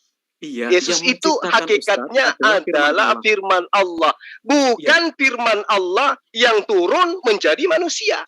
Tetapi yang menjadi manusia itu adalah kehendak Allah untuk supaya Maria hamil. Ketika hamilnya Maria terciptalah anak bernama Yesus. Konsep Yesus adalah firman. Pada mulanya adalah firman. Firman itu bersama-sama dengan Allah. Itu bukan firman Allah. Tetapi tulisan orang yang belakangan dianggap sebagai Yohanes. Ingat, tahun 70-an kitab Anda itu disebut dengan tulisan Injil karangan Yohanes. Baru-baru ini baru berubah Injil Yohanes. Dengar dulu, Bas. Bar saya tinggal 8. Nanti kalau misalnya tiba-tiba saya off, saya udah sambil saya cas ini HP saya. Mohon maaf sebelumnya, bukan bermaksud. Itu Yesus. Iya. Ya. Sebelum selesai kembali ke topik. Biar cepat deal ini. Sebenarnya siapa sih yang menciptakan alam semesta ini? Iya. Biar kena cepet ini. Siapa yang menciptakan alam semesta? Atau gini aja, dibuat kesimpulan Ustadz Zuma memberikan kesimpulan seperti apa, saya memberi kesimpulan seperti apa, saya terakhir silahkan monggo. Anda dulu lah. Saya dulu boleh. Ya menurut Anda, Pak Citos, menurut Anda siapa yang menciptakan alam semesta? Ya baik, kalau menurut saya jelas firman Allah lah yang menciptakan segala sesuatu. Berarti firman Allah adalah pencipta. Di dalam diri Allah terdapat. Berarti bukan Yesus. Prainkarnasi Yesus, dia adalah firman Allah itu sendiri. Saya ulang pertanyaannya nih, kedua-duanya nih biar cepat nih. Siapakah yang menciptakan alam semesta? Yang Allah. Sebut. Yang menciptakan alam semesta. Sebentar, saya tanya Banjuma dulu. Banjuma, sebentar, biar cepat. Baterainya tinggal 2 Anda katakan. Banjuma, yang menciptakan alam semesta ini siapa? Allah melalui sifatnya berfirman. Allah. Oke, baik. Jadi menurut kami firman dalam keimanan kekristenan, karena kan para ustadz ini yang saya hormati, saya respect semuanya. Kita silakan pertanyaan yang menciptakan sebentar Bang Citos, yang menciptakan alam semesta ini siapa? Yang menciptakan semesta ini adalah firman Allah. Segala sesuatu. Bukan Allah ya? Ya Allah dan firman-Nya adalah satu Allah. Sama seperti saya dengan pikiran saya. Jadi Citos bukan dengan pikiran Citos adalah satu. Jadi bukan Yesus toh. Yesus adalah firman sang pencipta. Siapa bilang? Siapa bilang? Yesus itu adalah manusia. Pasti. Kamu jangan ngibul. Yesus. Masih juga kau katakan Yesus itu firman. Saya sudah sampaikan ayatnya, masa nggak dibuka? Saya harus berbagian lagi. Ayatmu itu adalah terjemahan yang kamu nggak ngerti apa betul seperti itu Yesus ajarkan. Dari mana Anda bisa tahu bahwa itu betul ajaran Yesus? Karena terkonfirmasi, Ustadz. Terkonfirmasi kayak mana? Yesus menerima firman dengan menggunakan bahasa Yunani gitu. Semuanya terkonfirmasi. Saya tanya, Yesus menerima firman dalam bahasa apa? Oh, saya kurang tahu, Ustaz. Kalau saya tidak tahu, saya bilang saya tidak tahu. Kasih tahu, Mas. Silakan. Yesus itu tentu menerima firman sesuai dengan bahasa di mana dia diutus. Tidak mungkin. Ya, dia pasti menerima firman, Ustaz. Iya, tapi tidak mungkin dalam bahasa Yunani. Karena dia diutus hanya kepada domba-domba yang hilang dari bangsa Israel. Siapa bilang, Ustaz? Pelayanan Yesus tunjukkan dalilnya. Adalah ke Dekapolis. Dekapolis itu udah wilayah Arab, Ustaz. Dari mana Anda bisa mengetahui bahwa Yesus itu menerima firman? Allah berfirman kepadanya dengan menggunakan bahasa Yunani. Dari mana Anda bisa tahu? Saya tidak jawab seperti itu. Saya bilang saya tidak tahu tadi. Ya udah, kalau nggak tahu bagaimana Anda bisa mengetahui bahwa kitab Anda adalah firman Allah, ajaran yang diajarkan oleh Yesus. Sementara original teks kitab Anda saja Anda tidak tahu. Jadi gini, Anda kan mungkin ingin bertanya, maksudnya dalam kesehariannya Yesus menggunakan bahasa Aram. Tapi kenapa kok kitab Injil ditulis dalam bahasa Yunani? Apakah demikian? Allah berfirman kepada Yesus itu menggunakan bahasa apa? Saya tidak sederhana tahu, kok itu. Kok Anda tidak tahu? Oh, nggak tahu. Ketika Yesus teriak memanggil Tuhannya, kenapa engkau meninggalkan aku? Itu bahasa Yunani atau bahasa Aramaik? Saya anggap bahasa Aramaik baca. Nah, kalau kitab Anda bahasa Aramaik, saya minta original teksnya mana, sehingga Anda yang hanya memegang terjemahan bisa mengetahui bahwa sesungguhnya kebenaran itu bersumber daripada original teks kitab Anda. Original kitab teks Perjanjian Baru adalah Yunani, Ustaz. Nah, dari mana itu? Apakah Tuhan berfirman kepada Yesus dengan menggunakan bahasa Yunani? Boleh saya kasih analogi nggak? Kok dianggap seperti ini? Di mana Lukas bertemu dengan Yesus? Jadi di dalam kekristenan itu ada sejarah juga, Ustaz. Jadi kita tidak bisa. Dia termasuk ke 70 murid. Oke. Nah, yang ke 69 murid mana tulisannya? Ke 69 murid tidak semua menulis. Dari mana Anda bisa tahu? Tidak semua menjadi pendebat. Saya rasa seperti Dari mana Anda bisa tahu bahwa tidak semua yang lainnya itu menulis, sementara Paulus di dalam Galatia 1 ayat 6 dia katakan, aku begitu heran, begitu cepat kau berpaling kepada Injil lain. Berarti pada saat itu sudah banyak Injil bertebaran. Dari mana Anda bisa tahu bahwa tulisan Lukas itu lebih benar daripada Injil-Injil yang lain? Apa barometernya? Karena Lukas terkonfirmasi. Sama siapa? Ya sama murid-murid juga. Dia yang ada mana di dalam muridnya? 70 murid, berarti nah, kalau begitu yang 60 murid mana? Kemana yang lain 69? Misalnya Ibu Rifa adalah murid Ustadz. Kemudian siapa? Ini firman Tuhan loh. Yesus mengatakan di dalam kitabnya, konon, segala firman yang engkau berikan kepadaku telah aku sampaikan kepada mereka. Kalau Yesus dan Lukas itu adalah murid ke-70, berarti mereka di sini, murid-murid yang lain juga menerima firman. Bukan cuma Lukas. Mana mereka yang lain? Tidak semua harus dibukukan, Ustadz. Saya sudah sampaikan. Tapi kan Yesus mengatakan mereka menerima dan mereka percaya. Ini akan deadlock kalau saya tidak sampaikan secara analogi. Analoginya itu seperti ini loh, Ustadz. Mohon dengarkan saya. Mohon. Ustadz punya 5 murid. Mereka disampaikan sama Ustadz. Tapi yang jadi pendebat cuma 1, Bu Rifa misalnya. Masuk akal tidak? Yesus punya 70 murid. Yang nyatet siapa? 4 orang. Masuk akal tidak? Sederhana. Saya pikir sederhana. Tidak bulat. Itu analogi Anda kan? Anda ingin mengatakan kitab Anda senilai dengan itu. Sesuai dengan analogi Anda. Segitu rendahnya kitab Anda gitu. Sementara Yesus sendiri tidak berkata-kata dari dirinya sendiri, melainkan apa yang diperintahkan untuk ia katakan dan apa yang diperintahkan untuk ia sampaikan. Nah, sekarang Lukas menyampaikan dengan kitab Anda itu atas perintah siapa? Sekarang harus berapa kali saya sampaikan di dalam Lukas itu menuliskan atas perintah siapa? Lukas adalah seorang dokter dan terpelajar. Saya tidak tanya dia dokter atau dukun. Saya tanya atas perintah siapa Lukas menulis. Atas perintah siapa Lukas berkata-kata dari dirinya sendiri.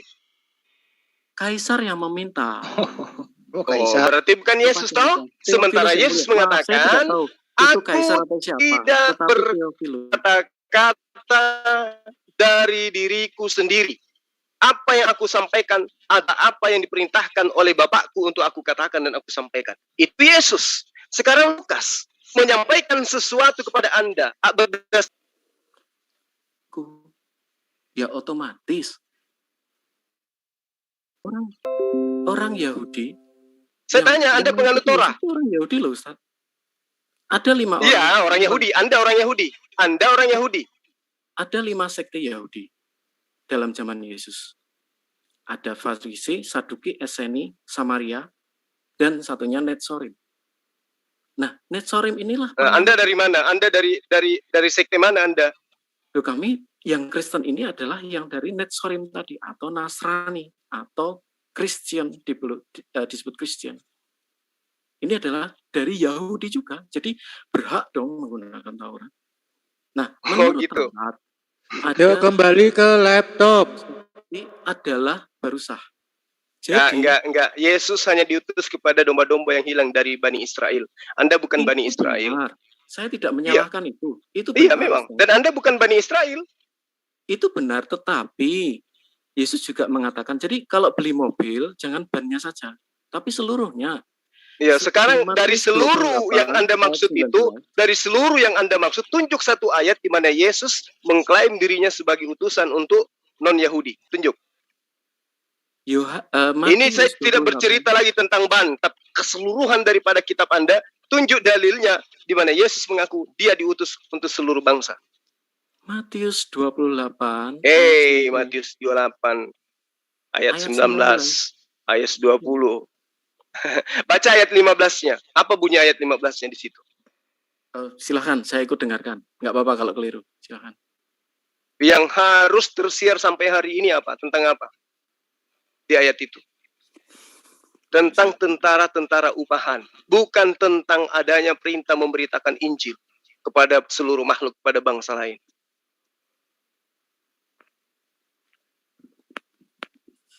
Saya buka dulu, Ustaz. Silakan. Matius 28 ayat 15. Dan apabila ini kedatangan oleh orang negeri, mereka menerima uang itu dan besok aku mau beli mobil lah, nama banyak. Tersiap di antara orang Yahudi sampai sekarang ini. Saya agak bingung maksudnya seperti apa. Nah, itu endingnya dari Matius 28 itu. Ending daripada Matius 28 itu adalah berita yang tersiar sampai hari ini terhadap orang Yahudi itu adalah tentang tentara upahan. Tapi kemudian nongol ayat-ayat berikutnya, ayat 16, ayat 17, ayat 18, 19, 20. Makanya para profesor kitab itu mengatakan bahwa ya, kitab Anda, khususnya Matius 28, hanya berakhir sampai ayat 15. Nah, ini kalau seperti ini, mohon maaf, kami menyebutnya tidak paham kritik teks. Nah, sekarang tunjukkan dia tertulis di kodeks mana? Kodeks mana dia tertulis? Matius 28 ayat 16 sampai 20. Di kodeks mana dia tertulis? Saya lupa ingat, tapi seingat saya di teks Alexandria juga mencatat itu. Banyak Ustadz, kalau misalnya Ustadz nyari di misalnya sarapan pagi gitu, banyak. Itu tidak ada di dalam original teksnya, di dalam kodeks Sinaiticus Vatikanus itu tidak ada Matius 28 ayat 16 sampai 20. Kodeks Alexandria ada, Ustadz. Jadi nah, yang mana yang benar? Loh, keduanya benar. Keduanya saling mengkoreksi. Bagaimana Anda mengatakan keduanya yang benar? Yang satu hanya sampai 15, yang satu sampai 20. Saya kasih analogi. Analogi alias asumsi. Loh, untuk memahami ini kan kita harus ada analogi. Karena untuk memahami ini justru Anda harus paham bahwa antara kodeks yang ada, salinan-salinan yang ada, antara satu salinan dan salinan yang lain itu berbeda. Lalu bagaimana Anda bisa meng-cross-check kodeks yang ini yang benar, yang ini yang salah, sementara pengajaran Yesus itu sendiri sudah nggak ada sama Anda. Karena Yesus mengajarkan ajarannya dengan menggunakan bahasa Aramaik, bukan bahasa Greek, bukan bahasa Yunani. Pakai Matius ya, saya pakai ayat yang lain ya. Nih.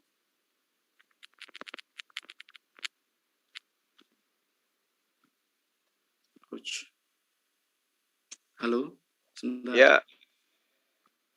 Segala bangsa.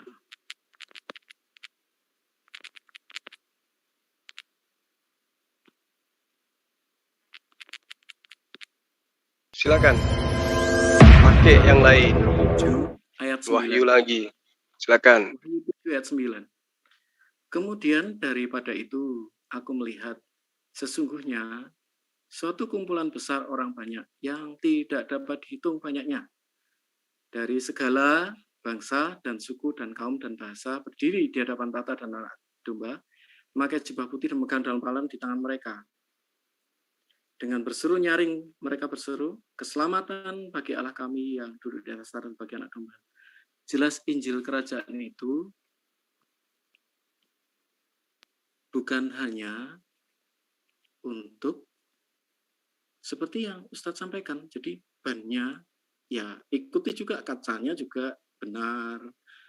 Kemudian ya itu juga termasuk yang harus kita terima dengan adil. Hati kita harus adil dulu. Oke, kalau Anda harus hatinya adil dulu, coba saya tanya nih, yang pernah mengatakan, janganlah kamu menyimpang ke jalan bangsa lain atau masuk ke dalam bangsa orang Samaria, melainkan pergilah kepada domba-domba yang hilang dari umat Israel. Itu perkataan siapa? Itu perkataan Yesus. Nah, murid yang taat, apakah akan keluar mengajarkan tentang ajaran Yesus ke bangsa lain atau tidak? Ada sebuah golongan Muslim, saya lupa golongan Muslim yang seperti apa. Tapi saya kenapa larinya ke Muslim? Stop dulu, kenapa larinya ke Muslim? Pertanyaannya, Anda paham apa kagak? Mohon maaf, Ustadz Handi, boleh saya jelaskan dulu? Jadi seperti ini, ada segolongan Muslim yang mereka tidak share berita Quran kepada suku yang lain dulu. Jadi mereka fokus terhadap diri mereka sendiri. Nah, logikanya juga sama. Yang Yesus sampaikan sebelum kebangkitannya, walaupun dia sudah melakukan banyak terhadap orang Sirofenisia, terhadap kepala perbendaharaan, kemudian terhadap Cornelius, itu adalah orang asing semua. Nah, yang Yesus lakukan adalah yang penting anak sulung harus makan dulu. Itulah kenapa keselamatan datang dari bangsa Yahudi. Yahudi dulu. Aku diutus hanya kepada domba-domba yang hilang dari umat Israel. Terus mana pernyataannya kalau dia diutus hanya? Kalau Al-Quran jelas seruannya memang ya ayuhan nas, diperuntukkan kepada seluruh umat manusia. Kalau Yesus seruannya ada enggak kepada seluruh umat manusia? Saya sudah berikan analogi. Dan yang kedua, itu analogi. Ya, analogi saya paham. Tapi pernyataan Yesus yang Anda harus jadikan acuan, bukan analogi Anda. Karena kenapa? Kalau ada ayat yang kemudian mengatakan Yesus berseru kepada seluruh umat manusia, maka bertentangan dengan ayat ini. Aku diutus hanya kepada domba-domba yang hilang dari Bani Israel. Tapi kan tidak ada ayatnya aku diutus kepada seluruh umat manusia. Berarti tetap kembali acuannya kepada pernyataan Yesus. Kepada asumsi Anda, silakan Anda kantongin dan bawa pulang. Gak laku bagi saya. Saya sudah terangkan. Monggo tidak terima, tidak apa-apa.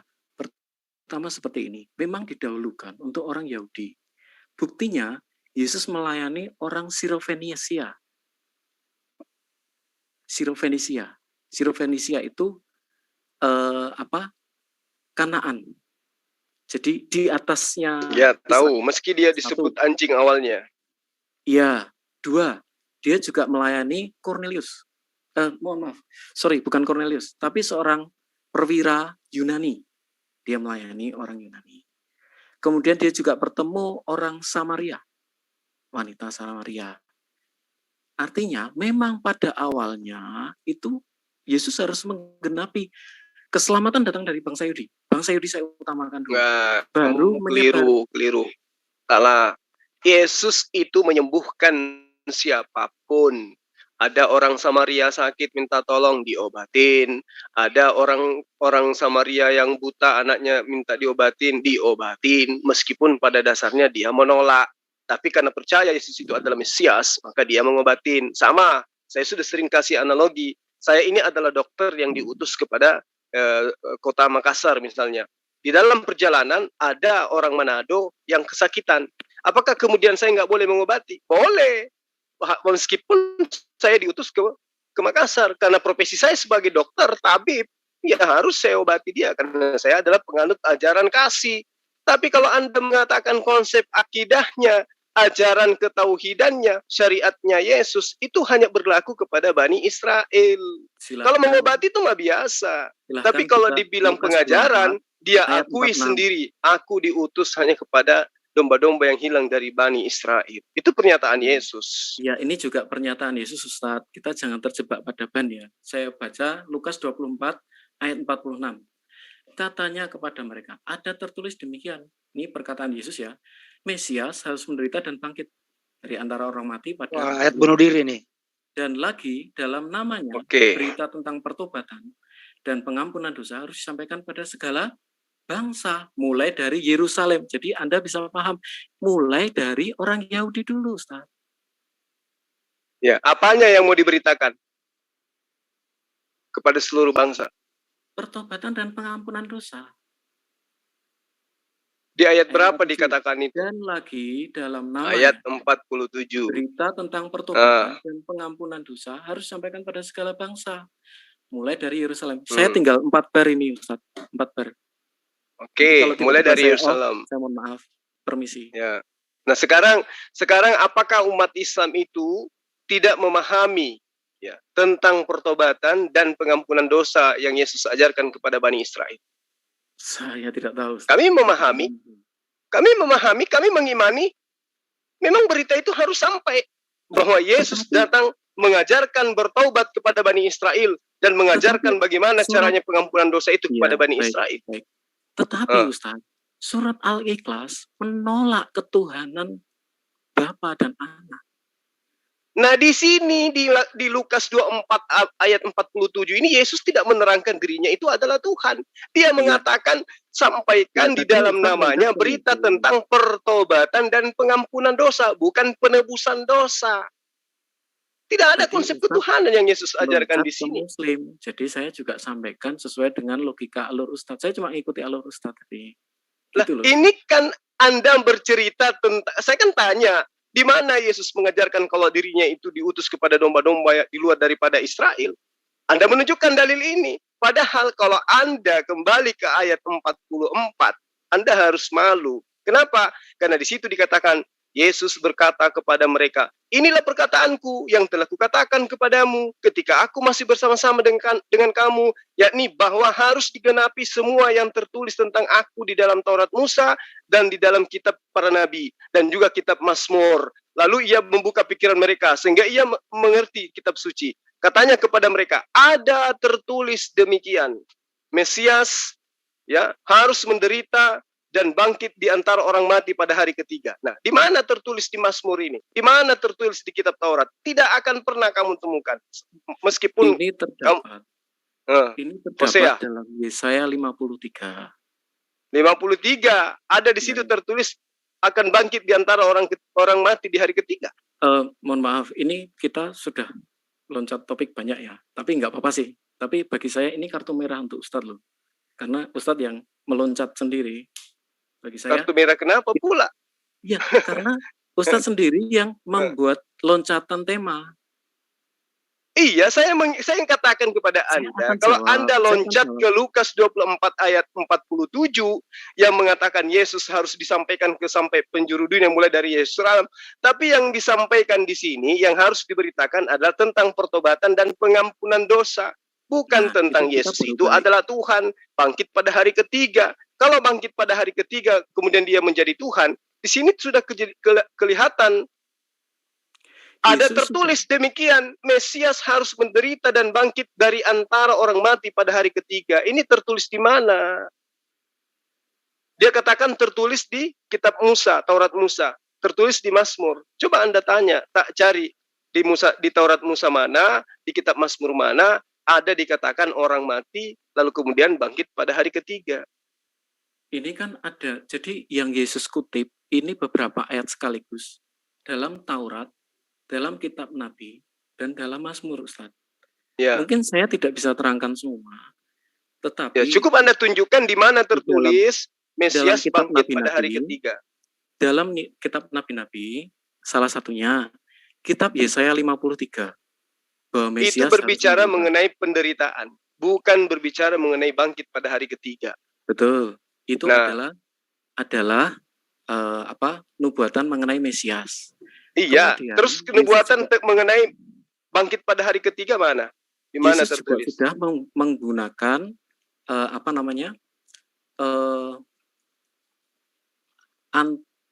type-nya dari Yunus. Yunus 3 hari 3 malam dan dia kembali. Yunus mati di dalam perut ikan atau hidup? Saya sudah sampaikan type. Anti-type-nya adalah Yesus yang di dalam perut ini. Type itu, paham maksud saya type-nya kan? Ya, ngerti. Nah, sekarang ketika Anda memahami tentang itu, sekarang Anda coba jujur, Yesus mati atau hidup di dalam perut bumi? Ya, Yesus hidup di dalam perut bumi. Secara jasad dia mati. Aduh. Kristen yang keliru. Mati, dia bangkit dari kematian atau dia bangkit dari kehidupan? Dia bangkit dari kematian. Nah, berarti mati. Yunus gimana di dalam perut ikan? Mati. Saya sudah sampaikan di awal, itu type. Type, maksudnya type kan, Ustaz? Type itu nubuatan. Type dan anti-type. Itu jadi bukan nubuatan, itu adalah tanda-tanda yang diminta oleh orang yang hidup seangkatan dengan Yesus. Jika engkau adalah Mesias, berikan tanda kepada kami.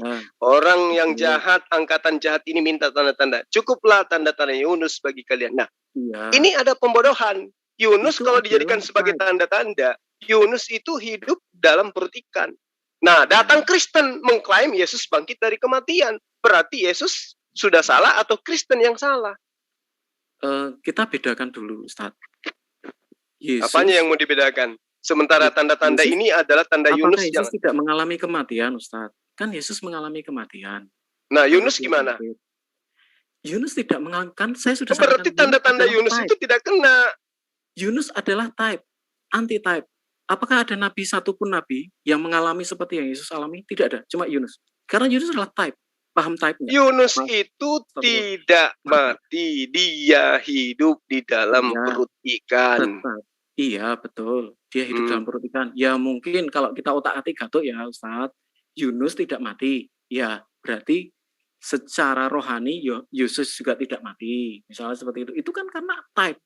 Yunus secara jasad tidak mati kok. Oh iya, lu kan kalau type itu tidak selalu saklek, Ustaz. Itu bukan perumpamaan ataupun nubuatan, tidak. Dia mencontohkan keadaan yang dialami oleh Yunus akan juga dialami oleh dirinya. Tapi ternyata tidak. Yunus 3 hari 3 malam. Kalau Yesus berapa malam? Malam Sabtu, malam Minggu. Cuma 2 malam. Yunus 3 malam. Nggak nyambung kan? Kedua, Yunus mati hidup. Yesus mati dia. Ayo, nyambungnya di mana? Ini ya Ustaz, saya bacakan Matius 12 ayat 40. Sebab seperti Yunus tinggal di dalam perut ikan 3 hari 3 malam, demikian juga Anak Manusia akan tinggal di dalam rahim bumi 3 hari 3 malam. Jadi bisa dipahami type-nya tidak? Itu adalah type. Yesus adalah anti-type. Kalau itu Anda katakan sebagai ramalan sekarang, Yesus 3 hari 3 malam atau hanya 2 malam? Jadi seperti ini Ustaz, kalau di dalam keimanan kami, ketika... Ya, itu iman Anda, tapi saya sekarang sedang bertanya tentang kejadian yang sebenarnya.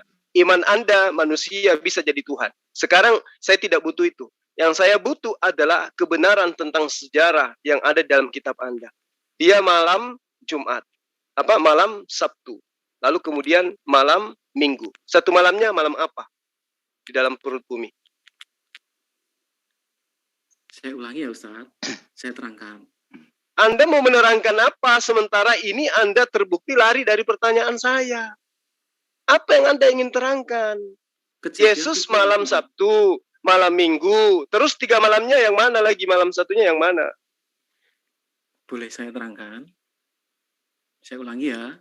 Kejadian 7 ayat 4. Sebab 7 hari lagi aku akan menurunkan hujan. Kok lari ke sana sih? Hari 40. Ya sudah, kalau nggak mau saya ini nggak apa-apa. Saya cuma minta analisa sederhananya. Nah, ini kan saya mau terangkan Ustadz, mohon maaf. Saya cuma minta malamnya itu yang mana lagi? Malam Sabtu, malam Minggu, terus saya boleh mana? 3 malamnya mana? Sudah, maaf Ustadz. Kalau Ustadz saya undang ke room saya hormati. Saya ulangi ya, Kejadian 7 ayat 12. Dan turunlah hujan lebat meliputi bumi 40 hari 40 malam lamanya. Kejadian 7 ayat 17. 40 hari lamanya air bah itu meliputi bumi. Dan air itu naik mengangkat deras hingga melampung tinggi dari bumi. Sesudah lewat 40 hari. Jadi ada ayat 40 hari 40 malam dan 40 hari tok. Itu pengertiannya sama, Ustaz. Bisa dipahami. Enggak, jadi 3 hari 3 karena malam itu adalah kitabnya agama lain. Kamu cuma ngambil dalil-dalil dari kitabnya orang. Kami adalah Yahudi Netsorim, Ustaz. Enggak. Kami enggak ambil kitab orang lain. Lah, gimana ceritanya? Kitab Kejadian itu kitabnya orang-orang Israel. Itu Torah yang diperuntukkan kepada Bani Israel. Lah, di dalam zaman Yesus ada 5 Yahudi. Saya ulangi ya. Yahudi Samaria. Iya, saya ngerti. Saya ngerti. Ada juga yang berasal dari Nazaret. Ngerti saya. Tapi mereka yang menjadi Yahudi ini adalah orang-orang yang merupakan keturunan daripada Yakub, bukan Anda. Oh, saya memang bukan, saya goyim, saya termasuk goyim, saya bukan orang Yahudi. Tetapi saya ulangi ya, di dalam zaman Yesus ada 5 Yahudi. Yahudi Netsorim, dia inilah pengikut Kristus. Apakah Yahudi Netsorim tidak punya hak menggunakan Taurat? Ya kan nggak lucu.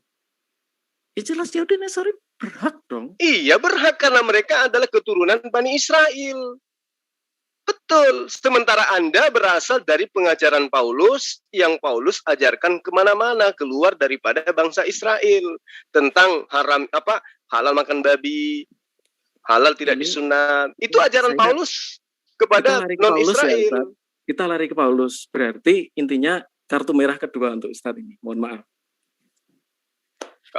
Kartu merah pula. Ustadz udah lari lagi ke Paulus. Kita lagi ngomong. Kan wajar kalau saya menyebutkan itu. Karena Anda selalu mengklaim diri Anda itu sebagai orang yang punya hak mendapatkan tongkat estafet pengajaran dari Yahudi. Sekarang ada nggak Yahudi mengakui Kristen itu sebagai ajaran pelanjut estafet kenabian mereka? Ada nggak? Ada. Di mana tuh? Loh, ada dong. Nikodemus. Di mana? Tunjukkan. Nikodemus. Nikodemus, kenapa Nikodemus dia? Nikodemus dia mengakui. Bahkan dia ada ketika Yesus wafat. Saya tahu Nikodemus yang menurunkan mayat Yesus, yang menguburkan bersama dengan Maria dan Yusuf Arimatea. Ngerti saya. Tapi apa hubungannya dengan kalian yang non-Yahudi? Dengan Nikodemus? Pengakuan daripada Nikodemus itu tentang Kristen yang tidak bersunat dan makan babi itu apa? Mana? Loh, saya tidak makan babi loh Ustaz, walaupun saya Kristen. Iya, mungkin karena Anda jijik atau apa. Tapi kan di dalam konsep pengajaran Anda, apa yang diharamkan bukan yang masuk ke dalam mulut. Jadi Anda salah kalau Anda itu mengharamkan babi. Karena pendiri agama Anda itu sudah mengajarkan. Saya punya konsep sendiri mengenai hal itu. Oh, berarti Anda bukan pengikut Paulus kalau gitu. Saya tidak menghalangi orang kalau mau makan itu walaupun dia Kristen. Seperti itu. Tetapi kalau saya pribadi saya tidak makan babi, saya tidak. Oh, itu berarti pribadi Anda bukan agama Anda. Betul, saya pribadi, secara pribadi. Iya, nggak apa-apa, itu bagus, itu sehat berarti Anda. Bukan itu juga, bukan dalam konteks sehat, tapi oke, kita nggak usah bahas. Saya percaya Ustadz mau membahas soal Rasul Paulus. Apa kita teruskan ke Rasul Paulus? Tidak apa-apa. Nanti di sesi lain. Oke, baik Ustadz, siap. Kembali ke topik 3 hari 3 malam. Oke. Saya sudah Monggo. sampaikan 3 hari 3 malam, pemahamannya sudah saya sampaikan sama. Jadi 3 hari, Nuh mengatakan 3 hari. Sedangkan di sisi lain, Nuh mengatakan 40 hari. Dan di sisi lain, Nuh juga mengatakan 40 hari 40 malam. Jadi pemahamannya sama. 3 hari 3 malam dengan 3 hari sama. Oke, seperti itu pemahaman kami. Berarti Anda berasumsi terhadap perkataan Yesus, Anda convert ke perkataan no. Gitu. Ya, kita paralelkan gitu.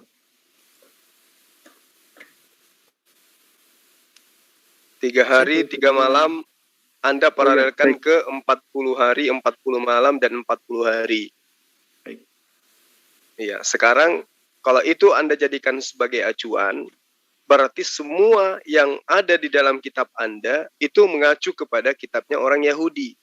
Nah, sekarang saya tanya, apakah ada di dalam kitabnya orang Yahudi bahwa Tuhan yang berfirman kepada para nabi-nabi Yahudi itu akan membentuk diri dalam bentukan baru? Maksudnya seperti apa, Ustaz? Di dalam Yesaya 43 ayat 10. Engkaulah saksi-saksiku, tidak ada Tuhan yang dibentuk sebelum aku, dan tidak ada Tuhan yang dibentuk setelahku. Saya gunakan analogi ya Ustadz, karena ini keimanan kami. Saya harus menerangkan dengan menggunakan analogi kepada saudara-saudara yang belum memahami kami. Saya, Citos, dengan pikiran Citos, dengan roh Citos adalah satu Citos. Logika Citos, pikiran Citos, saya lapar nih, Ustadz. Jam 12 saya mau makan. Berarti pikiran Citos sudah pergi ke masa depan. Itu satu, dia bisa pergi ke masa depan. Kemudian tiba-tiba saya ingat kemarin ada sesuatu.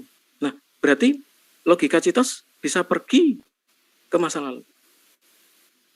Terus udah time out itu? Ya, mungkin jelas. bisa disimpulkan saja. Jadi artinya seperti ini. Pada saat yang sama, pikiran saya bisa berada di berbagai macam tempat. Tapi pada saat yang sama, pikiran saya ada dalam diri saya. Dengan pula, pikiran Allah pada saat yang sama dia bisa berada di segala tempat. Pada saat yang sama dia bisa berada di depannya. Pikiran Allah adalah Yesus. Sesederhana itu. Yesus bukan pikiran Allah. Yesus itu adalah ciptaan Allah.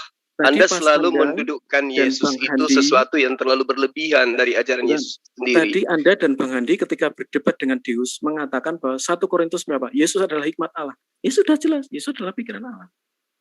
Iya, betul. Segala sesuatunya itu adalah hikmat dan pikiran Allah. Ciptaan yang ada saat sekarang itu pada mulanya adalah perkataan, pada mulanya adalah firman, pada mulanya adalah kehendak Allah itu sendiri. Nah, ketika Anda mendudukkan Yesus itu sebagai Allah itu sendiri, adakah pengajaran Dia yang mengatakan hal yang seperti Anda katakan? Sementara Yesaya 43, tidak ada Tuhan yang dibentuk setelah aku. Nah sekarang Yesus dibentuk berapa lama di dalam rahim? Sekarang seperti ini Ustaz. Sekarang saya tanya, Yesus 9 bulan 10 hari. Dibentuk atau tidak? Iya dibentuk dong, secara manusia. Dibentuk dalam rupa? Manusia, secara manusia. Nah sekarang bagaimana dengan ayat yang mengatakan tidak ada Tuhan yang dibentuk setelahku? Loh, bukankah Allah dengan firman-Nya adalah satu Allah, Ustaz? Nah, bagaimana Anda sudah mengatakan dibentuk? Iya. Loh, apakah sekarang saya tanya, ketika Hasem berfirman, Allah berfirman kepada Yesaya, apakah dalam rupa manusia dia waktu itu? Oh, tidak.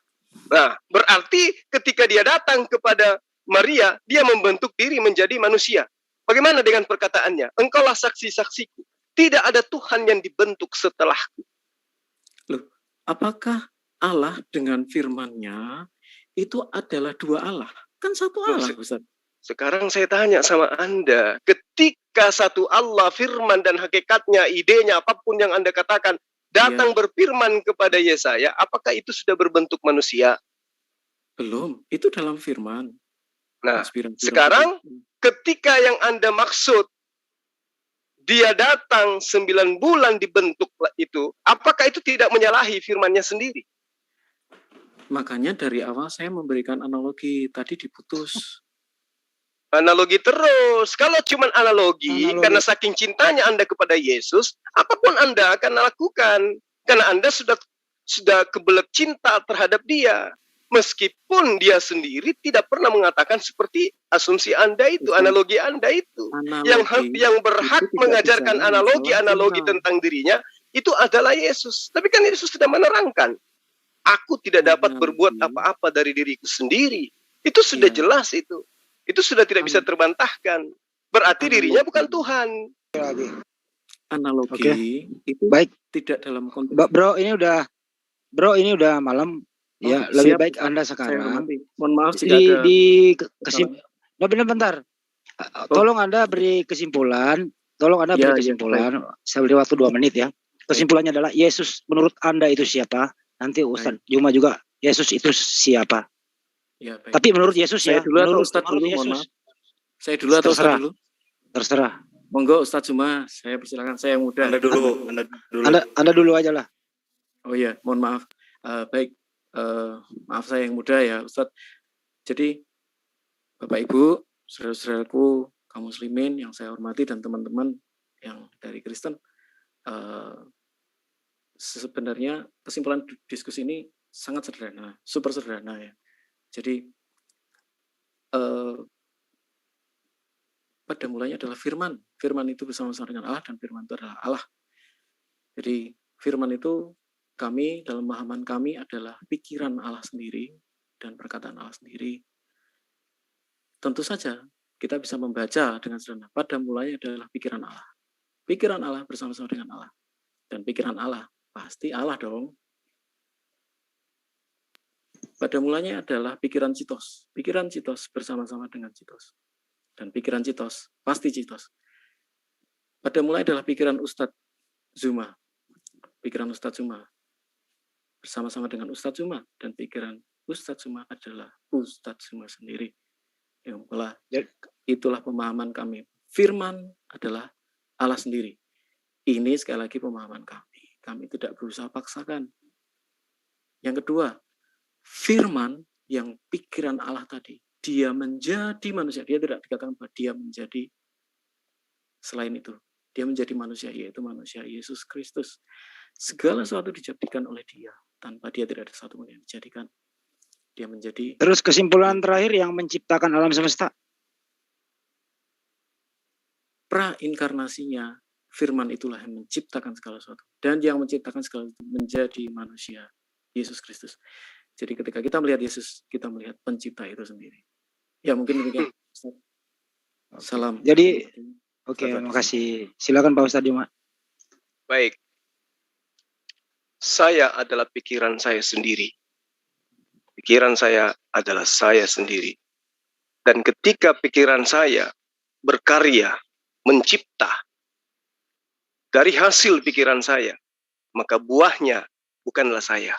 Contoh, ketika saya berpikir, ya, ingin membuat sebuah kue, maka kue itu tercipta berasal dari ide gagasan saya. Apakah kue itu adalah saya? Bukan. Pikiran saya tidak akan pernah mungkin melepaskan dari diri saya untuk kemudian menjadi kue. Pikiran saya, ide saya adalah saya. Dari saya inilah kemudian muncul karya. Karya itu bukan saya, tapi itu adalah buah dari karya saya.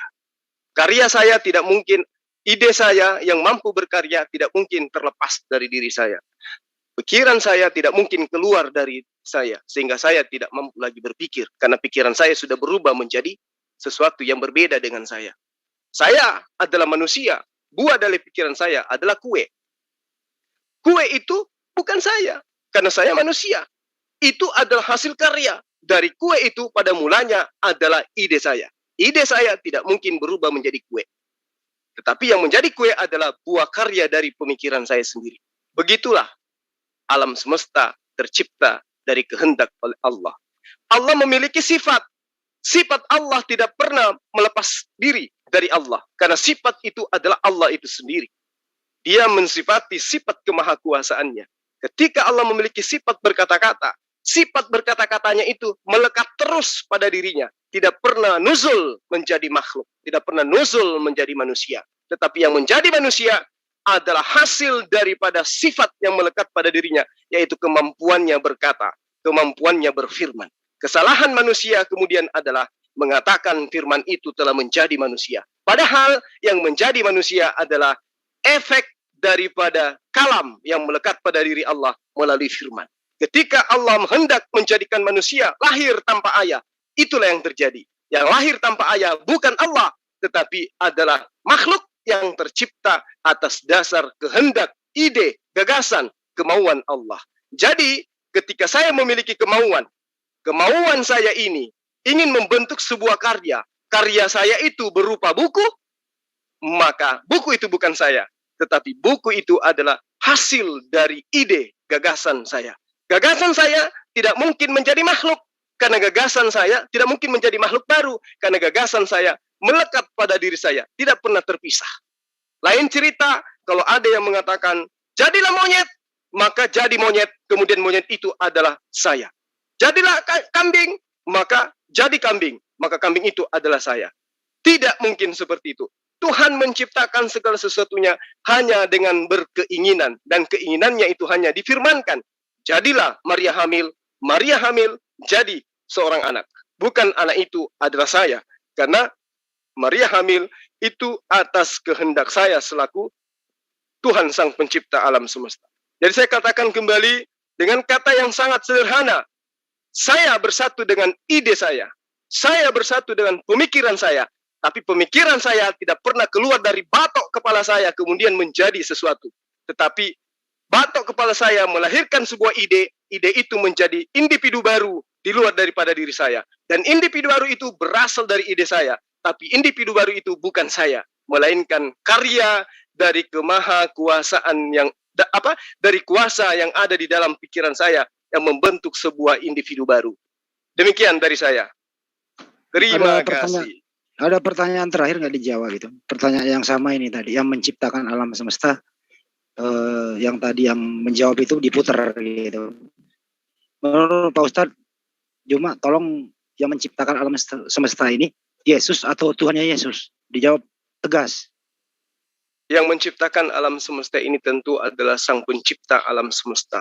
Ciptaan tidak mungkin menciptakan alam semesta ini, karena alam semesta ini adalah hal besar, yang mampu menciptakannya adalah esensi yang maha besar. Sementara Yesus adalah maha lemah, dia tidak bisa berbuat apa-apa dari dirinya sendiri. Kalau ada yang mengatakan bahwa itu kan sisi manusianya, demi Allah, Tuhan Sang Pencipta alam semesta tidak memiliki sisi kemanusiaan. Allah Sang Pencipta alam semesta hanya memiliki sisi ciptaan, tetapi dia tidak memiliki sisi kemanusiaan. Tuhan adalah Tuhan, makhluk adalah makhluk, pencipta adalah pencipta, ciptaan adalah ciptaan. Tidak mungkin pencipta menjadi ciptaan, kecuali diimani hanya dengan hati tanpa dengan akal. Demikian. Oke, makasih. Banjul Fikar, silakan dikembalikan, ditutup. Baik, terima kasih. Rupanya di sini masih ada nggak ini Kristen di sini? Dan SBM, bentar ya. Silakan dibuka yang lainnya. Barangkali mau meneruskan diskusi ini. Siapa yang merasa dirinya Kristen? Nih, apa kalian takut dibuka mic-nya sendiri-sendiri? Kalau masih belum puas dengan Mas Zulkifli tentang ajaran kalian, silakan untuk berbicara. Mohon izin berbicara, Bapak. Terima kasih Ustadz Suma. Ya, makasih sahabatku, makasih. Teman-teman di sini, saya respect dengan keimanan Anda semua, dan selamat malam. Tuhan Yesus memberkati. Baik, Tuhannya Yesus akan menyelamatkan kamu. Semoga Anda juga diberkati oleh Tuhannya Yesus. Apa sih? Belum.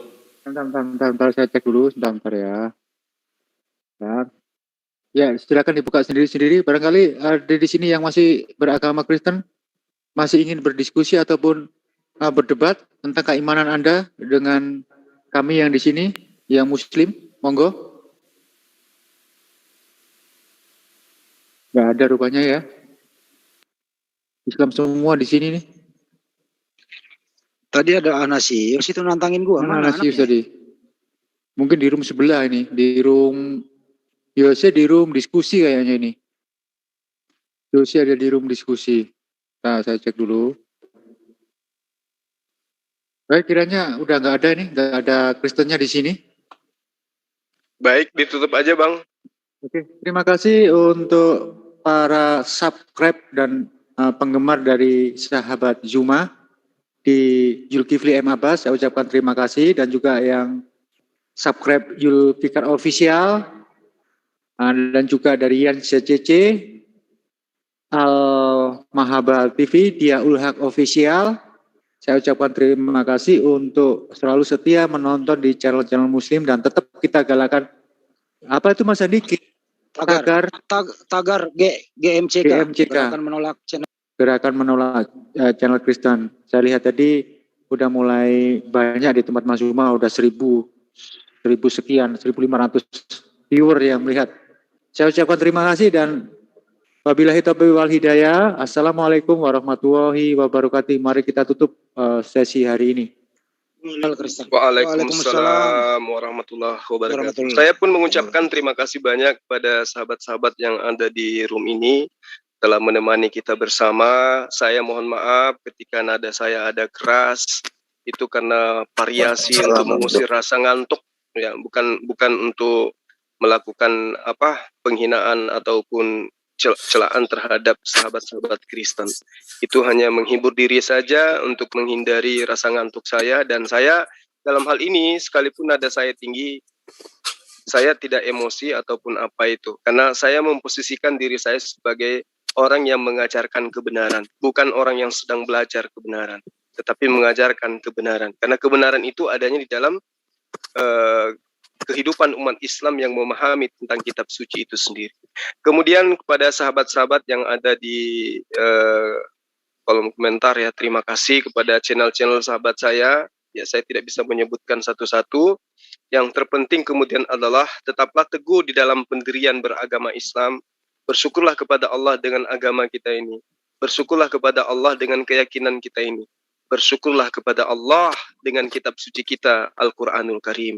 Karena dengan demikian, insya Allah, apa yang kita ingin raih di dalam kehidupan kita, akan kita raih sesuai dengan janji Allah, bahwa Allah akan memasukkan ke dalam jannah orang-orang yang beriman kepadanya. Meskipun pada diri orang-orang beriman ini berlumuran dosa, tetapi ketika dia kembali kepada kenyataan hidupnya tidak memiliki apa-apa di hadapan Allah, dengan itu dia bertaubat secara nasuha, maka saya yakinkan semua umat Islam sedunia akan masuk ke dalam jannah bersama dengan ridha Allah. Demikian para sahabat sekalian, mohon maaf ketika ada kata-kata atau kalimat yang kurang berkenan, itu karena saya juga adalah manusia biasa. Hal-hal yang tidak sepenuhnya bisa saya penuhi sesuai dengan keinginan para sahabat, jawaban saya yang meleset ataupun apapun itu disebabkan karena memang belajar itu tidak harus berhenti hari ini. Tapi saya dan juga rekan-rekan yang ada di sini harus tetap belajar, karena umat Islam hukumnya wajib belajar dari taman kanak-kanak sampai kepada taman makan pahlawan. Demikian para sahabat, saya akhiri. Wabillahi taufiq wal hidayah. Assalamualaikum warahmatullahi wabarakatuh. Salam satu Tuhan. Waalaikumsalam warahmatullahi wabarakatuh. Gurunda. Oh iya, dari tadi itu nggak ketemu saya ini. Gimana Mas Adi? Oh itu, hilang ya. Si Tompel sama si Ucok.